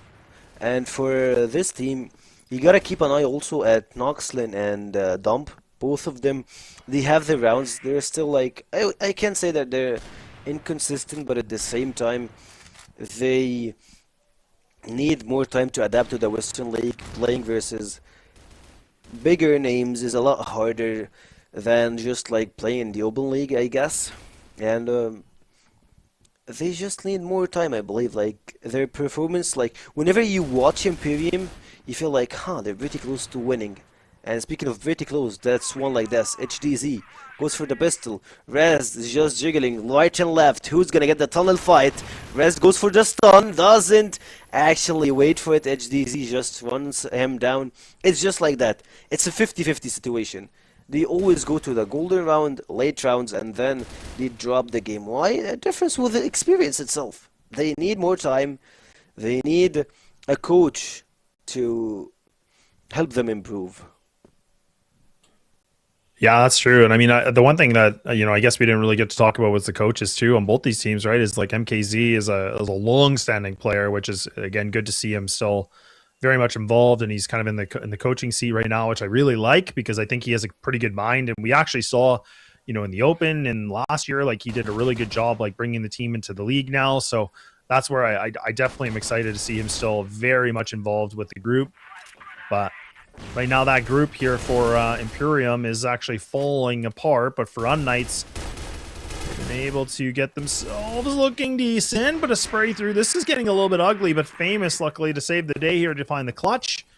So that'll be another round grabbed up here for 8-6, and Imperium still very much a comeback situation that could happen, but it has to be now. Otherwise, we're going to get to map point. This could be this could really just kind of kick them in the gut a little bit. It feels like Famous is making content in official games. He's just here to drop trebles, quad kills, and having his name up. And it looks like unKnights, yes, they have control over the game, but also Imperium, they're just like, they're on the corner. 2 rounds, they're pretty close. They need just like step a foot in the gas and they can get closer. Famous, as always, like you see him on camera, he's playing with his mustache, playing with his beard, but at the same time he's killing players. LSY dropping 2 and Famous getting a really good trade here and leaving 1 player versus the world and dump. Trying to snipe the entire planet right now. Yeah, I mean, look, I'm not even against, like, to go off your one point about, like, Famous kind of just making content and getting, multi-kills. Like, look, I mean, if it's going to get them rounds and it's going to get them wins, like, I mean, that's the thing what unKnights are going to take any day of the week, right? I mean, I think they obviously know that's something that they're kind of lining up for, is that he is, like, a big influence, and he's definitely very, very involved, but it's not going to be this round that he's involved with right now. It's actually Imperium that's been able to just, again, not fall short of this. They're actually still much in contention. They pick up this round with pretty much a flawless ease almost. They lose Riz a little bit, but that's fine. But now they need 2 more to push the thing to overtime, which would be the first time here today. But now unKnights, what do we see different from them? And actually leave Pietro just here by lockers on his lonesome. And unKnights are going to do a little bit of a different setup. This is interesting. A different setup from unKnights. They might just have a read or like a gut feeling that Imperium might go for a different strat here, like trying to execute the same thing they had earlier on this game. That's from unKnights' side. But on the other side, on Imperium, no one ever heard of Noxlin, Razd, and Frabzy on the CF West League. That's their first time to appear here. And speaking of Noxlin, he's been showing off a really good performance, stable, and he's helping his teammates to clutch more rounds. unKnights are just in a course of an action. They need 1 more round to finish the game, and it looks like Imperium might just fall into this trap. Dropping a couple of kills here, and Pietro just holding the B side, leaving Imperium with 2 players down. Yeah, I was kind of wondering about Pietro being in this position too, like in the sense of, like, could he actually be the anchor that they needed? And it seems like he's going to. So unKnights have actually been able to just find a lot of duels individually, and so has actually put them in the power play position here of a 5-on-2. Critical HP, I think, if I'm not mistaken, I think that was Famous that's really low, but one of the players here from unKnights, very, very low. C4 is going to be picked up, but this is where Frapsy, again, has been able to do quite well for himself, but this is now where it's the make it or break it situation. Otherwise, unKnights could be taking this map pick away from Imperium. So with 38 seconds remaining, unKnights, they just need to keep their composure. Double players here in the GR spawn, just on the backside of B, and this is kind of walking into a little bit of the mousetrap right now for Imperium, but there it is. LSY lines up the sniper. Should be able to find the second one maybe, and there it is. An instant trade back. And there we have it.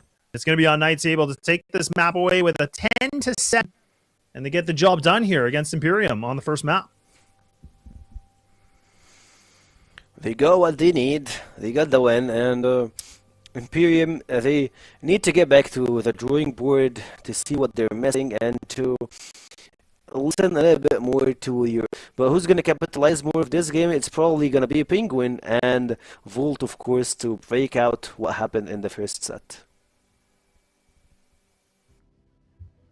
Well, much like last one, I feel Penguin. You talked about it actually on that port. You said that they picked the right side. They picked the stronger side on the GR side here, Imperium, but weren't really able to get away with the lead, and eventually unKnights were able to close out the game.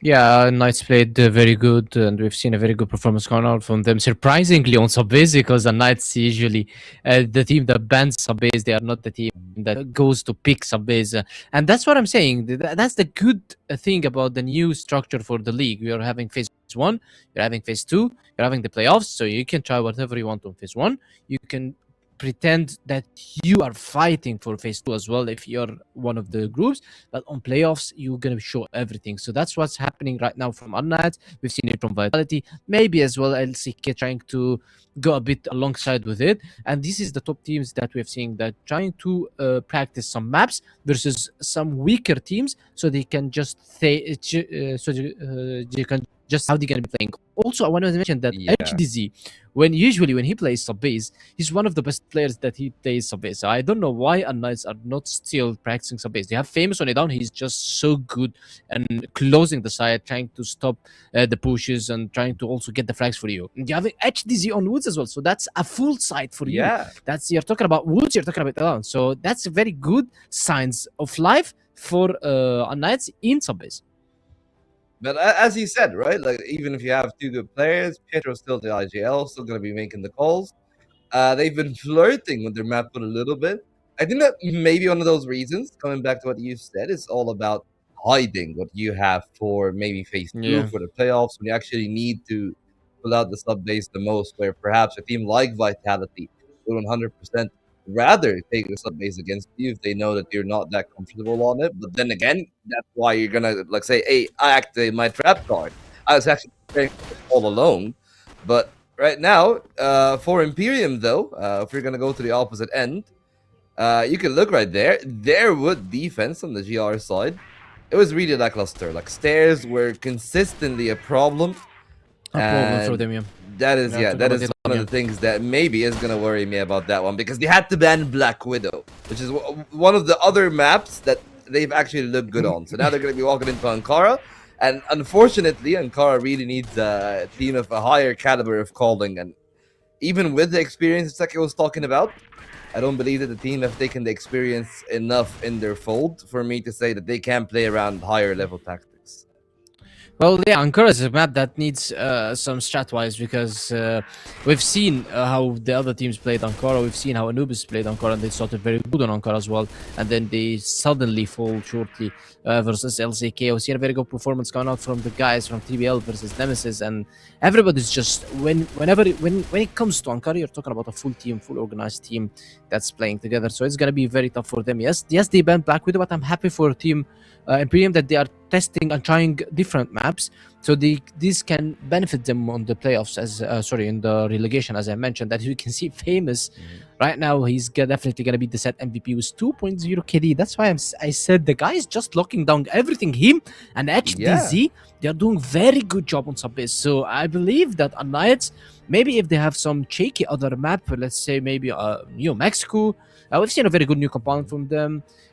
They need just to give a chance for Subbase. They are playing very good. They have a very good sniper. They have a very good rifle, which is Famous on it on. So they need to get advantage of that. I believe that this can be a turning point for them, and they can add this map into their map pool next phases. Yeah, again, no Black Widow, no Eagle Eye. Those were the phase 1 and 2 bans of that veto from the side of Imperium. So I mean, the Black Widow, I do look, here's the thing. I understand the Eagle Eye 100%. The Black Widow, though, the one that catches me off guard a little bit more, because I actually would have rather them be playing. Yeah, exactly. I would rather them being picked Black Widow into, like if I'm unKnights and I pick Black Widow into Imperium, that's better for me than actually going into this Ankara, because unfortunately I just feel like this Ankara should be a done deal, even if Nextlon is still playing pretty well. And again, every time I watch the team, I'm always impressed with Nextlon. The problem is, where's the help, really? That's always the question that I'm asking.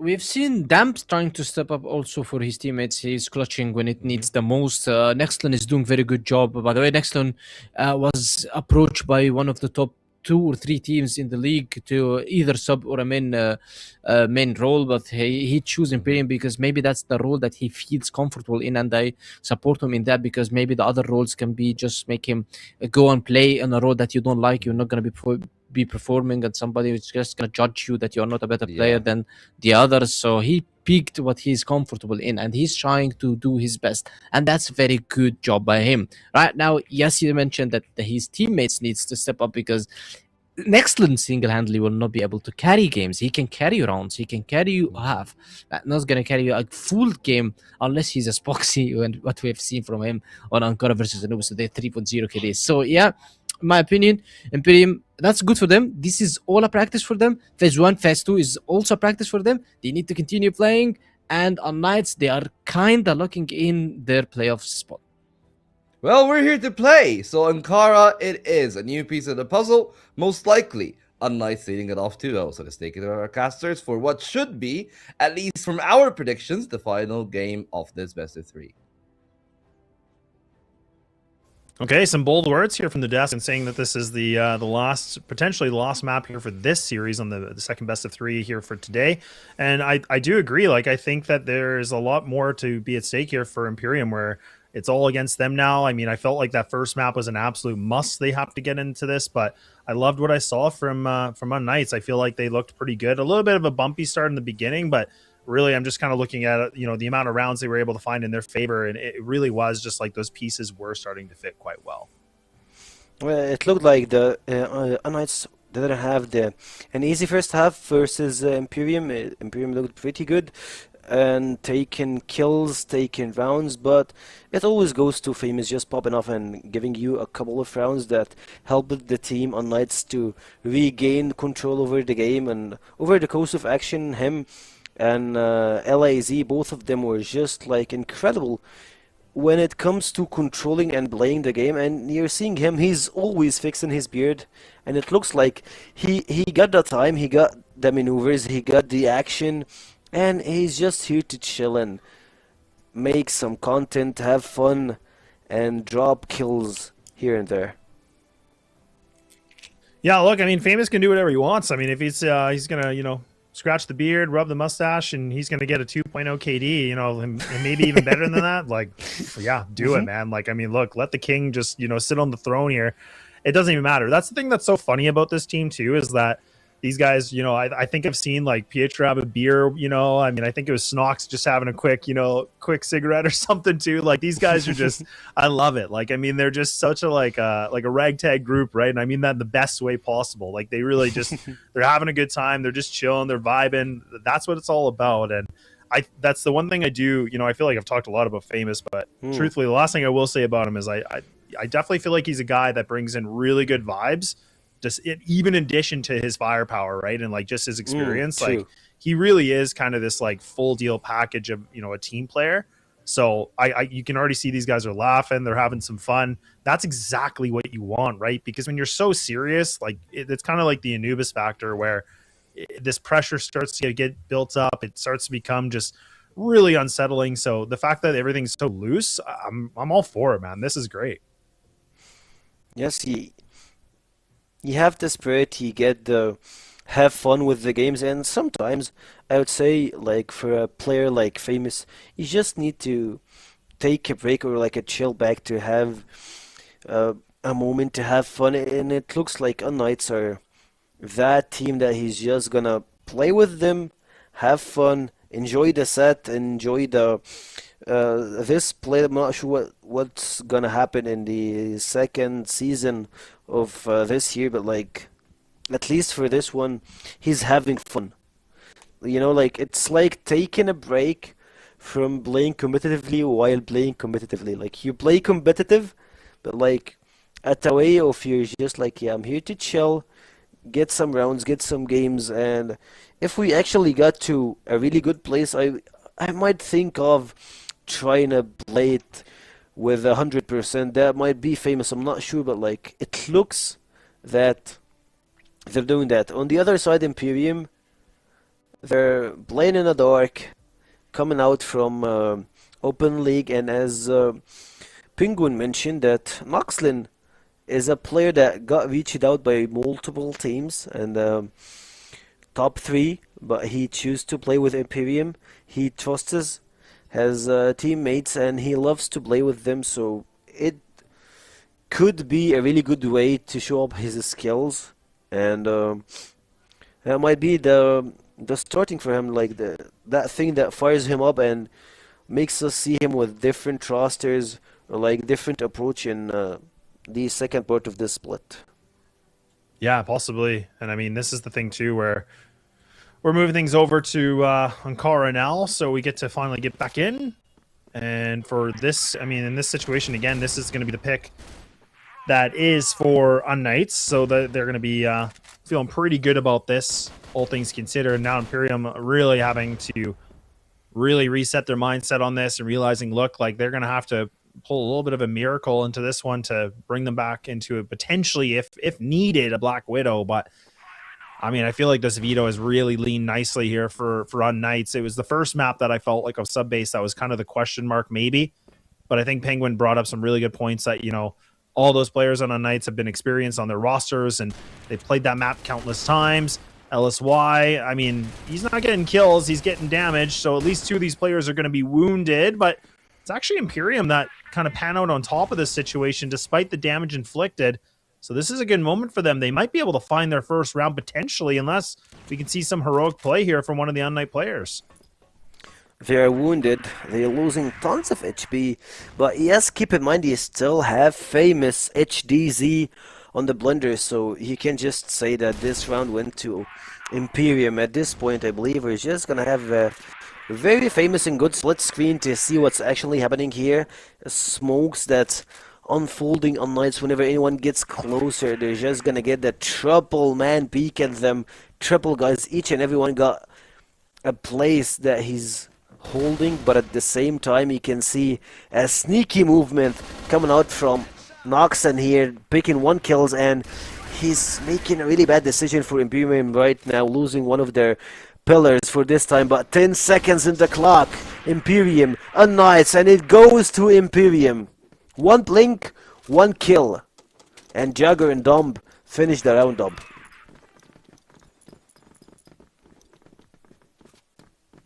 One blink and 1 kill indeed, and I mean, it was getting close to where I felt like, you know, at the time getting low with 10 seconds remaining, I was thinking, not again, not in this kind of a situation where it's a different series and, you know, taking a little bit of a play from Anubis and not managing their time appropriately, but they do. They get the last kills when they need to.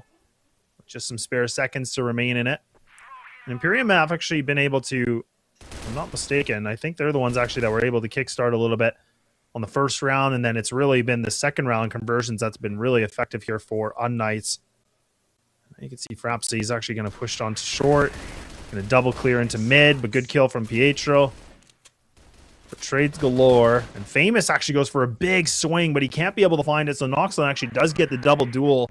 So now Pietro and LSY, they're on the long rotate. This is not a good situation to be in. The bomb's still taking its time to get here. Noxlin close on by. Smoking to block things off, but that HK does get at least another kill. And there we go. Imperium do find themselves a secondary round. Things are looking a little bit more rampant here. And it's all because of Noxlin. Look at this guy, like first round he got a double kill, second one a triple kill, so he's just been firing left and right, dealing a really good damage to unKnights. And also, speaking of him, he's just like, I believe he got 1 kill in the ramps and he just went back, used the wall to his side and got a double kill, and the third one goes him trying to peek 4 players. So that's a really unfortunate event that he just died right now. And it looks like unKnights are taking Imperium one after one, one by one, to get this round. And I don't know, it was pretty separated, just gunfighting. 1v1s. Yeah, a lot of 1v1s, and that's the thing. I don't know if Imperium really want to kind of play that game. I mean, that's where I feel like a team like unKnights, you give them one-on-ones, they're going to take that any day of the week. So I think for Imperium, they have to just be really, a little bit more cautious about them playing as a unit. And then, again, I feel like having the edge of like actually being a full team that's actually been practicing and, kind of made their way into the league and stuff like that. So we'll wait and see. They're experimenting things out. They're actually going to be grouped up in A main here. So this is a 4-1 split, which actually does leave Riz in the back skirts and mid. But it looks like they're actually just going to all group up on this. And unKnights, a really nice stack on this because typically you can see it's either 3 at A or 3 at B. And this time they've actually got the perfect read on it. And as soon as this utility's thrown, this is where they're going to know. LSY with a beautiful swing into Vent and does get himself another one too. And look at how quickly that unKnights, a lot of cohesion, a lot of good trades, and everybody just lining up the shots, only losing one player. That is some good teamwork. That is something we wanted to see from unKnights, and it gets delivered in full force. Yeah, it's been forever since we saw a well-organized round from unKnights. Unlike the other, like, it's always HDZ stepping up, Famous doing some wonderful work, or LSY, just like some individual plays. This one goes for the team, this one goes for them, and it looks like they're going back into playing default when it comes to unKnights. Pietro tried to take an extra step here, an extra foot, have some territory, trying to push Imperium out.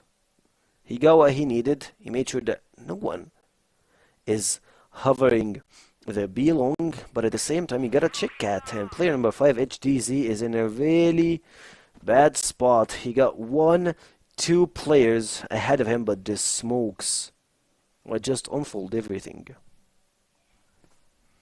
Yeah, it's going to put a little bit of a halt on this one, isn't it? And a little bit of a 2-2 split, and Riz actually gets caught here against Pietro. So again, I'm loving this like jab cross we're seeing from unKnights right now. Like it's the first engagement, and then they have their teammate there to back them up. LSY is already in a perfect position. That flash is going to make things a little bit more problematic. I think they should have already spotted the bomb here as well. So you can actually already see that unKnights have a really good read on this.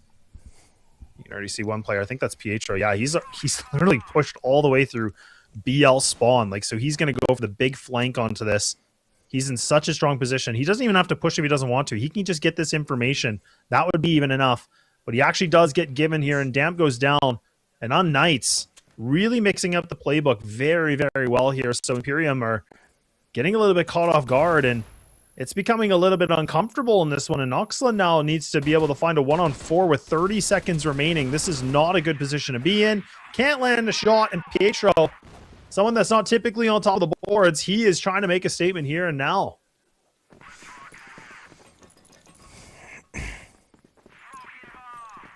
He is indeed.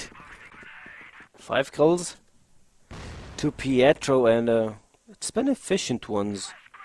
And unKnights are playing the ping pong game again versus Imperium HDZ. This is like, it's enough, Noxlin. We know that you're a good player.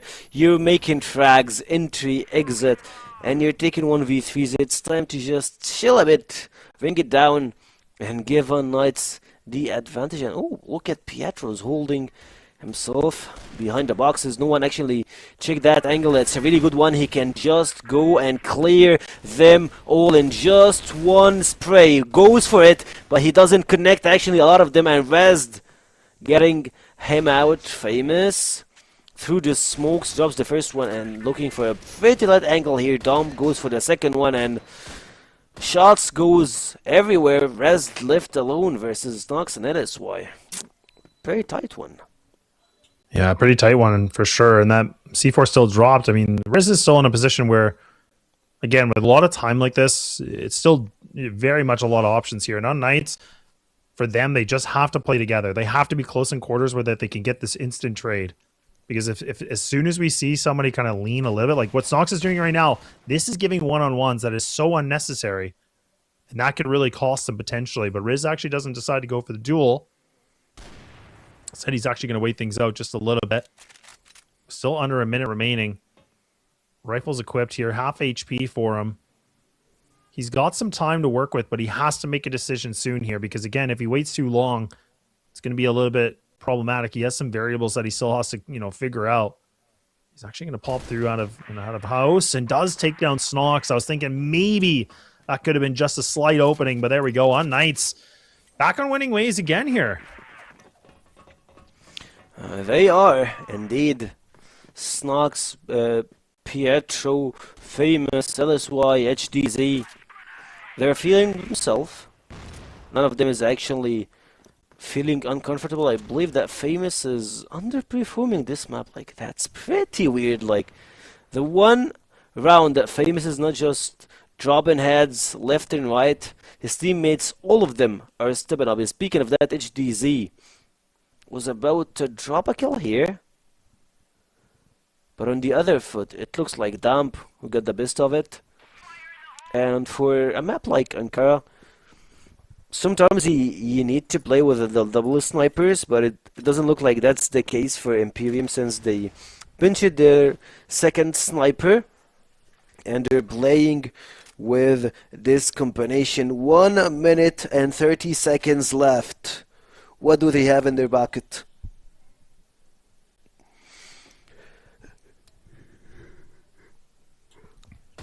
And Nade's going to get thrown in Pietro. I thought maybe would have been not cleared, but Noxon actually does a good job to clear him. Snox and HDZ together actually surprisingly can find that double kill. So this actually does equalize the situation to the 2-2. And Riz has now been able to make it onto top stairs. Famous though, he's on the hunt. Blood in the water, and now he can't let go of it. And he's still looking for these duels. He's looking for that content. He's looking for that little bit of a highlight, and there it is. A nice double for him. So unKnights now sitting at a 5-2. And honestly, it feels like they're not really breaking too much of a sweat. It feels like they have a really strong GR side right now. It feels like everything's just kind of going into place. Everything seems to be relatively smooth sailing for the most part.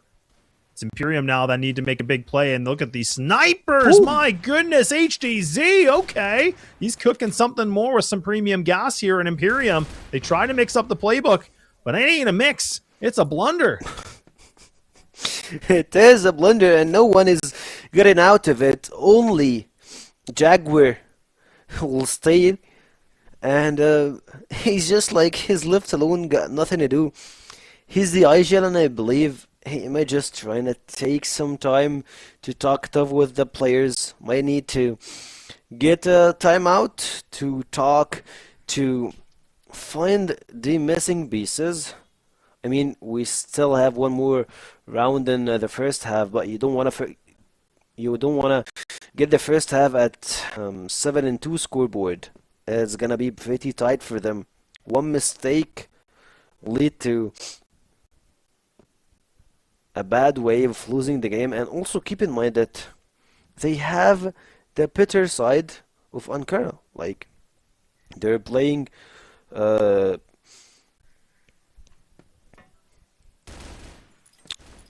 I don't know what they have to say, what they have to do, but Jaguar still got a lot of talking to do.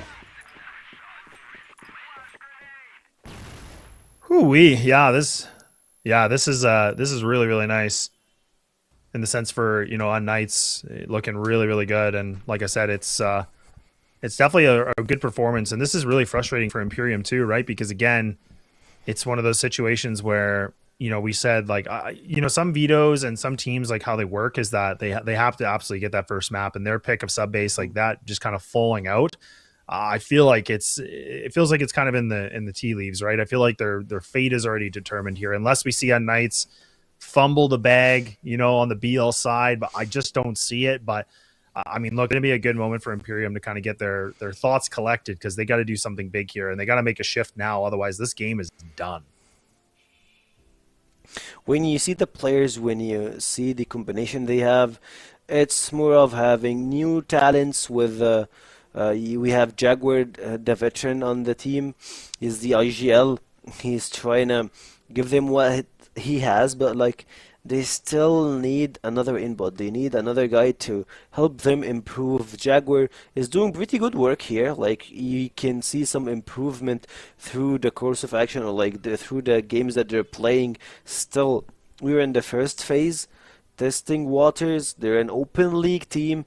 Let's be real. Like we don't have much of expectations for this team. Like when you put their team name versus Vitality, Anubis, Nemesis, LCK, it's always going the other side. It's like this, like when you put it on a scale, it's always goes for the other team. So it's not that easy for them to get in touch and do whatever the case they're trying to do. They're trying to play with their own strats. They have some stuff. It looks like Anubis 2023. I believe that we saw in Subbase. They made it a couple of rounds, but they still need more time to execute it well and to have all their strats in line. Yeah, it's true. I mean, that's always the thing too, is where, you know, we kind of talked about this in the beginning, is where in the beginning of these new years and the roster shuffles, it always makes it really exciting, because I always get curious of what the thought process was and why did they make the team the way they did. And then you have some of these open teams that make it into the league, and that's always a big question of how well can they handle this and that competition, because I think what we've seen over the last couple of years is that, you know, the open is very different than obviously getting into CFWL, right? These are very well-established teams, players that have been here. That high of competition is very different. So I agree with you. I think Imperium, for them, I think Penguin mentioned this too, is that this is a big moment for them just to take the experience in, do what they can, just play their game, you know, like kind of roll it off the shoulder a little bit. But that's where I'm kind of curious what Jaguar's role is going to be in this, because again, he is a veteran. He has been around for a very long time. He was like a co-leader or the leader and for Anubis for a long time. So that's where, for me, I think he could bring a lot of value to young players like this in a young team. So they're going to have to go through the hurdles, though. That's just the name of the game. And unKnights, like, even though they have lack of practice, they're very well established players that have been around for so long, like probably decades, right? So, and that's not to saddest them as the unks and stuff. I mean, I'm right there with them too, but I mean, that is the benefit of having that experience. It does make a difference.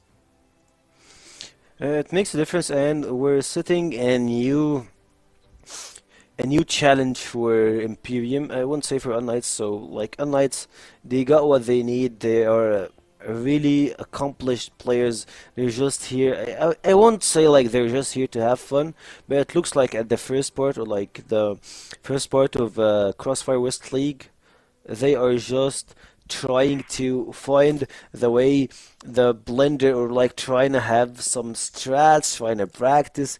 It doesn't look like they're giving 100%. Like they're not using the whole foot on the gas. They're just like starting slowly. Might scale later, you never know.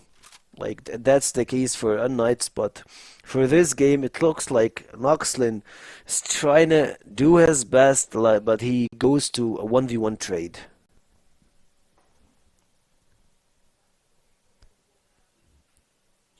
Yeah, and a lot more than trades that have to happen here for Imperium too, right? I mean, this hotel control's nice, but this is where, again, they're going to group up together. I like that they're actually just playing as a full force. Pietro behind the box. Oh, he might just be gifted a kill here. Oh, they're not even clearing it. I can't believe they don't even clear him. Why don't they clear him? But he only gets the one. Okay, so that's a little bit of a problem. Pietro was in a strong position. I thought he was going to be able to at least get two. So this might be a bit of an opening. A little bit of a misplay, a little bit of a missed opportunity here for unKnights.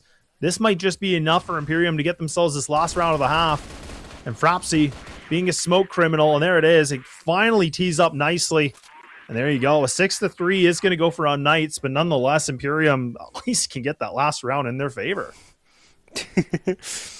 And we're just like gonna get back here. I believe like it's just a few seconds to hit to the second half of this game, and yeah, it looks like Imperium are having some trouble, seeing some maneuver, going for the 1v1s. The team itself, I don't want to go hard on them. We all know what happens or what's gonna be their case, but for unKnights, they unleashed the monster. They're just going left and right, swinging, taking players, and it looks like They want to just finish this game as fast as possible so they can just get back to Discord, chill a bit, talk it out, and have fun with the boys. And I believe for Famous, it's almost like, I don't know, it's 3 p.m., 4 p.m.-ish, something like that. You can give us what's the time on your side? Like, I believe it's too early for you.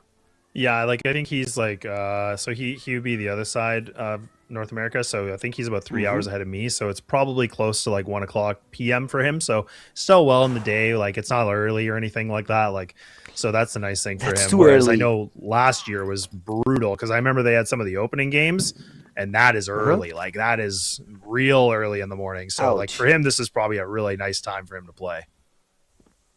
Like, I thought like it's almost 2 p.m. or 3 p.m., but like having the opening games is pretty hard, I believe. For you, of course, for us, and for not for me, of course. I live in Egypt, so it's totally fine.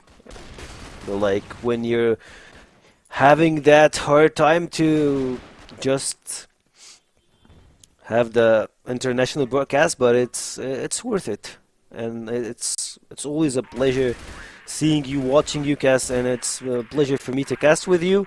I totally skipped this round, but it just goes to Famous.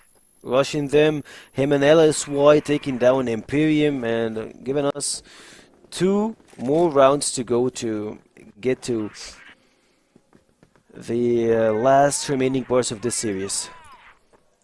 Yeah, that's a good round for unKnights though. Again, right? I mean, this is where, like you said, they're just trying to get the job done. I think they're really just trying to, close this thing out as fast as possible for them. Just get that 2-0, keeping on their winning ways. Just kind of adding a little bit more to the win column if they can, because I mean, let's not forget they are kind of sitting at that 2-1 record so far. So they're hoping to make it a little bit more of a positive affair if they can. But they have to make sure they don't get a little overzealous on this one. And unKnights do try to clear this site, but Noxlin actually does a great job of just stunting them a little bit. C4 is going to go down. Now it's a question. And actually, look at Imperium. They're just going to swing through the smoke. They're just not even going to care at all. But HDZ, I was thinking maybe he might be able to have the better of him. But no, Damp's going to be able to, again, prevail. And I feel like he's done a really good job. Him and for Frapsy as well. I feel like these are the 2 guys that have really just kind of, step things up when they needed to. Indeed, Damp, Frabsy, Noxlin, they're trying, and they're making really good progress here for Team Imperium. And I believe they might just gonna try to do... Oh, actually, it looks like they're trying to play a bit aggressive here. Damp finds what he needs. He tried to take the early kill. He got what he needs. And now it looks like player number 5 is trying to get back, but Jaguar lineups 2 players. LSY and Snox are out of this equation. It's a 5v2. But like those 2 are HDZ and Famous, so it's equal. It kind of feels equal, right? I mean, again, that firepower is really strong, and if you want a combination, it is HDZ and Famous, but Jaguar says, nah, not the case here. And now Famous is like, okay, look, do I got to do a 1v5? Maybe. I have no idea. Like, this would be the clip, right? This would be the content that he wants. So this is a big ask for him, and he's looking for duels, but there's a high and a low, and he does take down Riz. So this is now where I'm kind of wondering how much Riz does Famous have, and unfortunately, it's not going to be a lot here in this round, but he makes a little bit of an effort, but Imperium keep themselves in the conversation of this map so far. He got close to the TikTok clip he was looking for. Like a 1v5, I don't think that I have ever seen in CF West League that a player that can clutch a 1v5. Like, or ever in CrossFire. It might be 1 of 1 for him if he can make it. Like, he can get a quad kill, he can get an ace. But like in a clutch position in a 1v5, it might be hard since we're playing competitively, and Pietro and Famous are like, nah, let's get this job done. Dropping Razd, Jaguar. Made a lot of noise in the previous round. Yeah, a lot of noise, but Sniper still here, the TRG equipped for Damp, and I feel like, again, he's really done well since we've had that switch over. He's sitting at a 6-1. Not going to be here for Frapsy, though.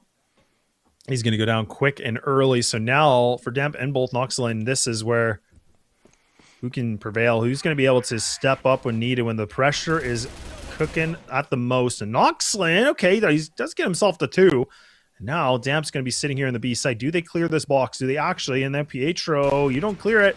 Oh, that's a mistake. Pietro, oh no, they played the same position as you did previously. Oh, and it's a backstab. And all of a sudden now LSY, it looks so good for unKnights. It felt like they had that 8th just built up. But a misplay from them could cost them this round. Damp fully exposed, and LSY thankfully can be an assassin in the night. But man, oh man, that could have been a costly round that should have been so unnecessary from unKnights, but they get it done at least. He gave him a test of his own medicine in a 2v4 position. They almost clutched it around. They got 2 kills first, Noxlin dropping 2, and then Damp making a really heroic play. Speaking of Damp, he was looking to try and have something here in this tunnel. Goes back a little bit, but at the same time, the remaining boards of unKnights are just trying to push here through the middle. Goes with the stuns, the smokes, the setups are going down. Only, I believe, 2 nades been used here, so a lot on the table. Pietro trying to rush here, uses the jump and gets one. Pietro dropped down by Razed. 1-1 famous. Gotta get one of those famous rounds again. Yeah, maybe. You could get one of those famous rounds, and HDZ trying to get a little bit more aggressive, but Riz is actually going to be able to find himself a double. And now you can just see unKnights, they're just looking for duels, right? They're just going for kills now. This is them just trying to load the kill feed as much as possible. And like you said, famous at a 7-3 record. They're going to play a little bit separated on this, and Snox is just getting some information, an easy kill, and there it is. 9 on the board. Some match and series point here available for unKnights. 4 needing to push an overtime for Imperium. And I just can't imagine that unKnights are going to slow down given how this game has gone. It looks like they're not going to slow down by any say. It looks like they're just trying to push A at this time using stuns. The entry frags is just going for, and Pietro dropping down by Frabsy. He's telling him, that's my own territory, you're not getting me down. Famous as well gets the pistol shot, and it looks like Imperium are here to fight back. They're not gonna throw the towel or just raise the flag. They're here to fight, and they're not dropping without. Another round goes by. Snox is out, and Imperium, they have the numbers advantage. Yeah, they got the numbers advantage, right? So that does make a huge, amount of effort into this kind of a situation. But now it's all about LSY and HDZ. They have to be able to find this duel. So actually them going against Riz, if they could have been able to find that kill with one of them not going down, I honestly feel like that could have been unKnights round. But, I mean, really good work from Riz, at least to be able to get that 1 kill at least, because then made it easier for Damp and Jaguar to be able to, come through main, get that kill easily, and get the retake done. So Imperium still show a little bit of life. They still show themselves in this game. And like I said, 3 now needed in a row to push this overtime. That would be the first time here today. Otherwise, this thing could be packed up and ready and done and delivered here for unKnights.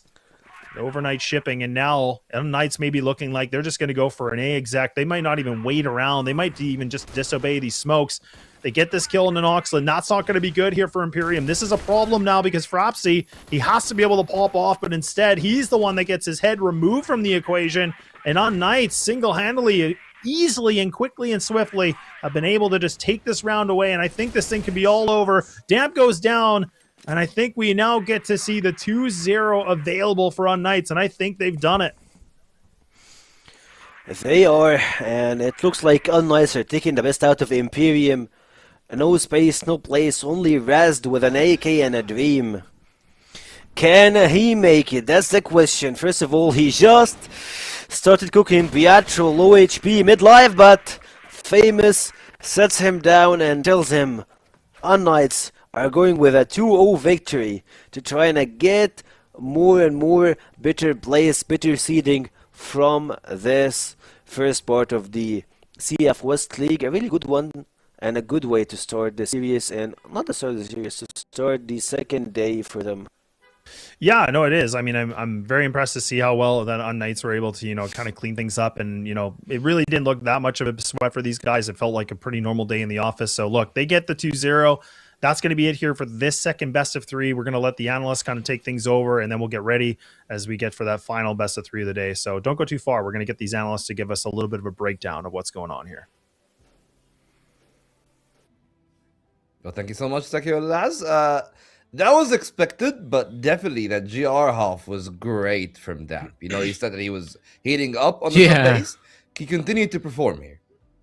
Yeah, and we've seen a very good multi-frags coming out from Damp. We've seen it on the ramp. We've seen it on some kind of A side. The retake that they did on A side, he played very good. However, on Knights, we've seen a also dominant performance from them. LSY, man, he did a very good job on having this map settled for Team on Knights. And we've seen a fasting HTZ and Snox until the very last round. I believe Snox got 2 or 3 kills. HTZ maybe got 1 kill, or I don't know, maybe he finished like 0 kills. He was fasting at the second half. So, yeah, I didn't have a good time.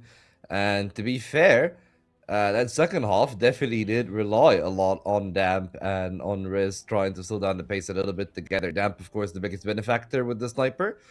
But yeah, again, you know, I talked about this first, though, because unfortunately, I think that the GR half is the only good thing about Imperium's Ankara here.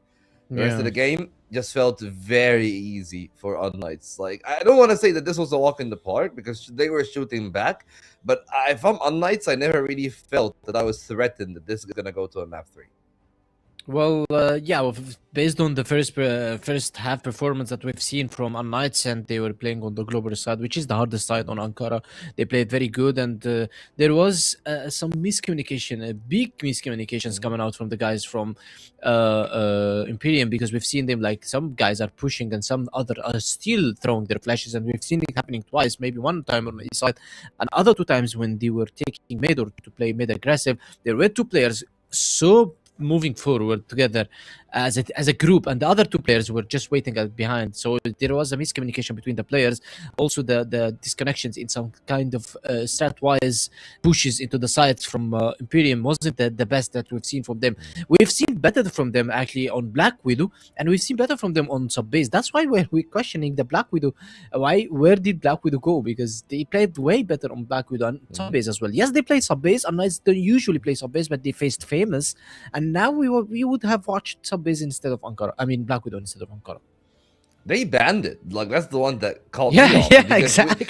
Because we know that unKnights always ban New Mexico. That's their permaban.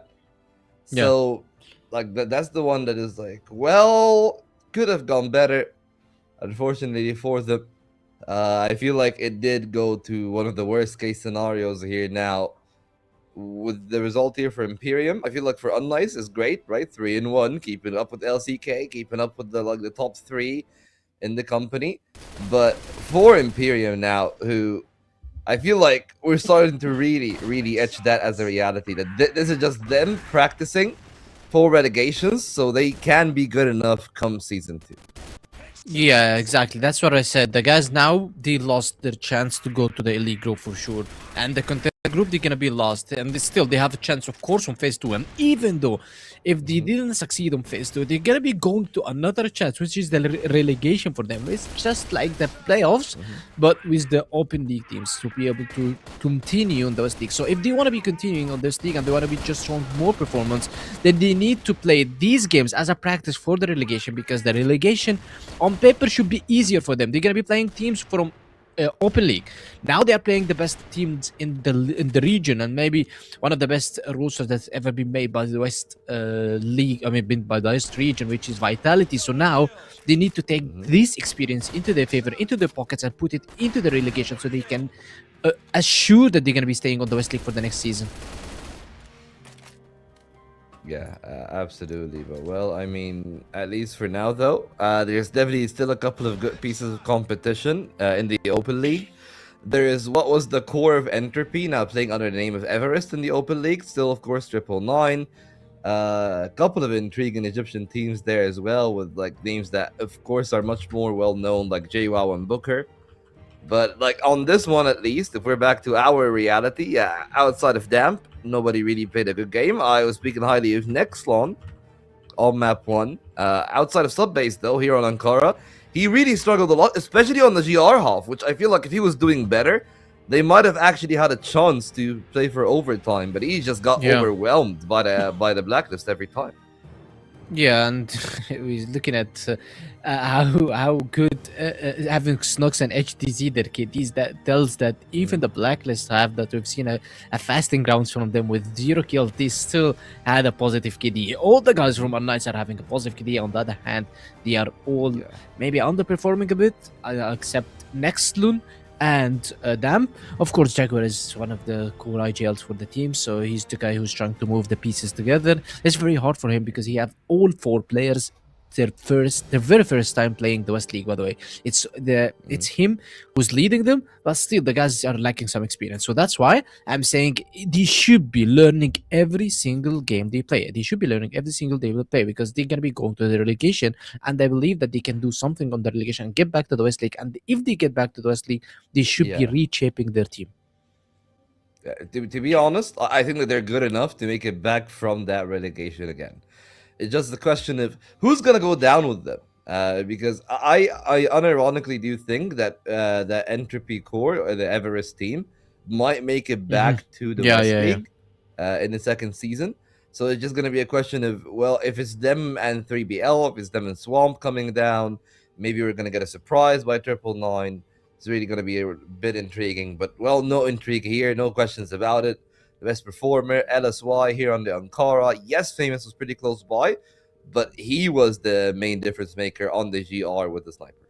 Yeah, and the GR was a sniper. He played very good. On the blacklist side as well, he had like 9 kills in the first 4 rounds or 5 rounds. He's got maybe triple kill. We've seen it on a top while they're pushing also on the blacklist side. So I mean, on both sides he played very good, especially on the blacklist side, because you're talking about him on the blacklist side taking this HK and getting all these kills and facing Damp, one of the best.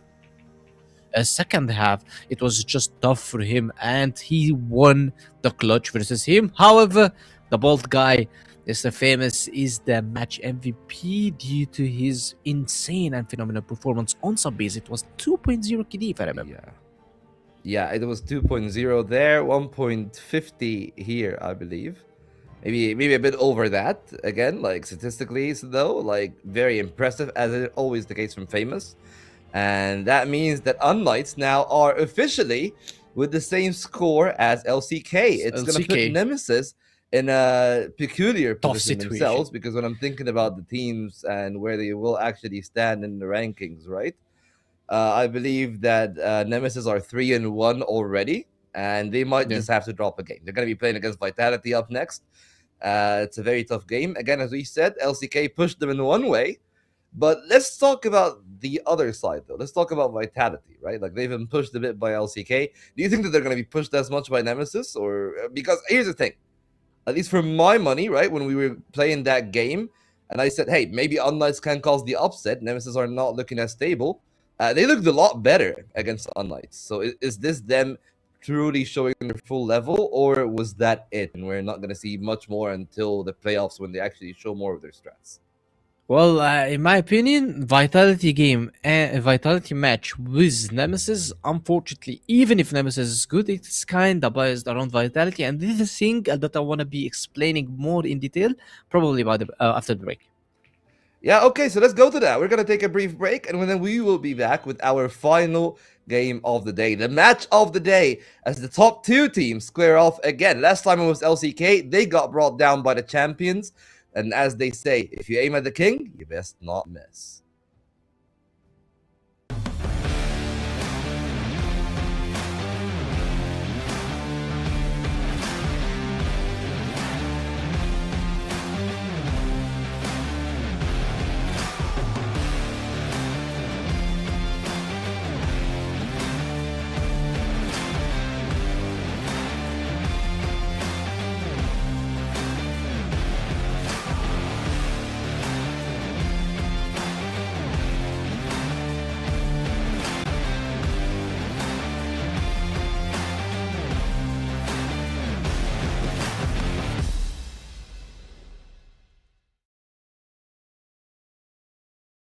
Welcome to the first season of CrossFire West League 2026. See this year's start of the Western League as 8 participating teams from all over the CrossFire West region battle it out in March to May in order to claim the throne and compete over a total prize pool of $228,000. For the first season of 2026, get treated to 3 months of high-stakes action, as the season consists of 2 regular season phases and a double elimination playoffs where legends are created. In the regular season, Phase 1, all 8 teams are included in a single group where they all play best of 3 matches in a single round-robin format. Support your favorite teams as every match counts here. Every performance in Phase 1 will determine which 4 teams will be part of the Elite group, where they are guaranteed playoffs, while the other 4 teams in the Contender group will either fight for playoffs or relegation. Expect no resets, as results accumulated in Phase 1 are carried over in the next phase of the competition. In the regular season Phase 2, witness teams from both groups compete in a single round-robin format within their same group. For the elites, this is their chance to secure advancement to the upper bracket round 2 of the playoffs. As for the contenders, be ready to see some of them say their goodbyes.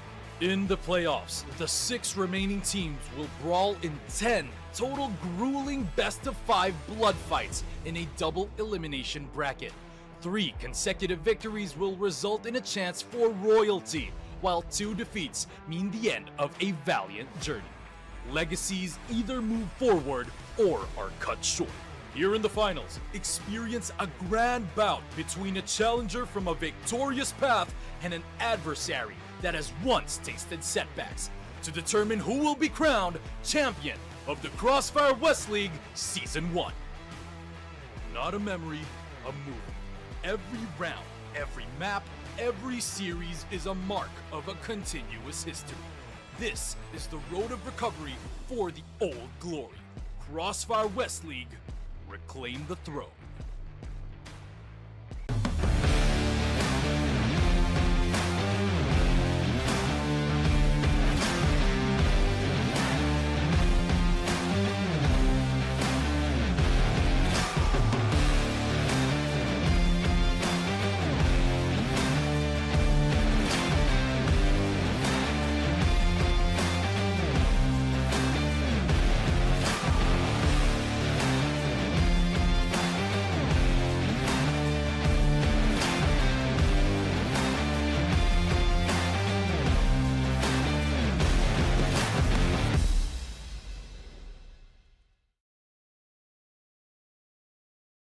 Welcome to the first season of CrossFire West League 2026. See this year's start of the Western League as 8 participating teams from all over the CrossFire West region battle it out in March to May in order to claim the throne and compete over a total prize pool of $228,000. For the first season of 2026, get treated to 3 months of high-stakes action, as the season consists of 2 regular season phases and a double elimination playoffs where legends are created. In the regular season, Phase 1, all 8 teams are included in a single group where they all play best of 3 matches in a single round-robin format. Support your favorite teams as every match counts here. Every performance in Phase 1 will determine which 4 teams will be part of the Elite group, where they are guaranteed playoffs, while the other 4 teams in the Contender group will either fight for playoffs or relegation. Expect no resets, as results accumulated in Phase 1 are carried over in the next phase of the competition. In the regular season Phase 2, witness teams from both groups compete in a single round-robin format within their same group. For the elites, this is their chance to secure advancement to the upper bracket round 2 of the playoffs. As for the contenders, be ready to see some of them say their goodbyes. In the playoffs, the 6 remaining teams will brawl in 10 total grueling best-of-5 blood fights in a double elimination bracket. 3 consecutive victories will result in a chance for royalty, while 2 defeats mean the end of a valiant journey. Legacies either move forward or are cut short. Here in the finals, experience a grand bout between a challenger from a victorious path and an adversary that has once tasted setbacks to determine who will be crowned champion of the CrossFire West League Season 1. Not a memory, a movie. Every round, every map, every series is a mark of a continuous history. This is the road of recovery for the old glory. CrossFire West League, reclaim the throne.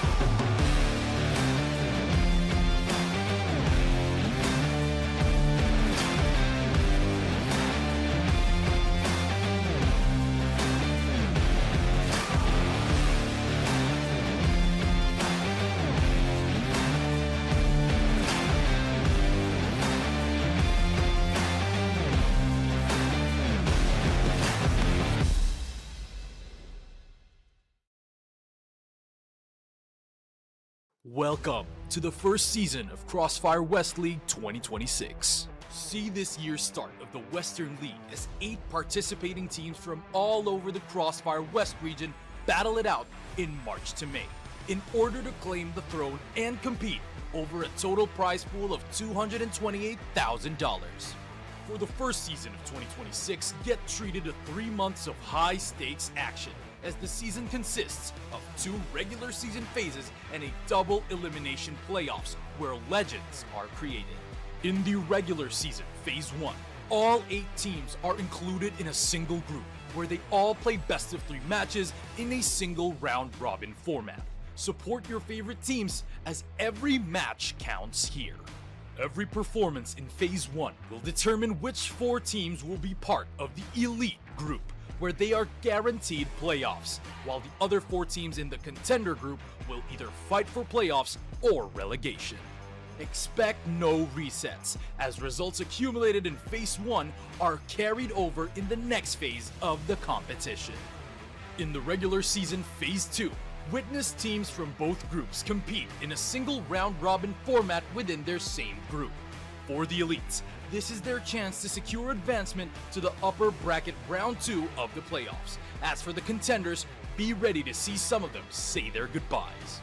In the playoffs, the 6 remaining teams will brawl in 10 total grueling best-of-5 blood fights in a double elimination bracket. 3 consecutive victories will result in a chance for royalty, while 2 defeats mean the end of a valiant journey. Legacies either move forward or are cut short. Here in the finals, experience a grand bout between a challenger from a victorious path and an adversary that has once tasted setbacks to determine who will be crowned champion of the CrossFire West League Season 1. Not a memory, a movie. Every round, every map, every series is a mark of a continuous history. This is the road of recovery for the old glory. CrossFire West League, reclaim the throne.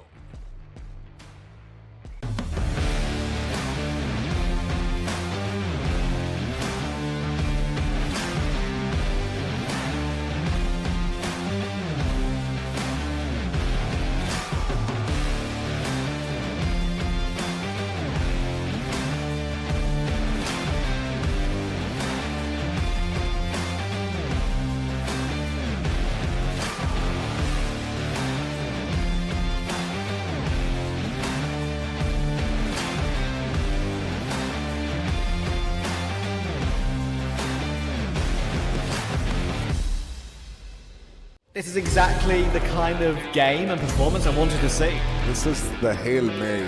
Every individual player is bringing their A game right now. That's what I'm talking about. I've had enough of being quiet. I want to get things moving. The Nemesis are not able to get Free! Oh my word, straight out through that smoke just recently. Zane has what I got. Risk here? Yes, Trevor very scared going for that tweak.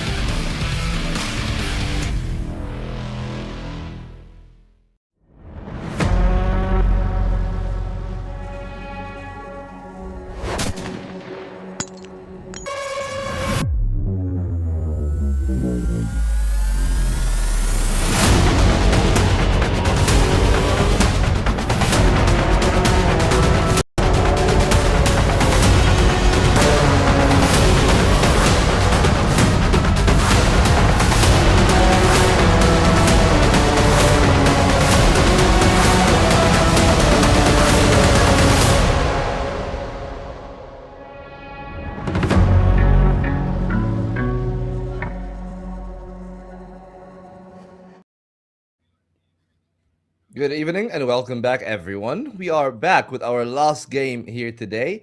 A fruitful evening to be had, of course. Imperium, unfortunately, didn't really do too hot in their game against unKnights, but the first game of the day was rather intriguing. Anubis did absolutely push as hard as they can against LCK, just didn't really end up being enough on their side. And now the question becomes Nemesis and Vitality. Penguin, you said that you think that even if Nemesis showed up at their best, Vitality will still be winning that one. Do you care to expand how so? Like, is it just the stylistic matchup? Is it the maps? What is really the problem between those two teams?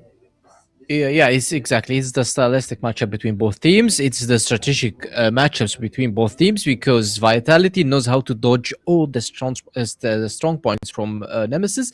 They usually just leave them for the map controls. They usually should leave them for everything they want, and they hit them on sites. Which I believe Nemesis they can't do anything else rather than just trying to take the map control and go for sites. That's how the map. That's how Crossfire has been played. So Vitality knows how to counter the gameplay coming out from Nemesis. I hope after I'm talking about Nemesis, which is the former Inner Circle team. I hope after the shuffle that's coming now with, as we can see, Dipsy and Comics stepping into the Nemesis roster. I hope that we can see a different way and different playstyle versus Vitality, especially versus Vitality, because Vitality is the team that should be treated differently. Because not because they are better than Nemesis, it's because they know how to dodge Nemesis. I'm not saying they know how to beat Nemesis.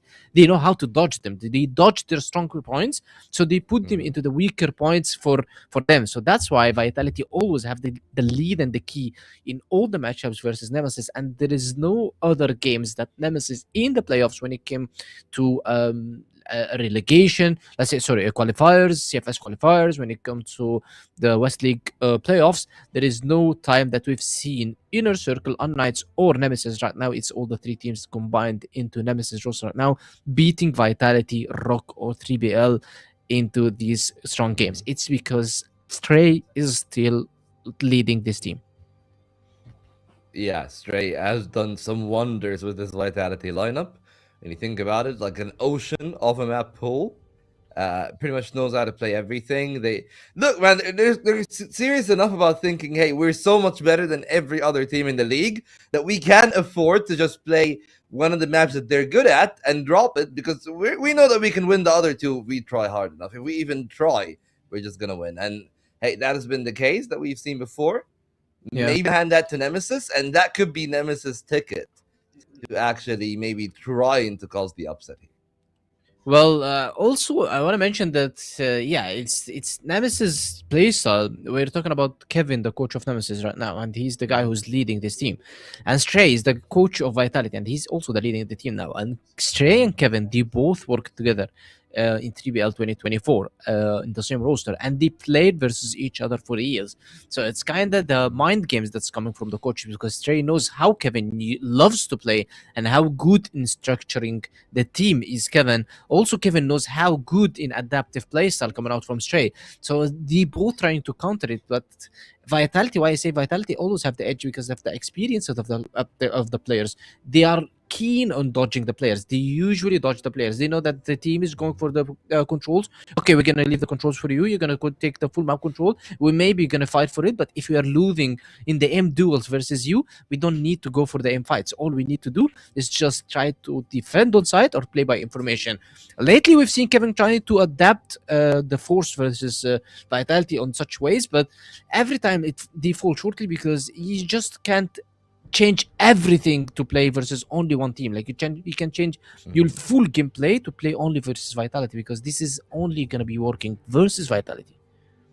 Yeah, of course, the vetoes come in. We actually do see the bans. Nemesis taking away the Mexico. It's actually Ankara that is banned there by Vitality. So it's Black Widow sub base 1-2. I think it's very fair from Nemesis to take the Black Widow. We've seen Vitality struggle on in a little bit. So that takes me to the Eagle Eye. Do you feel like do you agree with me, Penguin? Do you think it's actually going to be a one map trade for either team, or do you think that Vitality might actually stack up well in that Black Widow and actually get the upset? Okay, I mean, I Vitality say Circus upset. just I say upset, but they're not that good on Black Vitality Widow. That's what I Circus, mean. yeah, Vitality Circus just began. Do you leave Black Widow for Nemesis? You want to be practicing the Black Widow? That's the circus that we always see from Vitality. It's the roller coaster Vitality now. They might be losing Black Widow, destroying them on some base, going to Eagle Eye, and okay, I'm worried about Vitality because if it goes to Eagle Eye, Vitality is not the best on West on Eagle Eye. It's LCK, so Vitality might be elevating the circus. Like we're not gonna practice one map, guys. We might be putting two of our average maps, which is Black Widow and Eagle Eye. I'm not saying Eagle Eye is average. Eagle Eye is above average. However, they had a stronger maps. Nemesis banned New Mexico. It wasn't the strongest for them, but they banned New Compound. So I guess they are forced to play this because of the port ban. Looking at the ban and pick, it's the port ban who made Vitality play two maps. Maybe they are not comfortable in, but they have to play because port is banned, New Mexico is banned, so they need to play it. Yeah, I guess then this is like the lesser of the two evils here for Vitality. But they started off that one with that case. They did that themselves. Decided, hey, let's thread the Black Widow. Let's just let that one go. And Yeah. it may actually not work. But we've seen a that very well good in their performance from favor. them. Black Widow, you don't remember Black Widow versus LCK? We've seen a very good performance. Yeah. The guys just practiced it versus Swamp, elevated it versus LCK. They beat LCK, so we might be seeing a very good Black Widow of them. Vitality is practicing Black Widow. That doesn't mean that they will always lose Black Widow. But we want to be seeing different playstyle because the normal playstyle that they've been always doing, like taking controls, trying to set a fake, maybe snares. They're relying only on a snare. Doesn't work every single time, especially on the big events. We're talking about CFS and EWC. So now they're going to be playing together as a team, maybe trying to push us 4, push us 5. In my opinion, Vitality are doing the best for them to be able to play on the international stage. We're talking about the CFS and the EWC, and they are changing their play styles on Black Widow because it's kind of red now by most of the teams. So now we're going to be seeing them again on Black Widow, which can justify why they're always playing on Black Widow. Yeah, well, as we said, stylistic differences. I'm excited to see the global risk side of Nemesis. So I just want to take the opinion of our casters. Do you think that this one is as close as we think as it is, or do you have another opinion? Put me in the hot seat, I guess. Hey, so I mean, look, I guess I'll go first a little bit here. Doe I feel like Vitality definitely have the leg up in this whole thing. I feel like they've obviously been the best team in the West for a long time. A little bit of blips here and there in terms of like some game losses or map losses, not even game losses. I mean, last year they were undefeated. So I don't really think that they're too worried. I think that Nemesis definitely has an interesting roster, but I don't know if I'm really thinking that they have the leg up in this situation, in my opinion. But I'm obviously happy to hear yours here.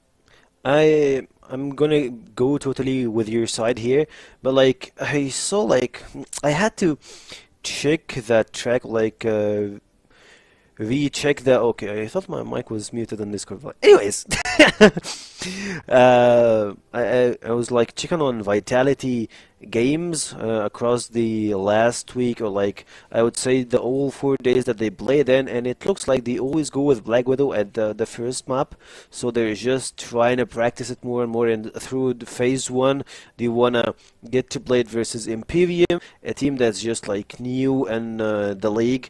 Is coming from Open League, so it was pretty easy. Then it got to SG, or like when they played versus SG, they lost the game. And like speaking of SG, Swamp, they're not one of the highly recommended teams to be in the top 4 currently in the current state of the game. After that, they played it versus LCK. They went to overtime with LCK. That's a really tough competitor, so they always want to play Black Widow. Not because if it's the really good map that they want to pick, but because of Black Widow is a map they want to practice versus the entire teams, or like each and every team that we're facing here versus Vitality. So it looks like Penguin is on the right foot with this, and like he was their manager. He played with them, and like he's a vet.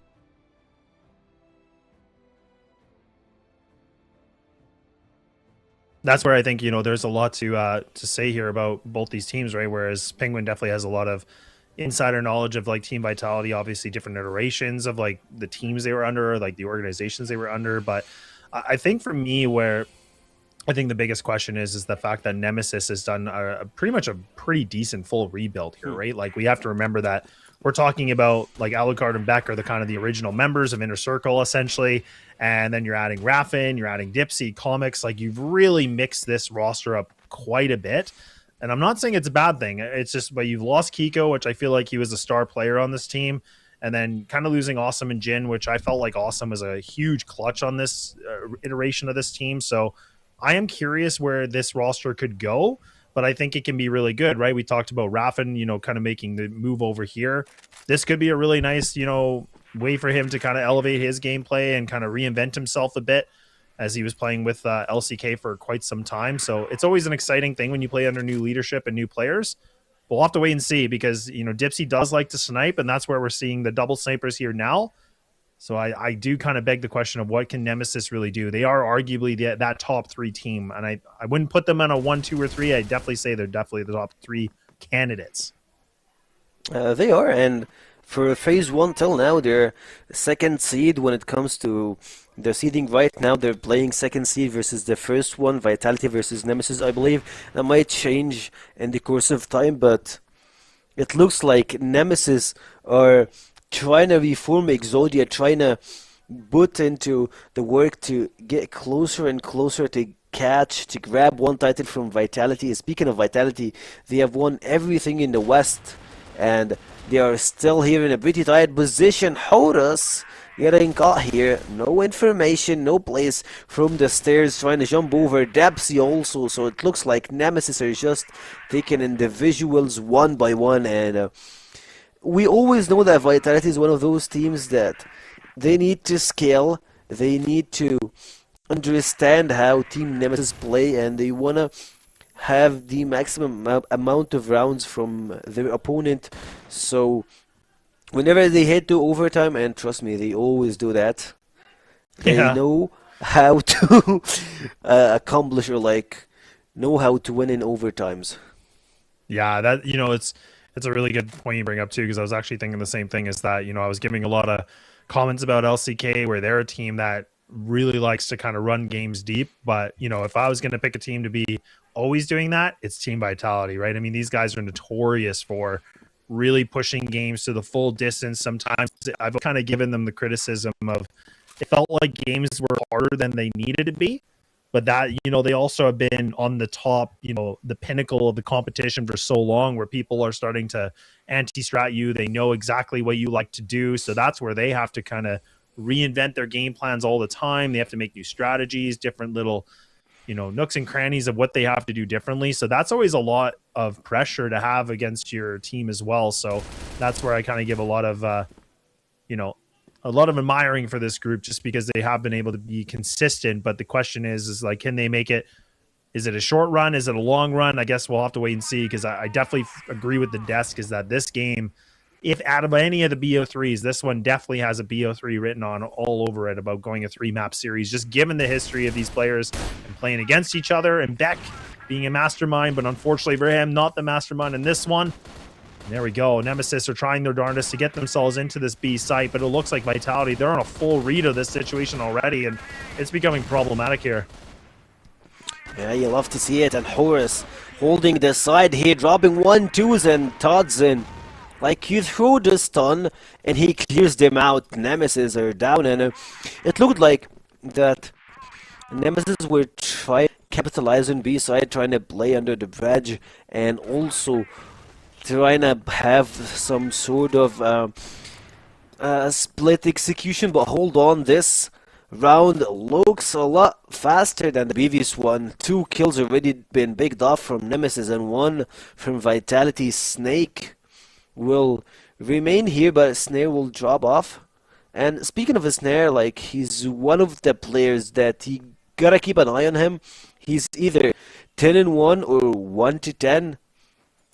Yeah, but I believe that's just only for the first phase. Let's just like give him the benefit of the doubt. They are taking a lot of time to regain control over themselves.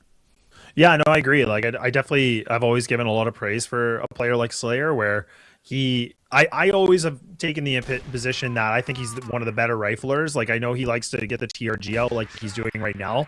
Not to say he can't be good with it, but I've always thought he was such a strong, aggressive rifler that I was always kind of sad to see him, you know, equipping the sniper. But it seems like Vitality really like this double sniper setup, and they felt like Slayer was definitely one of the better players to doing it because he just has that raw aim ability, right? And that's what I've always liked about him. But it does kind of have some effects too, like you said, where we can see these beast mode games, and then sometimes we have these games where he's a little bit more quiet. But that's not the affair in this one, because Slayer actually does get the opening, and Beck seems to be the scapegoat a lot of times here. He's been just getting taken out, but that's a beautiful wall spam here from Comics, perfectly lined up. So Slayer goes down, and now we get to see this back to the 4-4. So Nemesis, they lose the IGL, but at least they can respond back, taking down a heavy hitter like Slayer right now.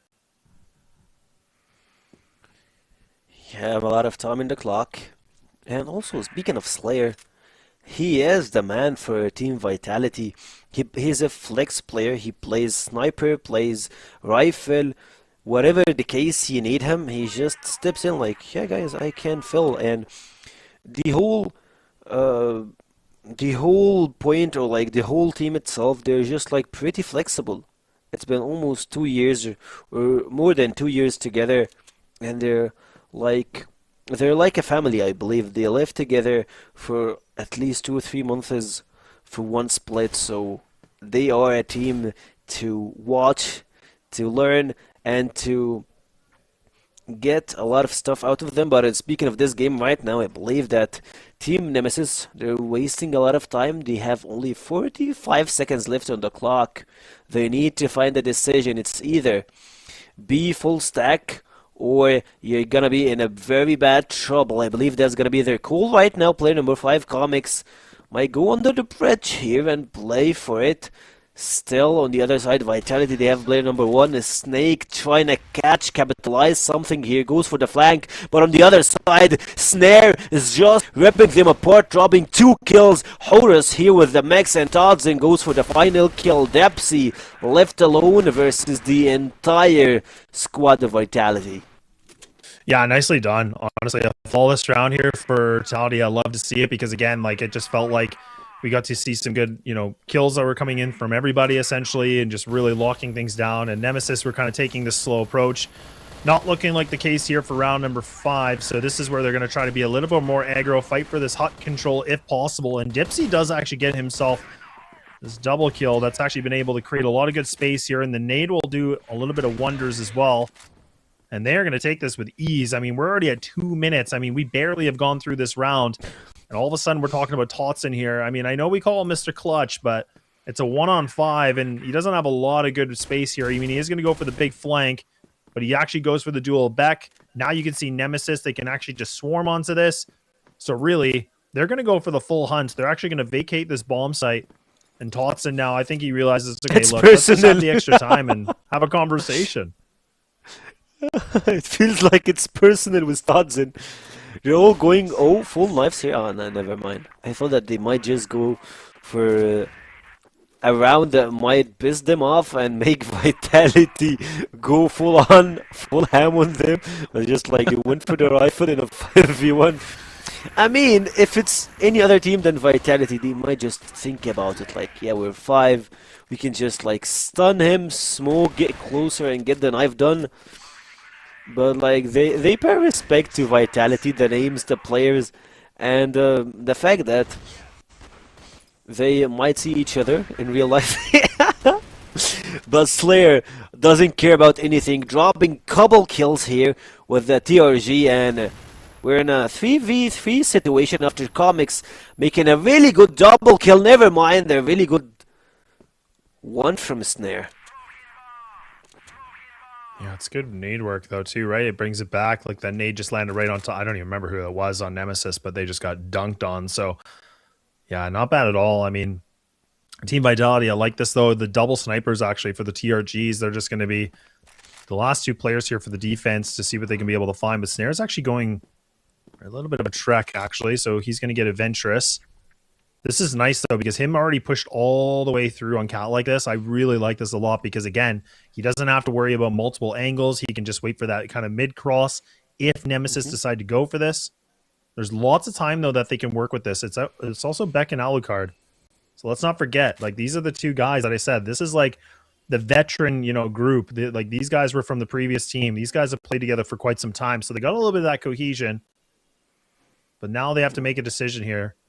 It does look like they might try to slowly and surely go for this B hit potentially. You can see the Slayer's actually kind of given up this hold, and they're going to mix things around. But now they're going to clear tons of information. So now they know the jig is up. They know it's B.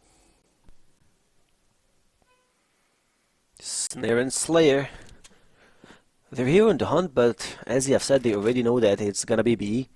At the same time, Alucard holding the entrance here. And B side, B main, but at the same time it's gonna be Slayer holding, waiting, tell him to jump over this window, but Snare, he looks like he's desperate for this one, but at least on the other side I believe that Snake got a really good tight position here in a 2v1, 1v1. Alucard here is actually being in a very bad sandwich position, and Slayer with just one shot dropping him down. He make a sandwich strategy on the first guy, and Beck left alone to eat it up and drop another round to Vitality.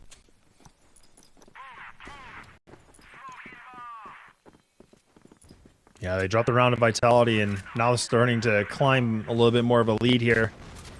And like you said, I mean, there's a lot of history with both these teams, and there's a really big potential of these guys maybe seeing each other later in person at some in-person events, but that's where I think for a team like Nemesis, they're going to need to get a little bit of the repetitions to getting themselves in a decent form. I mean, I know right now they're sitting at a 3-1 in the league, but I think even the 3-1 was a little bit interesting in my perspective, just because I always kind of figured they would be one of those teams probably undefeated with a team like this of Vitality. I kind of put these two, like I said, top 3, but I really do kind of put these two teams as the top 2 teams. LCK is they can be like on that top 2 as well, but it really depends. But today was not giving me a lot of confidence, but it's early in the season, so I'll wait it out. And now, I mean, no waiting about, as the Snake is only able to get found here in the grass. And there we go, back to the 3-3. It's always the classics. Always a classic. Slayer is making a really good trade here. Both players just went for the shot, and it's more of a cinematic way. Like both shot went through, and they both died. So it's a 2v2 situation. Horus, Snare, a dynamic duo. You wanna put them in the blender, or on the other side, Depsy and Alucard. They have a really tough situation to play with, but immediately gets shot down. Snare dropping him down. I believe no more C4 for Depsy, getting the left and right, the ones. And Horus, I believe he's one of those players that you have a lot of faith in him. He knows how to finish rounds, clutch them, and Depsy, I mean, like he have a lot of angles to cover, and Horus just found a free kill. Oh, hello there, boom, you're out. One more round, and for Nemesis, they need to take a break or like to slow things a bit from what happening. I definitely agree. They absolutely have to, right? I mean, I think this is where it goes back to Penguin's conversation when Anubis was playing. Is like, look, you've lost a couple rounds in a row. This is where you should be having the timeout. Like, we're talking a 5-2. This first half is getting close to being done. So it's like Nemesis. Like, you can argue it's a good thing they don't want to time out, but at the same breath, I'm kind of going, look, like, things are not looking very convincing. Yeah, a couple of these rounds have been like down to 2v2s and even 1v1s, but it's like, don't you want to just kind of have that extra time to really go over the details? But maybe they're thinking the timeout needs to be used later in the portion of the game, which maybe they think they're going to go in a deep run on this map. I have no idea, but Vitality seem to be winning a lot of situations out of this. And double player on Cat actually make a triple. Slayer just kind of sitting in the back here. He's just posted up for long and short. Nemesis now trying to be sneaky, trying to be a little bit creative, but look at this. And it's just Vitality just buzzing bees here, and they're able to lock it down, take down the C4. And Nemesis, I just can't imagine this is a round they can find in their favor, because the C4 is dropped on the other side of the map. They just have to make sure that Vitality doesn't play these one-on-one duels to create some space. And if they do something like this, I mean, that could maybe make a small opening. This is not good because, look, Horus is down to 10 HP. Man, Comics is making a room for his teammates to even get closer to the C4, but I believe it's still pretty hard. Look at their util, I believe they still got one smoke, one stun. Horus just making wonders, dropping heads. Comics has been in a bane, like he's a bane for Vitality, so it's time to cut his head off and give it a 2v1. Horus also is pretty low HP.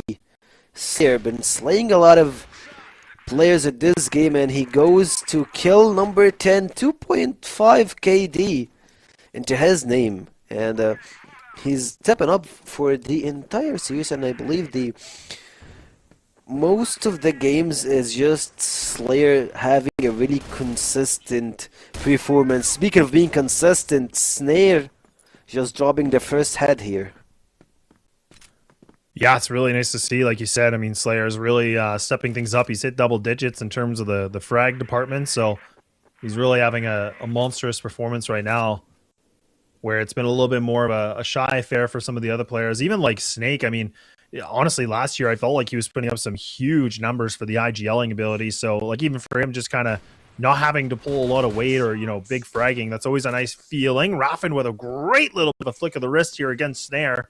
So actually does engage and wins that fight with his limited HP. And now this thing is turned around. I mean, the 4-on-3, which is technically the advantage now for Nemesis, they're going to solidify that advantage. Now Slayer and Snake, the last two remaining players, here to lock things down. Full utility for Slayer. But he's going to have to be really careful here on his positioning because, again, he has to be able to find minimum 2 kills to allowing an opportunity, maybe even the conversation of Vitality finding this round. And this shot is not going to feel good, and he even swings again, but it's just a one and done, and now all down to Snake. It's a one and done. If he had just laid the first shot, it would have been a lot easier for him, dropping 2 kills in this 1v3 situation. But when it comes to Snake, he got some moves, but Alucard telling him, you gotta step down, give us this round. And I believe the first half is pretty good for Team Vitality right now. They got 6 rounds, and Nemesis, they look pretty confident with the scoreline. Look at their faces, they're locked in, they're focused, and they're ready to take and do what it takes to have extra rounds. If they lost one more round, or at least 2, I believe if they got to 8 rounds to Vitality, they just hit the pause button. It's time to have a chat about what's happening in this game.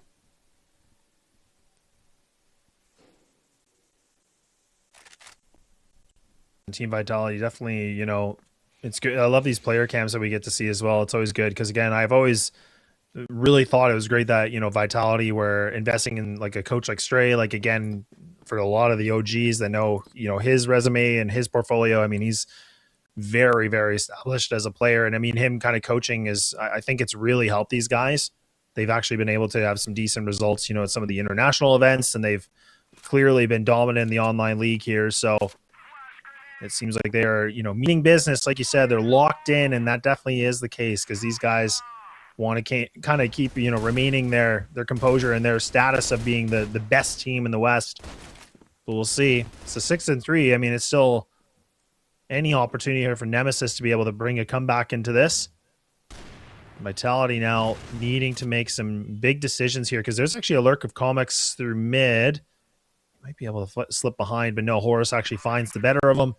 That's a good pick. So now we're back to an equal situation of the 4-4. Todzin is dropping down a lot of HP bars here, but Alucard at the same time slaying Slayer.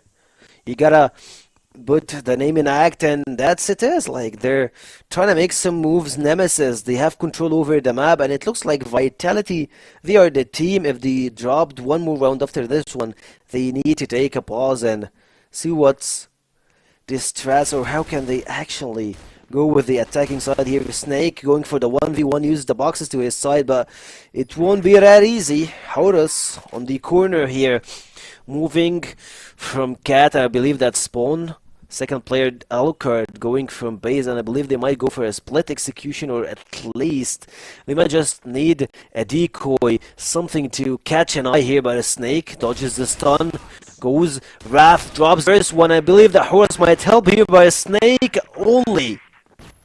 Takes both players, no help needed, and the 7th round goes to Vitality.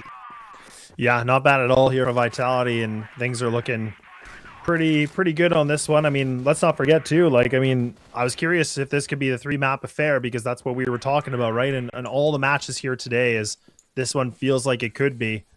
But let's not forget that this was the pick here from Nemesis. They were the ones that wanted to play Black Widow, which, you know, I'll definitely want Penguin's, you know, perspective of this after, because I kind of felt like this was a big advantage for Vitality in my perspective, but we'll see. Good shot from Slayer. He's just, you know, finding, you know, bodies here with the sniper. Now Dipsy's going to get a little bit more aggro. Might be able to find Snake if he can, but he's going to get this hut control. But he's by himself, so he's really just trying to play like a solo mission on this. But again, if he goes down, that is a free A site, so Vitality will have it up for grabs. So Dipsy has to be very careful about what he wants to do in this position. He's playing kind of multiple different angles, and he's going to have to be a game changer. It's definitely a game changer. And it goes to Dipsy. Trying to have controlling cat Vitality. They're just running with it. Horus dropping down a lot of HP here. Todson trading 1 for 1. But it's in the favor of Vitality. They still have the man's advantage, but at the same time, nades throwing left and right, trying to snipe Horus, knowing that he's 19 HP. Still got a dream, and holding this side, this place would be pretty good. But Alucard immediately getting exposed here, and top of his head, just like a small pixel shown from the window, would be enough from him. And now it's Comics moving in cat, and he's going in a 1v3 fashion way, dropping the first snare with the trade. And I believe that's time for Team Nemesis to call it for a break. And yeah, here it is. They need to talk, and they need to find a way to solve the Vitality's puzzle. And speaking of people that found a way to solve Vitality's puzzle, I would say that's Team 3PL. And a local tournament, it's in Samia, Egypt, Qualifier 1. They managed to win versus Vitality in a best of 5, which is surprisingly, Team 3BL didn't even win. I believe they won only 1 game or 2 games in CF West League, but they're not in their best shape. To win versus Vitality, that's something you gotta keep an eye on. Yeah, definitely. I mean, it's so clear that, like, again, I feel like in terms of teams that could actually take down Vitality, I mean, it's been kind of I think the obvious conversation is like this team, Nemesis, and then really it's LCK that, you know, theoretically should be the only teams that could cause the upset of getting a win. And I say an upset in the sense that, you know, Vitality have just been so dominant the last year and a half, really, where I feel like they've really maintained some really good form, especially in the West League, and then international. That's where they're really getting some great experience and have had some decent results for a team in the West, right? So I do think that Vitality have a lot where there isn't too many threats, I feel like. I mean, there has been a couple maps they've let slip, but I think honestly at the same time, like, they're also kind of just allowing, you know, getting official reps under those maps just so that they're well balanced as much as possible. I remember them saying that once at EWC, so I thought that was kind of a funny comment they made. It is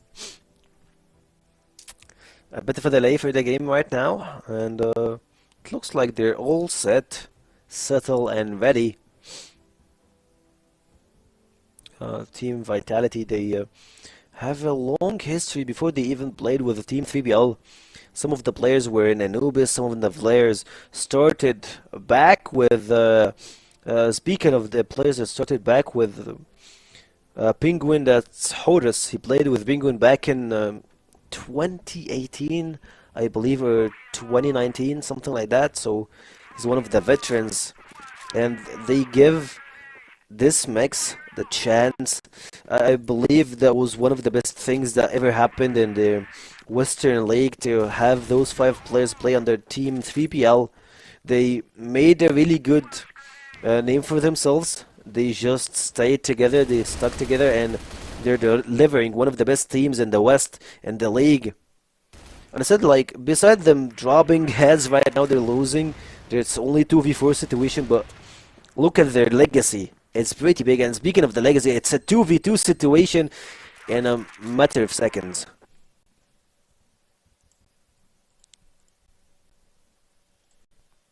Yeah, a matter of seconds, and now the 2-2 Vitality in a strong position here, maybe, but Horus and Snare, the last two remaining on this, and Alucard and Comics need to be able to find something big on this, and you can see the Comics is actually going to slither himself into this main, and there's Snare just to make the good shot. He takes some big damage, so both these players low. Horus is just playing games, and now they're just kind of toying with their food a little bit, but that time, there's just no way at all, and yeah, they do a great job of just kind of, you know, playing duck, duck, goose a little bit. Alucard gets some kills, but who's going to care? That doesn't even matter at all. So Vitality, perfect amount of cohesion, good teamwork, and now they put themselves on map point, which again, let's not forget, folks, this was Nemesis's pick.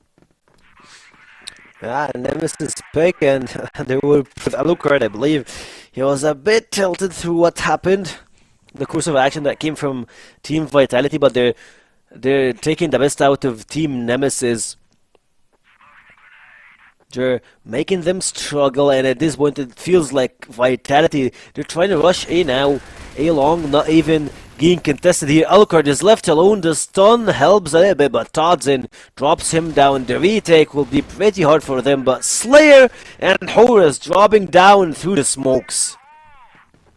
Yeah, these are good kills, and now Beck and Dipsy really, again, have to do something heroic in this kind of a situation to be able to keep themselves alive in this game, whereas Vitality, they just need this round to be done and over with it here on Black Widow. Moving things over to sub base, but Nade's getting thrown here. Beck's trying his best. He's just trying to create a little bit of space. He jumps out. He's able to find that first kill. So now things get a little bit more interesting. The 2-2 opened up. Sprays galore. Totson goes down. Now Snare, the heavy sniper, he gets this kill, but can he be able to find this second? He's getting the idea of a swing, but look at Dipsy. It's going to be clutch factor here for Nemesis. Keep the Band-Aid on, but the question will be, can it be able to heal them enough to get them through this game? But maybe we'll find out. It's still 9-4 and Vitality in a prime position to closing this thing out still. They still have one more round to just finish the first set for this best of 3, but you love to see Dipsy getting back in action. Triple kill in the previous round set it well for them to get the 4th round versus Vitality. They're not an easy fish to catch, I believe, or like not an easy... it's not a snake. What's the name for Vitality? Like that small thingy that makes honey. I lost it, but it's not an easy way to catch them. They've been left and right, and they're just playing slow right now, and Todzin holding a really good angle here. The stairs being by his side, trying to go to this part, but it's pretty hard. The Comics just stops him down. Horus playing under the bridge, using the boxes to his side, moving forward, trying to catch anyone, and Dipsy would be the first guy to see. Yeah, really good lurk kill from Horus though too, because again, I think Dipsy, you know, I really thought he had him, you know, dead to rights in that kind of a situation, but I guess not. Horus now doing a good job of just trying to be the lead on this and trying to be that entry player that he normally is. But Raffin just behind green box. You also have Comics that's just kind of playing in windows. So this is where Vitality, they're a little bit split apart here on the 2-2. You can see that Snake is kind of wandering here for curiosity's sake of just going towards Cat, maybe to see if he might be able to find a kill. Because if they get this kill, that could really throw things off a little bit here for Nemesis. They might over-rotate. That might create a little bit of that split opening that Vitality really, really want in this kind of a situation. So there's a little bit of pressure for Snake to maybe make a play in this. He's still waiting things out, throwing some utility. And look at Nemesis, a little bit of a jiggling here for Comics and Spawn, but they're not biting on it yet. I think they're even getting an inkling that this is going to be the B hit, and the rotates are coming through. So Vitality, they have to get moving now. And they are. Comics is holding pretty light angle here, using the boxes toward the side, but the jumping shot won't be enough for a Snake to drop him off back, using this position to just think about that. Just 1 second, 1 minute. Vitality dropped a lot of time.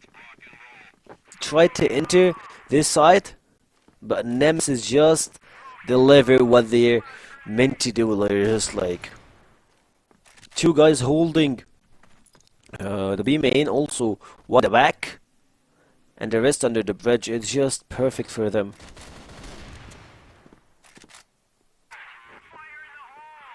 Yeah, it really is. But this is where I always get a little bit worried for Vitality, is that, again, knowing historically how they are, it seems like when they get on a match point, for whatever reason, it becomes hard for them to close the deal. So this is what I'm kind of seeing now, because I think this is going to be potentially the third round in a row that Nemesis have been able to bring back into this game. And I mean, look, I know there's a buffer of rounds here, but this is where, for people that have been around since forever ago, day one, or even the last 2 years, this is where things could really unfold very messy in a way here for Vitality. But we'll find out. I mean, they've lost a couple now. The question is, do they switch it up? Alucard with a beautiful aggression. You love to see it. A guy that typically likes to play back and play that conservative, sniper. This time he gets in their face, gets aggressive, and makes a play. Absolute cinema. That's an absolute cinema. Alucard is just that warrior that you're looking for. He's snatching heads and putting Nemesis' name on the table at this point. And Team Vitality, like, they're going back to their old habits. I don't know, is it their old habits or their testing limits? Probably both ways. I don't know. Like, he's a rifler, he's doing everything, and Vitality doing the stun here, play on Alucard, dropping the first guy. Can he do it? Can he clutch it? And he takes double kill in one act. Yeah, that's going to definitely help a lot here. Alucard really just signifying a good round here with a triple kill. That double, like you talked about, and now Beck's able to go for the massive swing. So Nemesis will stay alive. And I was talking about the Band-Aid, and it's starting to turn into bandages because it's doing a good job of keeping them afloat in this game. And 2 rounds still needed here to push this thing to overtime. And now I kind of get curious if this is going to be the timeout, which I think should be the case. Yeah, there we go. I was going to say, yeah, it's got to be a tactical timeout. There we go. And it's a good time for Stray to just get a conversation flowing, right? I mean, this is where a couple rounds are built up. They got to relieve that pressure, slow down the momentum a little bit here. And this is what I talked about, right? I mean, this is where these guys, for whatever reason, I mean, with all the respect in the world, it's just, this is where closing the deal seems to really be difficult. And that's the biggest thing I was looking for out of this team this year, is figuring out how do they get over that problem. But Nemesis have done such a good job of just making this a problematic situation. So now we'll see what Stray has to say, what wise words he can be able to, inflict on these guys, because they're going to need it. Otherwise, this overtime could get really sloppy for them, and that could be a terrible way to go into this first map. Some people might say that Vitality are not putting their foot over the gas or like trying to finish this game, but I believe that they are stuck here at this position. Like, look at their eyes. Snake, Snare, Horus, and the boys, they're just like, they're worried a little bit, and it feels like they're not at their best shape. That's what it feels to me.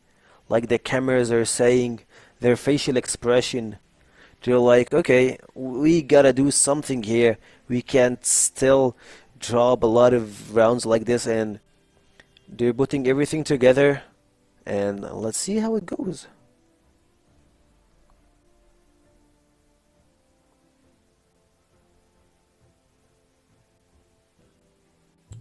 Yeah, we should be going back momentarily here, folks. And this is, like I said, this is the biggest thing that I always take away from it. I on the one hand, it's hard to see Vitality still kind of performing that way, where it's just harder for themselves. But at the other, the other side of the coin, or the other hand, I guess we'll say, is that I'm loving that Nemesis have actually again brought themselves back into this game. It's a conversation now of saying, like, look, I mean, a couple more rounds, getting into this overtime. But I mean, look, Kevin has been able to clearly some good messaging across here for Nemesis.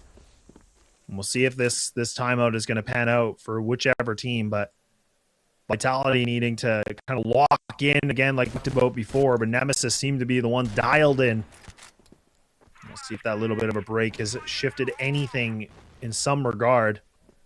And you can see that actually Vitality being a little bit more aggressive in the sense of Horus getting up into Cat already. He's by himself. No one is with him. So there is zero trade opportunity here. This is him single-handedly needing to get a kill and then regrouping with his team. So this is kind of a risky play in some regard, but I think he was also just making sure that Nemesis weren't over-peaking or over-exerting themselves in this kind of a situation. But a lot of time has passed. Nobody's been able to find a duel. Barely any damage inflicted in this one. They are, indeed.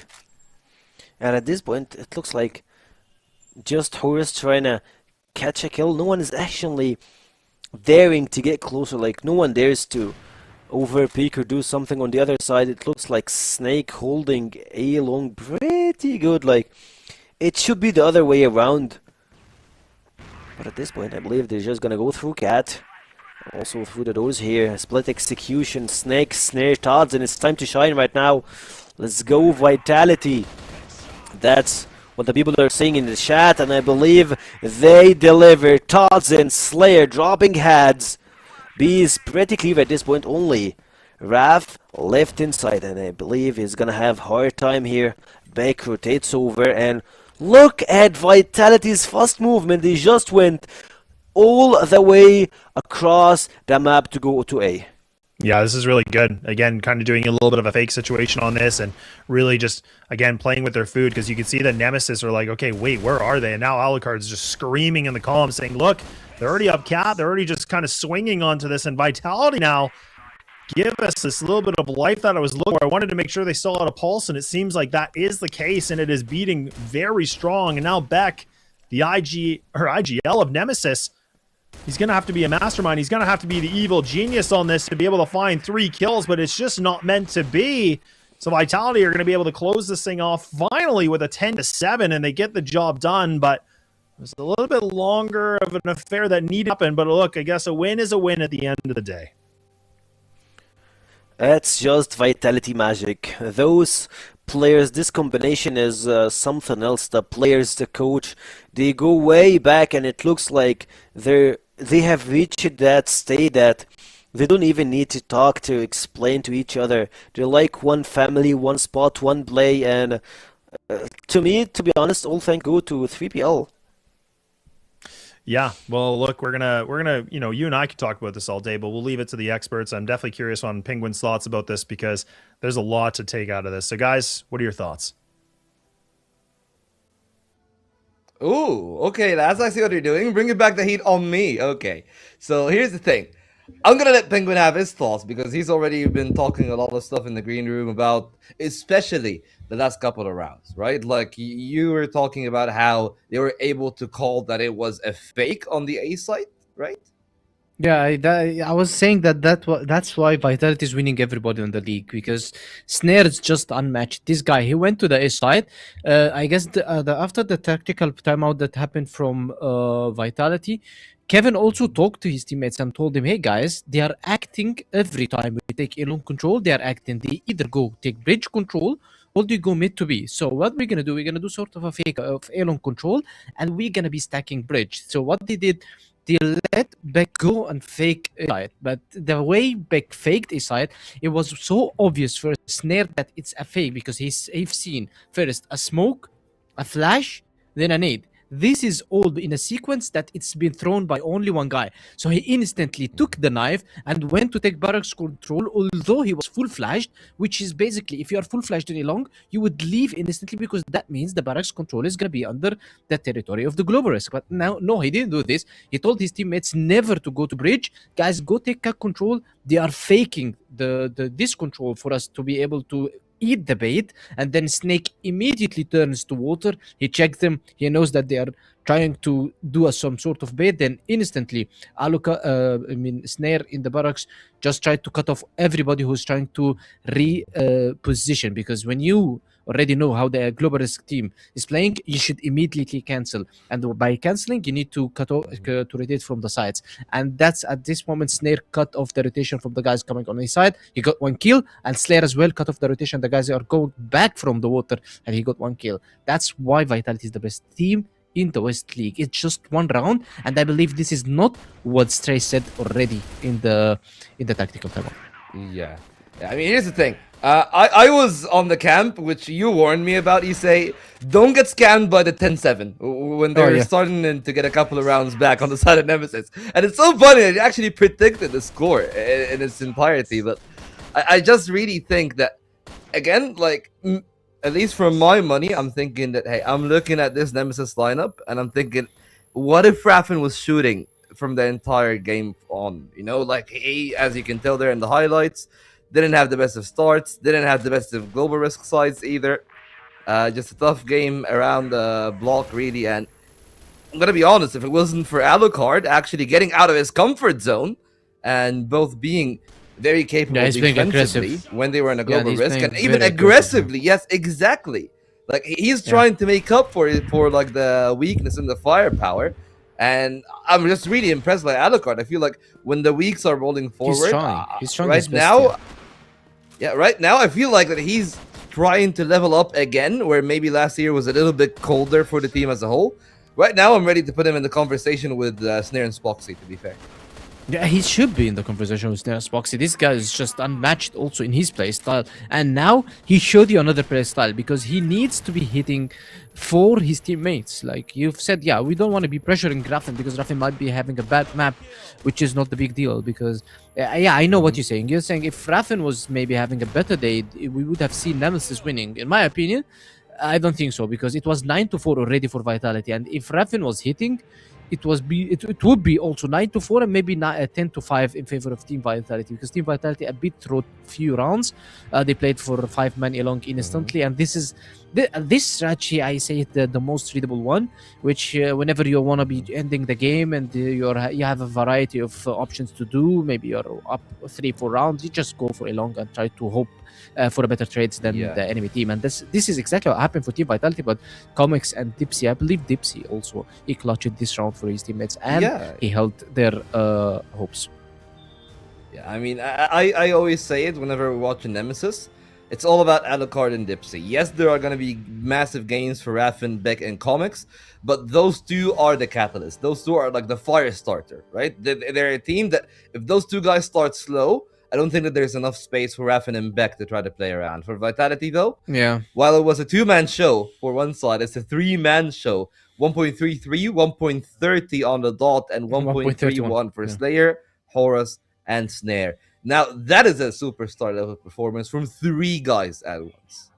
Yeah, and Tozin as well had a very good impactful kills that happened for on his the role, Blacklist side, especially, because he tried to, and we've seen it also in the last round, I guess, when he flicked Raffen with a 1-tap. That was insane for him to secure the round, and definitely MVP. In my opinion, even if Snare wasn't the MVP, I would say Snare is the MVP because he is the guy who closed the map. Not only because of his skills, he's the guy with his experience, he closed the map. The guy went in guns blazing through all the flash, smoke, nades, and he knew 100% from his experience that this is not an Aeron control, guys. There is something wrong. So this is maybe for the future for Team Nemesis. If you guys, if they want to be trying to fake some sort of a control, they will need to use a double player versus Vitality, because one guy just faking is not good, because they will just hear the flashes are going with a delay, which is thrown by one guy. And this is what Snare did in the last round, that he guided his teammates to the correct path, which was a slide and cutting the rotations after they get information. So Snare is the set MVP by kills, by the experience, and by closing the game when it's mostly needed. I believe that Stray even didn't mention this round. Maybe he gave them an idea. Hey guys, they might be faking Elon control. Maybe he gave them the idea, but I believe that the experience of Smith can also catch this such round and guide his team to win. Yeah, absolutely. And hey, they did some excellent work here as a team, as a whole unit. And I just gotta say, I'm really, really, really always amazed by the depth of Vitality on all fronts, right? Whether it is like big rounds from Todzin, even Snake can have a lot of big games. I think it's just an off map for him and Raff, and that's it. But you know what? out with the old, I guess, and we're in with another old. It's sub-base, the home turf for Vitality. One of the toughest maps for any team to go up against them. Now, the Egyptians will need to figure out a way against the all-Egyptian all-star team. Of course, let's take it back to the casters for what could be the final game. Well, it definitely feels like there's a lot of opportunity for this game to be at the very end here, because I feel like that first map was a critical moment for Nemesis. I'm still kind of questioning it, to be honest, why I was going to Black Widow. But look, I mean, they maybe thought their practice was good enough, but feels like Vitality in a prime position now here, Seko. I don't know if you have any different thoughts on the desk, or maybe you feel the exact same way. No, I feel the same way, and also looking at the chat, it looks like one of the players is just saying like, "Penguin, stop exposing our strats about Team Nemesis." He's just like, Penguin is just like one of those guys, like he knows too much about the game. He wrote it in Arabic, or like in Franco, it's like he uses English with Egyptian words, so it's something common in the Egyptian community, but at the same time, he's just telling Penguin, just stop exposing us. It's a bad spot for some of the teams to have Penguin on the analyst disc, since he's just gonna expose each and every strat that he sees or something unique, and that might be a really bad thing if you're following the stream or seeing whatever the stuff that he says for some of the teams. And also I can say that might help some teams to see something that they might have not seen or catch. Well, Nemesis go quick here, and they get the C4 down really, really fast. So actually, it's a 5-man post plan on this one. Snare with a beautiful shot, so he actually does land that first opener. But now they're kind of stuck a little bit on this one. They have to get going as the 20 seconds has now hit the C4 timer clock, and I don't even know how they're finding these engagements. Look at this. They're just in radio, and they're just taking these bodies one by one by one, and they don't even lose a single person in this retake. I mean, that was the first engagement earlier on against Horus, and they do it so easily, and that's where, again, that polished, amount of teamwork, it's a sight to behold. It is, and as always, Vitality ends on top, and for this time, it's more of a Snare making some kills. Oh, hold on here. Check his corners. Check, guys, Snare on your back foot, guys. Hello. Come on. He didn't even move. Oh, look at this one. That's gonna be a classic clutch. He goes, takes 1, 2, and the third guy will just trade him off. But that's not the third guy that's big. The fourth one. 4 players were trying to take Snake with a crazy and a snaky move coming from this guy. Yeah, definitely pretty slithery, right? I mean, this is where, it's been pretty good of a play for him to be able to just go for a big flank like that. And now Alucard trying to be able to get some work with the rifle, and it's looking decent, and he actually does find himself this double. So all of a sudden, this advantage, it's turned around. The HE is going to get thrown, and maybe Snare might get caught with it. No, he dodges it, and instead, he's going to put a nail to the coffin against Alucard. So Vitality continue on the winning ways, 2 in a row, and Nemesis, they're trying to up the tempo. They're trying to mix things up a little bit, but nothing is working as of yet. And you can now see Snake, he's starting to get a little bit more aggressive, and he ain't done yet. He was able to get the flank, and he wanted to do a little bit more, and this is becoming just a full-on gunfight now, and everybody, all the respect is gone.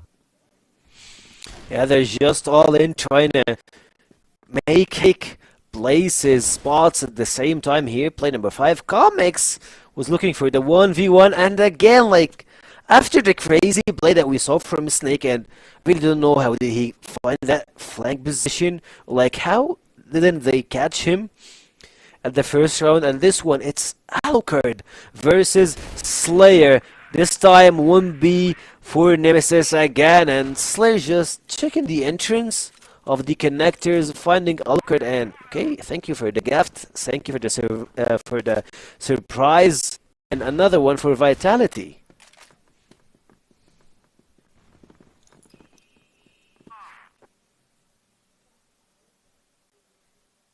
Yeah, Vitality continuing on, and I like this though, right? Because again, this is their map pick, and we talked about like sub-base being a map for the Egyptian teams where it is quite strong, and they have proven, internationally, last year I remember they were actually quite dominant on this. They did very well, It was Compound that, you know, the year before, that was their kind of their bread and butter, and Subbase started turning into their secondary picks. So the fact that this is, you know, in the veto process where Nemesis, I kind of feel like they let that one slip in, which they shouldn't have. But for Vitality, this could be a really cool masterclass to watch, because they are one of my favorite teams to probably observe here on a map like Subbase, just because of the mixture of plays and just like, you know, the arsenal they really do pack, right? Mm-hmm. They're back in good. And we have 8 Egyptians, so you gotta be expecting a lot of action. And speaking of action, Pick just steps up to that, taking Snare out. And Snare is one of the key players in this round, or at least in this map, making the 1s and 2s here. The plant will be a lot easier. Looking at the stairs, I believe no one is actually holding the stairs from Nemesis side. You need to hold on with the smokes, trying to find a way to engage, but at the same time the control room will be cleared out. No one is there. You can see the full angle here. Alucard trying to hold the blaze, but at the same time Todzen dropping heads left and right. It's the 2v2 situation. Comics, stairs going up, taking one. The remaining player would be Todzen, trying to play around the connectors.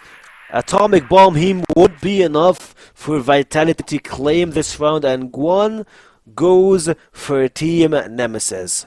Yeah, no, that's not bad at all, right? I mean, and they're actually the ones that are going to call this tactical timeout, which I think is good, even though despite they get the round in their favor. I think this is...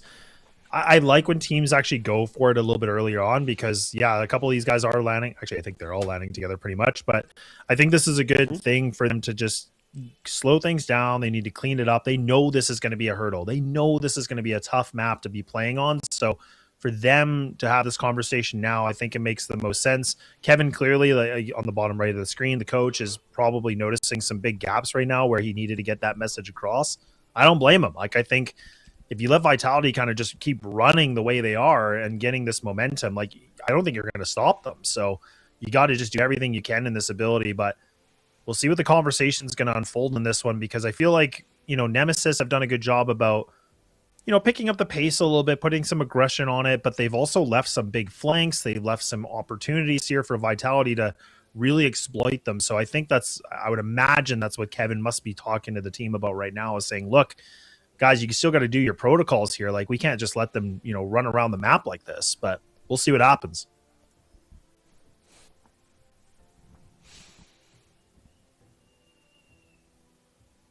And for the remaining part, they look pretty serious.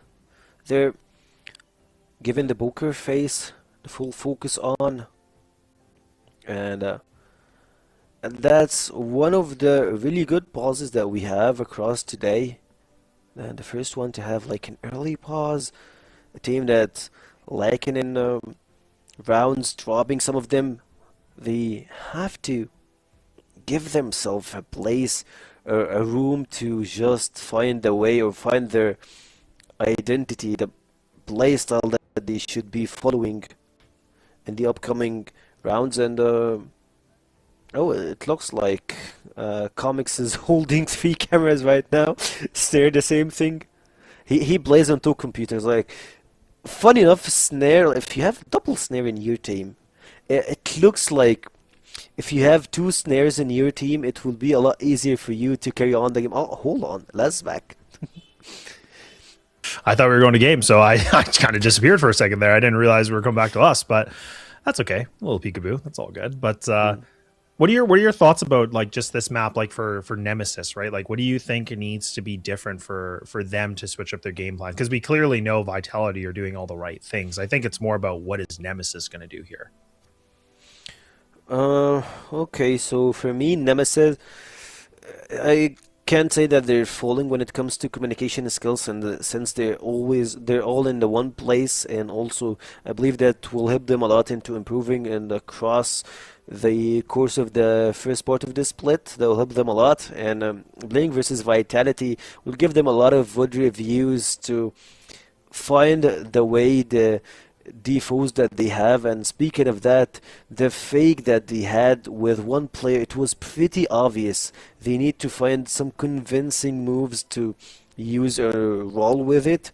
At the same time, like I remember a couple of times, Team Nemesis, they don't clear all angles. Speaking of that, 2 rounds ago, they had, I remember Snake in a really tight spot. Like, they all go bath him, like, they pass by him, and he's just like, yup, I can hear your steps, I can hear everything, but I'm not gonna be stepping my foot in here, waiting till we have some distraction so he can make collateral damage to them, collect kills, and it went beyond this.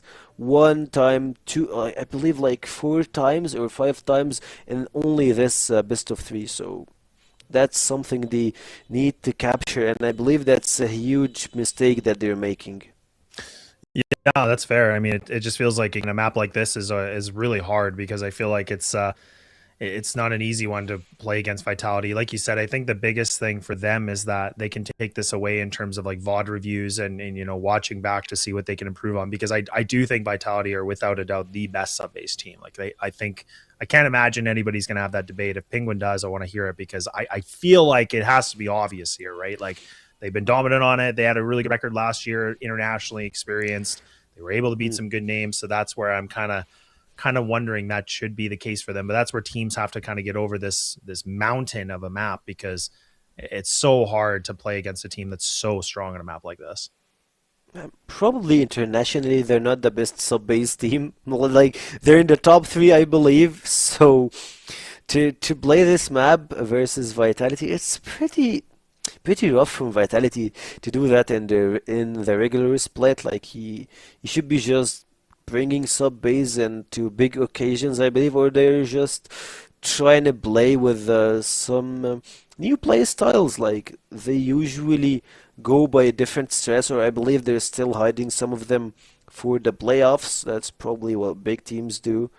And some other teams, people think that they have big strats that they're not revealing, and at the end of the games, or like in the playoffs, they appear to don't have a lot of them. Like, that happened a lot of times. But like, when it comes to Vitality, I believe that they do have a lot of stuff that they didn't unfold till now.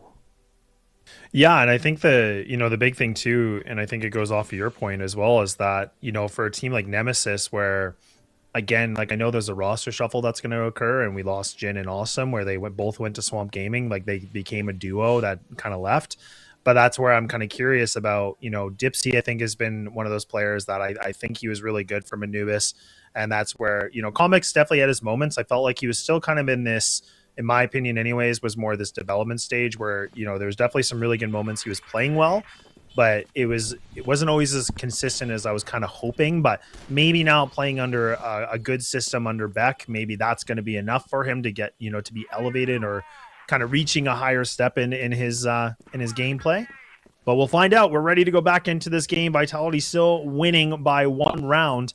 And now Nemesis, I'm curious if this long-winded break has allowed them to have some breathing room.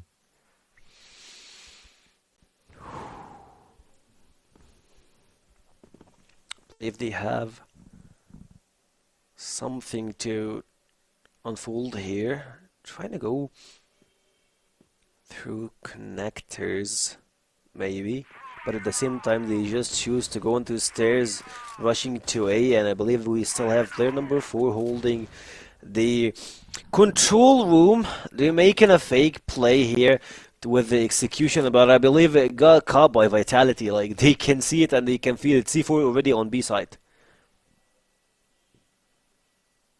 Uh-oh. Yeah, so you know, again, a couple, you know, players just kind of lurking around. You can already see that Nemesis are trying to figure out what they want to do here, and it feels like Vitality are just running around, and they got the double player in the control room, like you mentioned, double player in B, and just leaving it for Horus to kind of lock things down on the stairway of A. So this is a pretty normal setup, I would say, and like nothing, you know, out of the ordinary. But at the same breath here, though, I mean, this is where, you know, we'll see what Nemesis want to go for. It actually looks like they're going to go for the locker execute. So they're actually running into a stack once again. So it's a little bit of a misread. And Snake, yeah, his strong position here in jail, it just, eradicates everybody in the path, and Beck is the last remaining player.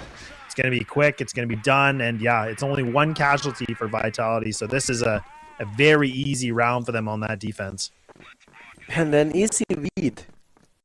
You throw your util, you're pretty, like, this map is pretty hard to rotate on from the place that you were in, so you just put yourself in a really short spot here to try to make a hard play, and it's just like it needs you to play by book, or not play by book, play perfectly, I say. So you didn't have that in you, and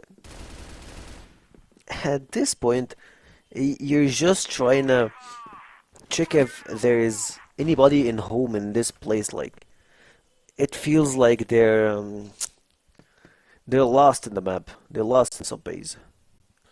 Yeah, I mean, this is where, definitely the cards are, stacked against them, right? I mean, that's no question here. I mean, but there is, there always is a small hope. I mean, I am Canadian, so I'm going to be optimistic as much as possible here. So for Nemesis' sake, but I mean, it's definitely grueling, and it's definitely, like I said, it's a massive mountain that they have to go up here. And Vitality have proven to me that they're very strong on this. I'm going to have to look back, and I don't even know if Penguin has the stat, but it's more about their actual overall record on this map as a whole. I know last year it was just ridiculous. I think they might have dropped it one time, and I think it was because they were kind of just mixing up their plays and kind of having fun with it. But nonetheless, I mean, it's been pretty much like a pretty heavy, undefeated streak, it feels like, in CFWL for these guys on this map. But Dipsy trying his best, and he does take down Totson, so that's a nice kill. A little bit of a fakerino, and now, I mean, maybe could that be enough of an opening for him? And he's still just trying to be a little bit of that pest in the corner and locker, but you can already see that Nemesis, they're ready for that A hit. And no one is home. I believe there's only Slayer left in A main now, trying to go left and right, dropping 2 kills. Can he get the third? Horus is here for the support, and Vitality. One player equal a full squad. Alucard left alone here, and it all went down to Slayer holding A side perfectly. Dropping 2 kills, Alucard will be the last guy to drop down. B main will be your case, and Horus is just like, yeah, thank you for this easy round to Vitality. 5-2 in the scoreboard, and Nemesis, they don't have enough timeouts, or like no more times for you guys. Yeah, no more timeouts. So that's kind of the, that's always been my one perspective of this too, is like, a minute and a half is a long time to have a conversation. So, I mean, I think for the fact that you only get the one, it's like, yeah, you have to make it kind of worth your while of that conversation. But we'll see. Rappin trying to entry, and it actually does work out very nicely. Him and Comics together are able to find these kills. And there we go. Nemesis actually get themselves slipped into this B site. C4 should go down momentarily. Now putting a clutch scenario here for Snake and Horus. 2-on-4. So you got the rifles available for both these players. A good flash thrown from Snake, and he's going to try to swing into it, but he goes down. So Horus tasked with a 1-on-4 clutch, and Raffin does have himself an absolute field day here for this round. He's able to put up a multi-kill round and keeps him in the conversation. It does, and it helps Nemesis to not drop a lot of rounds in the first half. Also, speaking of Vitality, I believe they have never lost a sub-base game in 2025. I just checked the record, and like, there is none. No, not even a single map in sub-base they have dropped it, so it might be the first in 2026 if they can here. But a Snake getting spotted here this time won't be enough for him to just hide in the Bexel bush. It will be a lot easier for them to spot him in the smoke snare here in the control area. But you have player number 3, Rav, Depsy, and Alucard in the mix. Oof, never mind. Alucard is not here. Yeah, Alucard's, you blink an eye and then it's over. And Slayer, once again, man, he's just doing what he does best. And that's what I was saying, man. When you get that rifle in his hands, no matter what it is, whether it's the M14, the AK, HK, doesn't matter. Just give him a rifle and the guy just pops off, right? So, yeah, hard not to kind of see what's happening here for Team Vitality and really just putting up, again, the star performance that we were all kind of predicting. And I know us plus the analyst desk and everybody was talking about, in terms of where's this series going to go. We all leaned on Vitality. I think it was more the question of, do we see a 2-1 victory? Do we see the 2-0? It's definitely really starting to prove that they're flexing the muscles pretty hard here, and Nemesis are going to have to figure out what they want to do as we get closer to that second half and what they need to do to, even have a conversation of closing this game. A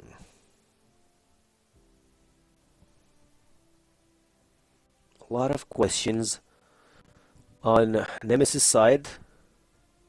Still, like, after the scoreboard or whatever the score we have for today, they still have a really good record when it comes to the season itself.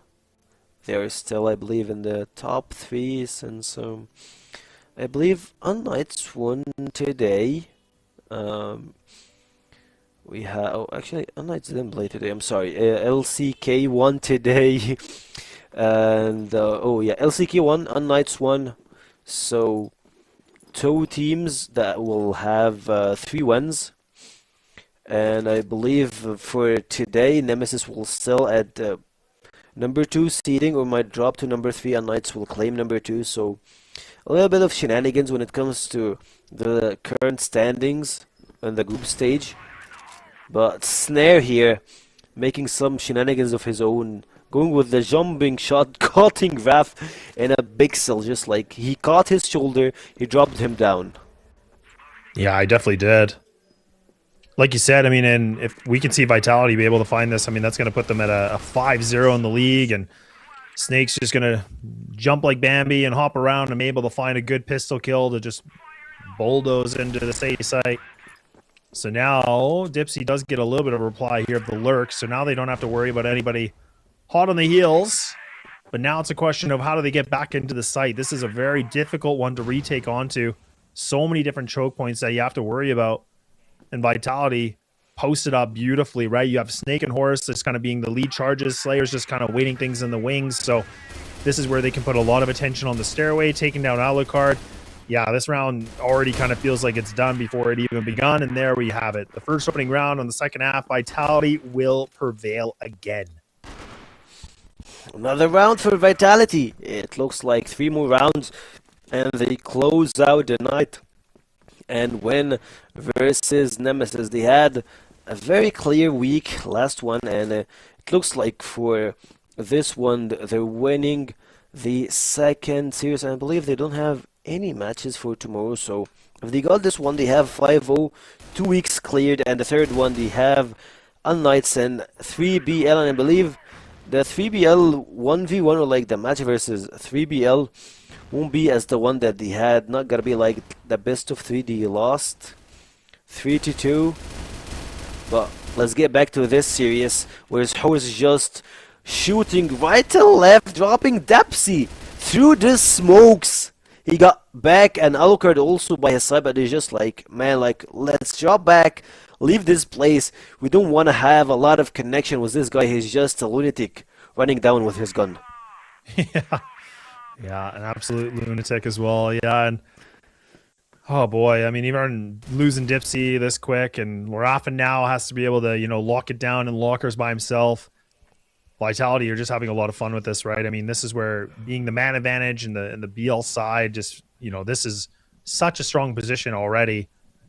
So it's really hard for Nemesis, and I think they know this, and that's why you're kind of seeing the double up in A, essentially the double up in both sites here, and they have to kind of just split this 2 and 2. They can't afford to have anybody lingering on their own or anybody kind of playing that, on their by themselves solo mission. Now Beck does kind of get a little bit of interest, but it is only that 1 kill now, and Vitality trying to do a little bit of a crunch here, and they actually do have radio control, so they could go towards A if they want to. They have 38 seconds, but they have to worry about Calmex. He's still close on by here.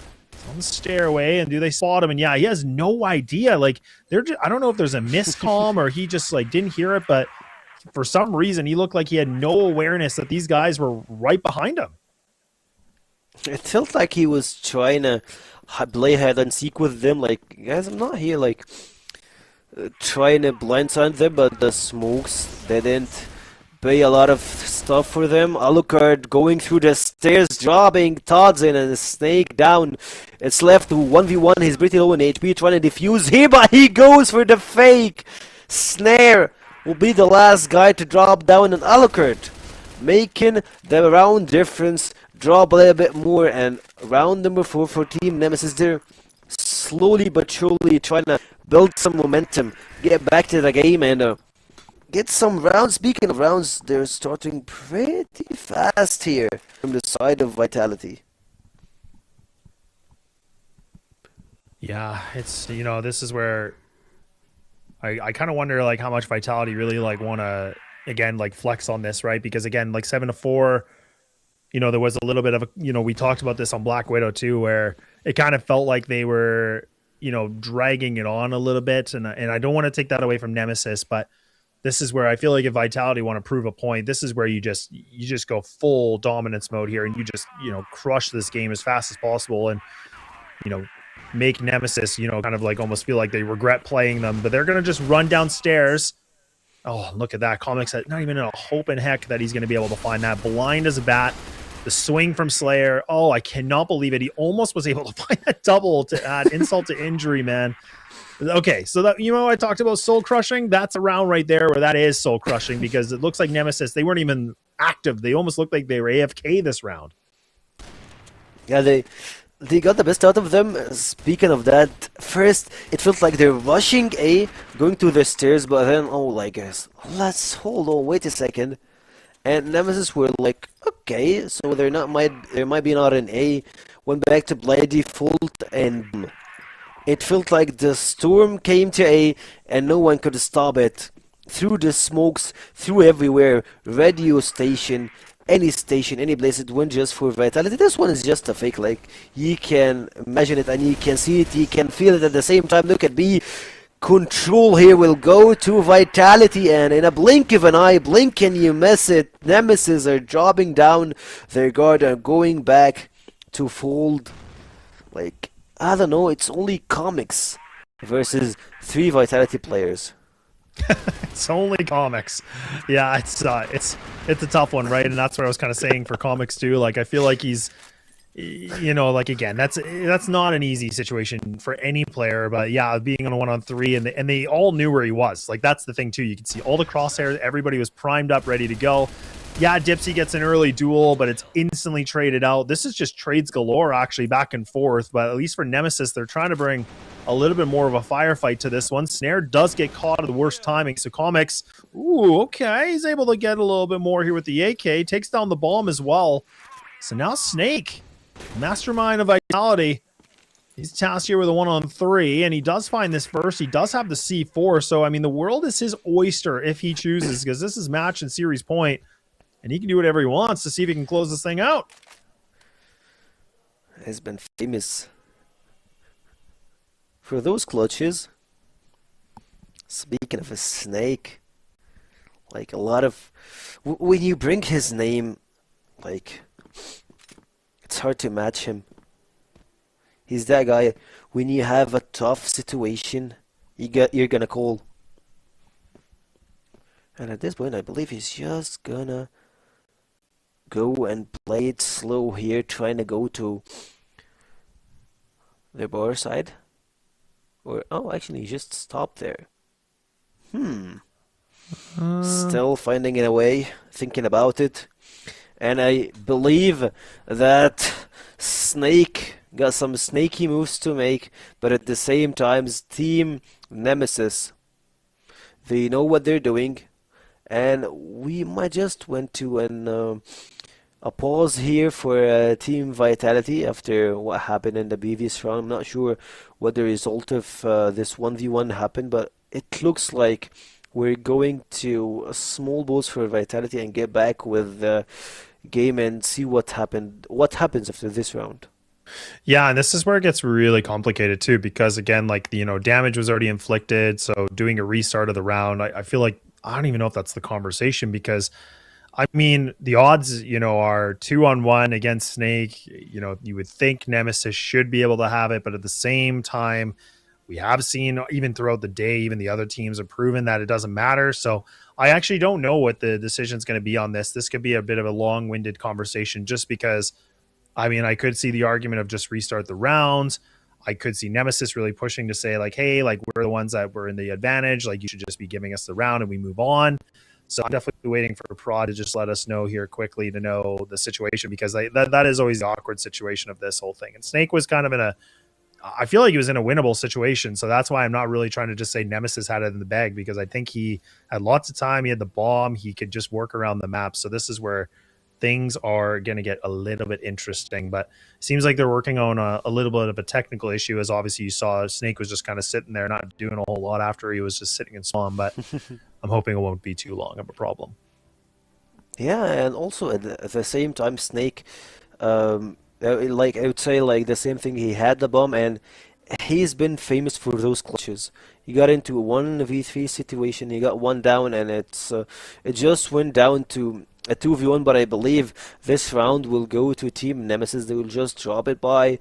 The score will be still a long road for Team Nemesis to get closer and closer. And of course, we just got the confirmation that Team Vitality lost the round, and it goes to Nemesis 9-5 in the scoreboard. And for Vitality, it's just few steps to get this game.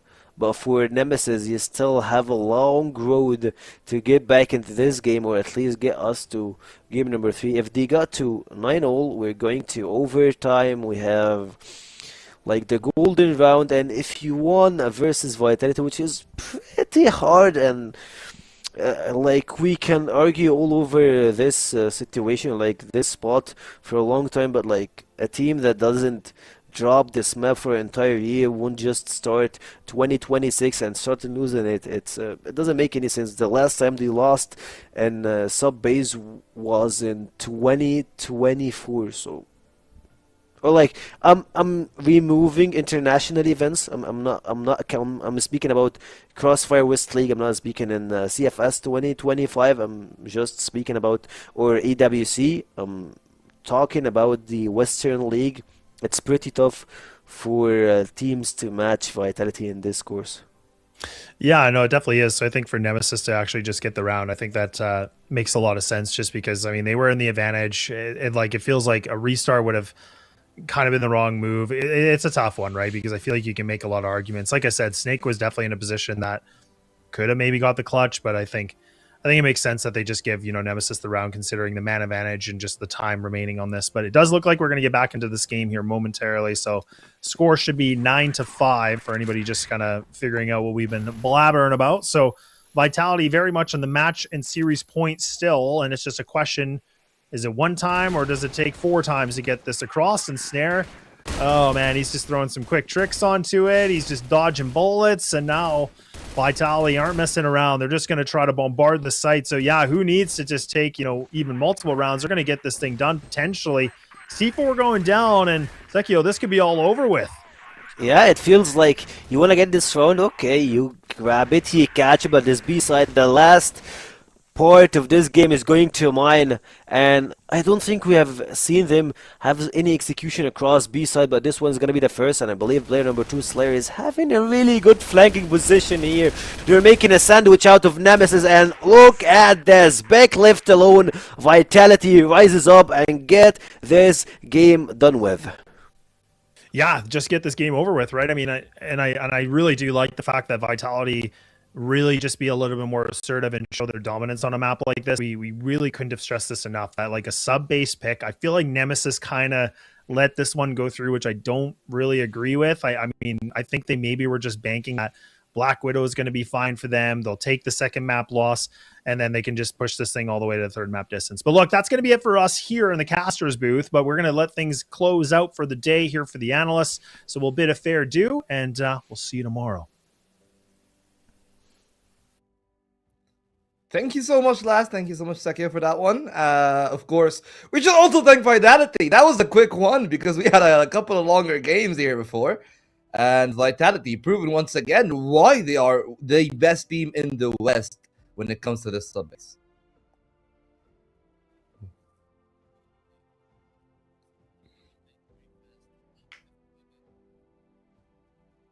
Well, apparently Penguin still loving his best like silent acting performance here. This is the second time today. I guess all that we can see here is just the most important thing is again like how good they were on the other side. At least from my perspective, I'm always really impressed by both their demeanor in switching from the faster pace of play, like we've seen in the last round, and how they also like navigate wood control from the BL side. Because I feel like from the GR side, it's like you get used to it, right? They get used to the timings, how you play around the stairs player when the stair players goes back down, so he can play on site. And on BL, it can be a lot more complicated, and they always navigate it to a T. Okay, so yeah, apparently Penguin. Yeah, guys, we need to teach Penguin sign language. Can anyone in the chat please tell me if you know sign language? Just contact me or Penguin. Okay, the Twitters are right there. We'll teach him sign language for that one.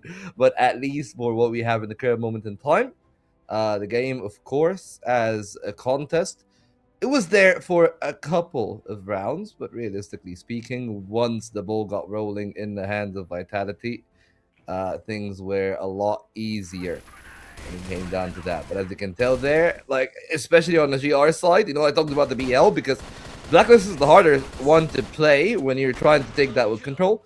But on the Global Risk, they were just so good at finding multi-kills, at finding values, those pushes that came around in the right timing. And then when they also slowed down the pace and just played for the crossfires and the anchor. Like you look at Snake here, finding that one kill, then turn him back to support a teammate. That awareness is very rare within Crossfire. I hope you can hear me. I don't know if you can hear me, but I hope. Yeah, okay, you can hear me now. Yeah, usually I can't talk until the set highlights is here. So I don't know. Maybe didn't want me to talk about the set highlights. What I said that yeah, Vitality just plays sub-base at its finest because they play on a fast-paced game, which is usually that's how you should be playing sub-base because after the new update, after the new smokes, after the shift of the meta into the EBR and the HK, I see Vitality always keying into sub-base and just destroying their teammates, and this is one of the best clutches, by the way, for Alucard 1v3. It just destroyed them. Honestly, he was very low HP and he got the round. However, Alucard played perfectly good in both theories. We're talking about in both sets. We're talking about sub-base. If you're talking about Black Widow, it's not enough for his teammate to close the game. And Vitality on sub-base is just unmatched. I guess if you want to be playing versus Vitality onto the playoffs, you need to be preparing your sub-base very good. Otherwise, just try to ban it for them because the way they played, I don't see any answer from any of the other teams from this region into the matchups and into the strategies that Vitality put into sub-base. But then again, when it's the best of 5, it's really hard to run the sub-base.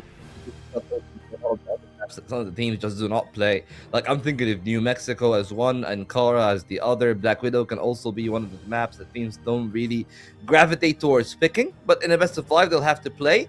And well, Snare came to play again here on that one. 2.13, not really reaching the highs of the 3 KD from Spoxy, but then again, I feel like everyone is really taking their fair share, right? Like it's 1.7 for Snake, Slayer, and Thompson with 1.5 with 1.88. Except for Horse. From a player that usually plays on such difficult positions, by the way. Like that is absolutely ridiculous.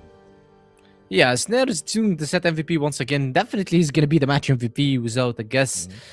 He's playing to perfection into these matchups. And I told you, no matter how good Nemesis is playing lately in the league, because we've seen him doing very good job versus LCK and losing it also into only one round different in the last map. But now they always struggle versus Vitality. It's maybe mentality different, maybe a strategic wise difference, but I see it the way how both teams play is not working with each other. You might see a champion who's always winning but losing to one simple guy. Maybe this is Nemesis. Yeah, I mean, I feel like the story definitely expands to Stray and Kevin. Those two, I feel like when you're talking about that, when you're talking about like the strategic difference and how they always got the leg up, I guess we know which one of the master and which one of the student, as they would say, in that way. And unfortunately, like the case is, the student cannot really surpass the master just yet. So that is going to be one of the things that can be a little bit intriguing. Of course, Vitality, very deserved there in that 2-0. Always like to flirt with the Black Widow. I guess today we have figured out why. They are absolutely great when it comes down to it. So again, like Vitality, really scary in their current run of form. And as mentioned by Laz and Sekio, they only got 2 more games to be played. One against 3BL, one against unKnights. And that might be an undefeated phase 1 from what we have seen. They able to take down now both the 2 other teams that we have put in the A tier, at least Penguin have put in the A tier, with, I guess I concur fully with that tier list. So LCK, a challenge, but not enough to take down Vitality in the best of 3. And now we have seen that even Nemesis cannot get a single map of this Vitality when they're trying their best, and that is just going to be the most interesting part, of course, because that is going to conclude the matchups of the day. And maybe there's no games for neither Vitality or Nemesis, but the other teams that have played in the earlier 2 best of 3s in LCK, Anubis, unKnights, and Imperium all will have their hands full. And that is where things will be a little bit intriguing on that side. We can talk about the schedule a little bit later. I just want to say, with Vitality right now, I don't even know if there's anything that you can do against them, right? Like the map pool is too wide, the stress of playing a Vitality and thinking, hey, are we actually getting close because we're getting close, or just because they're like, you know, Vitality aren't playing to the 100% because they want to hide strats, they want to hide like some of the small plays that they can do later in the line. And that, I feel like that's an annoying one to be played against, right? When you feel like, oh, they're sandbagging against me and there's nothing that I can do about it. It's really infuriating. Yeah, well, I believe that the one thing that I can assure you is that Vitality is not playing 100% serious. I'm not saying they are going in trolling. No, I'm not. I'm saying that they They're are just not sandbagging showing. a bit, yeah. Yeah, exactly. They are not showing everything they have in the pocket because they need to be leaving something for the playoffs. And the same for Nemesis as well. The same for LCK. Those 3 teams, they already secured their spots into the playoffs, into the elite group. So now what they need to do is try kind of to hide some stretches from them, from the enemy teams, so that they can just put it into the playoffs and they can win games. Now Vitality have watched how good how this is Nemesis watched how good Vitality sub-base is. So they need to be working on the map veto right now. They need to be trying to figure out how to play different maps. For example, New Mexico, so that they can ban at least sub-base for Team Vitality into the playoffs. Same for LCK as well. But LCK, I know that they are good in sub-base. Maybe they are preparing it now. They are banning it in the... We've seen it. They are banning it after the loss versus 3BL. They kept banning sub-base. However, I'm pretty sure that they are preparing it for the playoffs because it was one of their best spots. Is always shining on sub-base. So I'm pretty sure that they are just practicing it. Or maybe they're trying to restructure sub-base into the playoffs. I mean, against Vitality, I always say, especially if you're going in the best of 5, you should always practice your Eagle Eye. It's one of the things that maybe you can put some pressure on them. It's one of the maps that, you know, like even when they're playing, right? Like the games that they've played, right? They have really avoided Eagle Eye for the most part. And I do feel like that's one of the things that maybe teams can try to lean on. We've seen 3BL, for example, have a good amount of leniency on the map, but not really the biggest amount of success. That could also be something for teams like LCK later down the line when it comes to the full-on best of 5 and what we'll be expecting on those playoff games. But we're still very early on in the season, still only the first phase, and we're not even... I think with today, we are halfway through.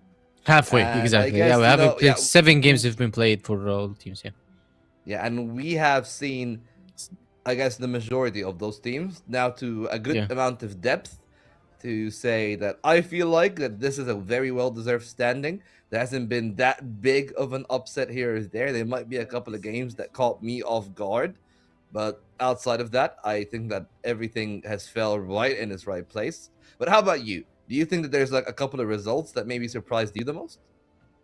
Well, actually, no, but maybe I was trying to restructure the teams when I did the rankings. I wanted to see how LCK is going to be playing. And yes, LCK, they showed some weaknesses today, by the way. And they showed some weaknesses also versus Anubis and versus 3BL. So they need to be kind of stepping up a bit into the play. We've seen Nemesis, the classic Nemesis, they go destroy everybody. They struggle versus LCK and Vitality, but this year maybe they are closer to LCK because LCK, I said, they are still struggling a bit. And we've seen Vitality destroying everybody as usual. They are going into their winning streaks, as we can see the standings right now. Anubis is could be the black horse for me. unKnights is stepping up to the play. The matchup between Anubis and unKnights will decide who's going to be the black horse. Black horse is who's going to take and claim the fourth spot into the elite group, which is going to be the last, because we know Vitality, unKnights, and Nemesis are locking in their spots. It's the matter of who's going to be winning versus each other. unKnights going to win Anubis, or Anubis going to just step it up and win into unKnights and go to the elite group, unless they maybe throw 1 or 2 games versus 3BL Galaxy or the other teams that they're going to be playing. I think that there's some irony in calling Anubis a jackal, a dark horse, but hey, to each their own, okay? Like, I think that Anubis, as an organization, have done some very sure business this year, even with a lot of their players, as we said, moving on to, I guess, the bigger brand in Nemesis. But still, like, they seem to be a very dangerous team. Don't let that result fool you. And don't let Nemesis in third fool you either. They are a game up on both LCK and unKnights. And assuming the games that they're going to be playing tomorrow, unKnights actually are the ones that have a bigger test too, because they have the bigger fish to fry in that Anubis. Yeah, that's the match that I want to watch. That's the match that maybe we can say who is gonna be a bit closer to the top 4, and maybe if unKnights wins, that means that they are 100% into the playoffs. LCK is gonna be matching Swamp Gaming, which is a fair game for LCK. They need to step up and get the win clean to 0. They don't need to go to third map.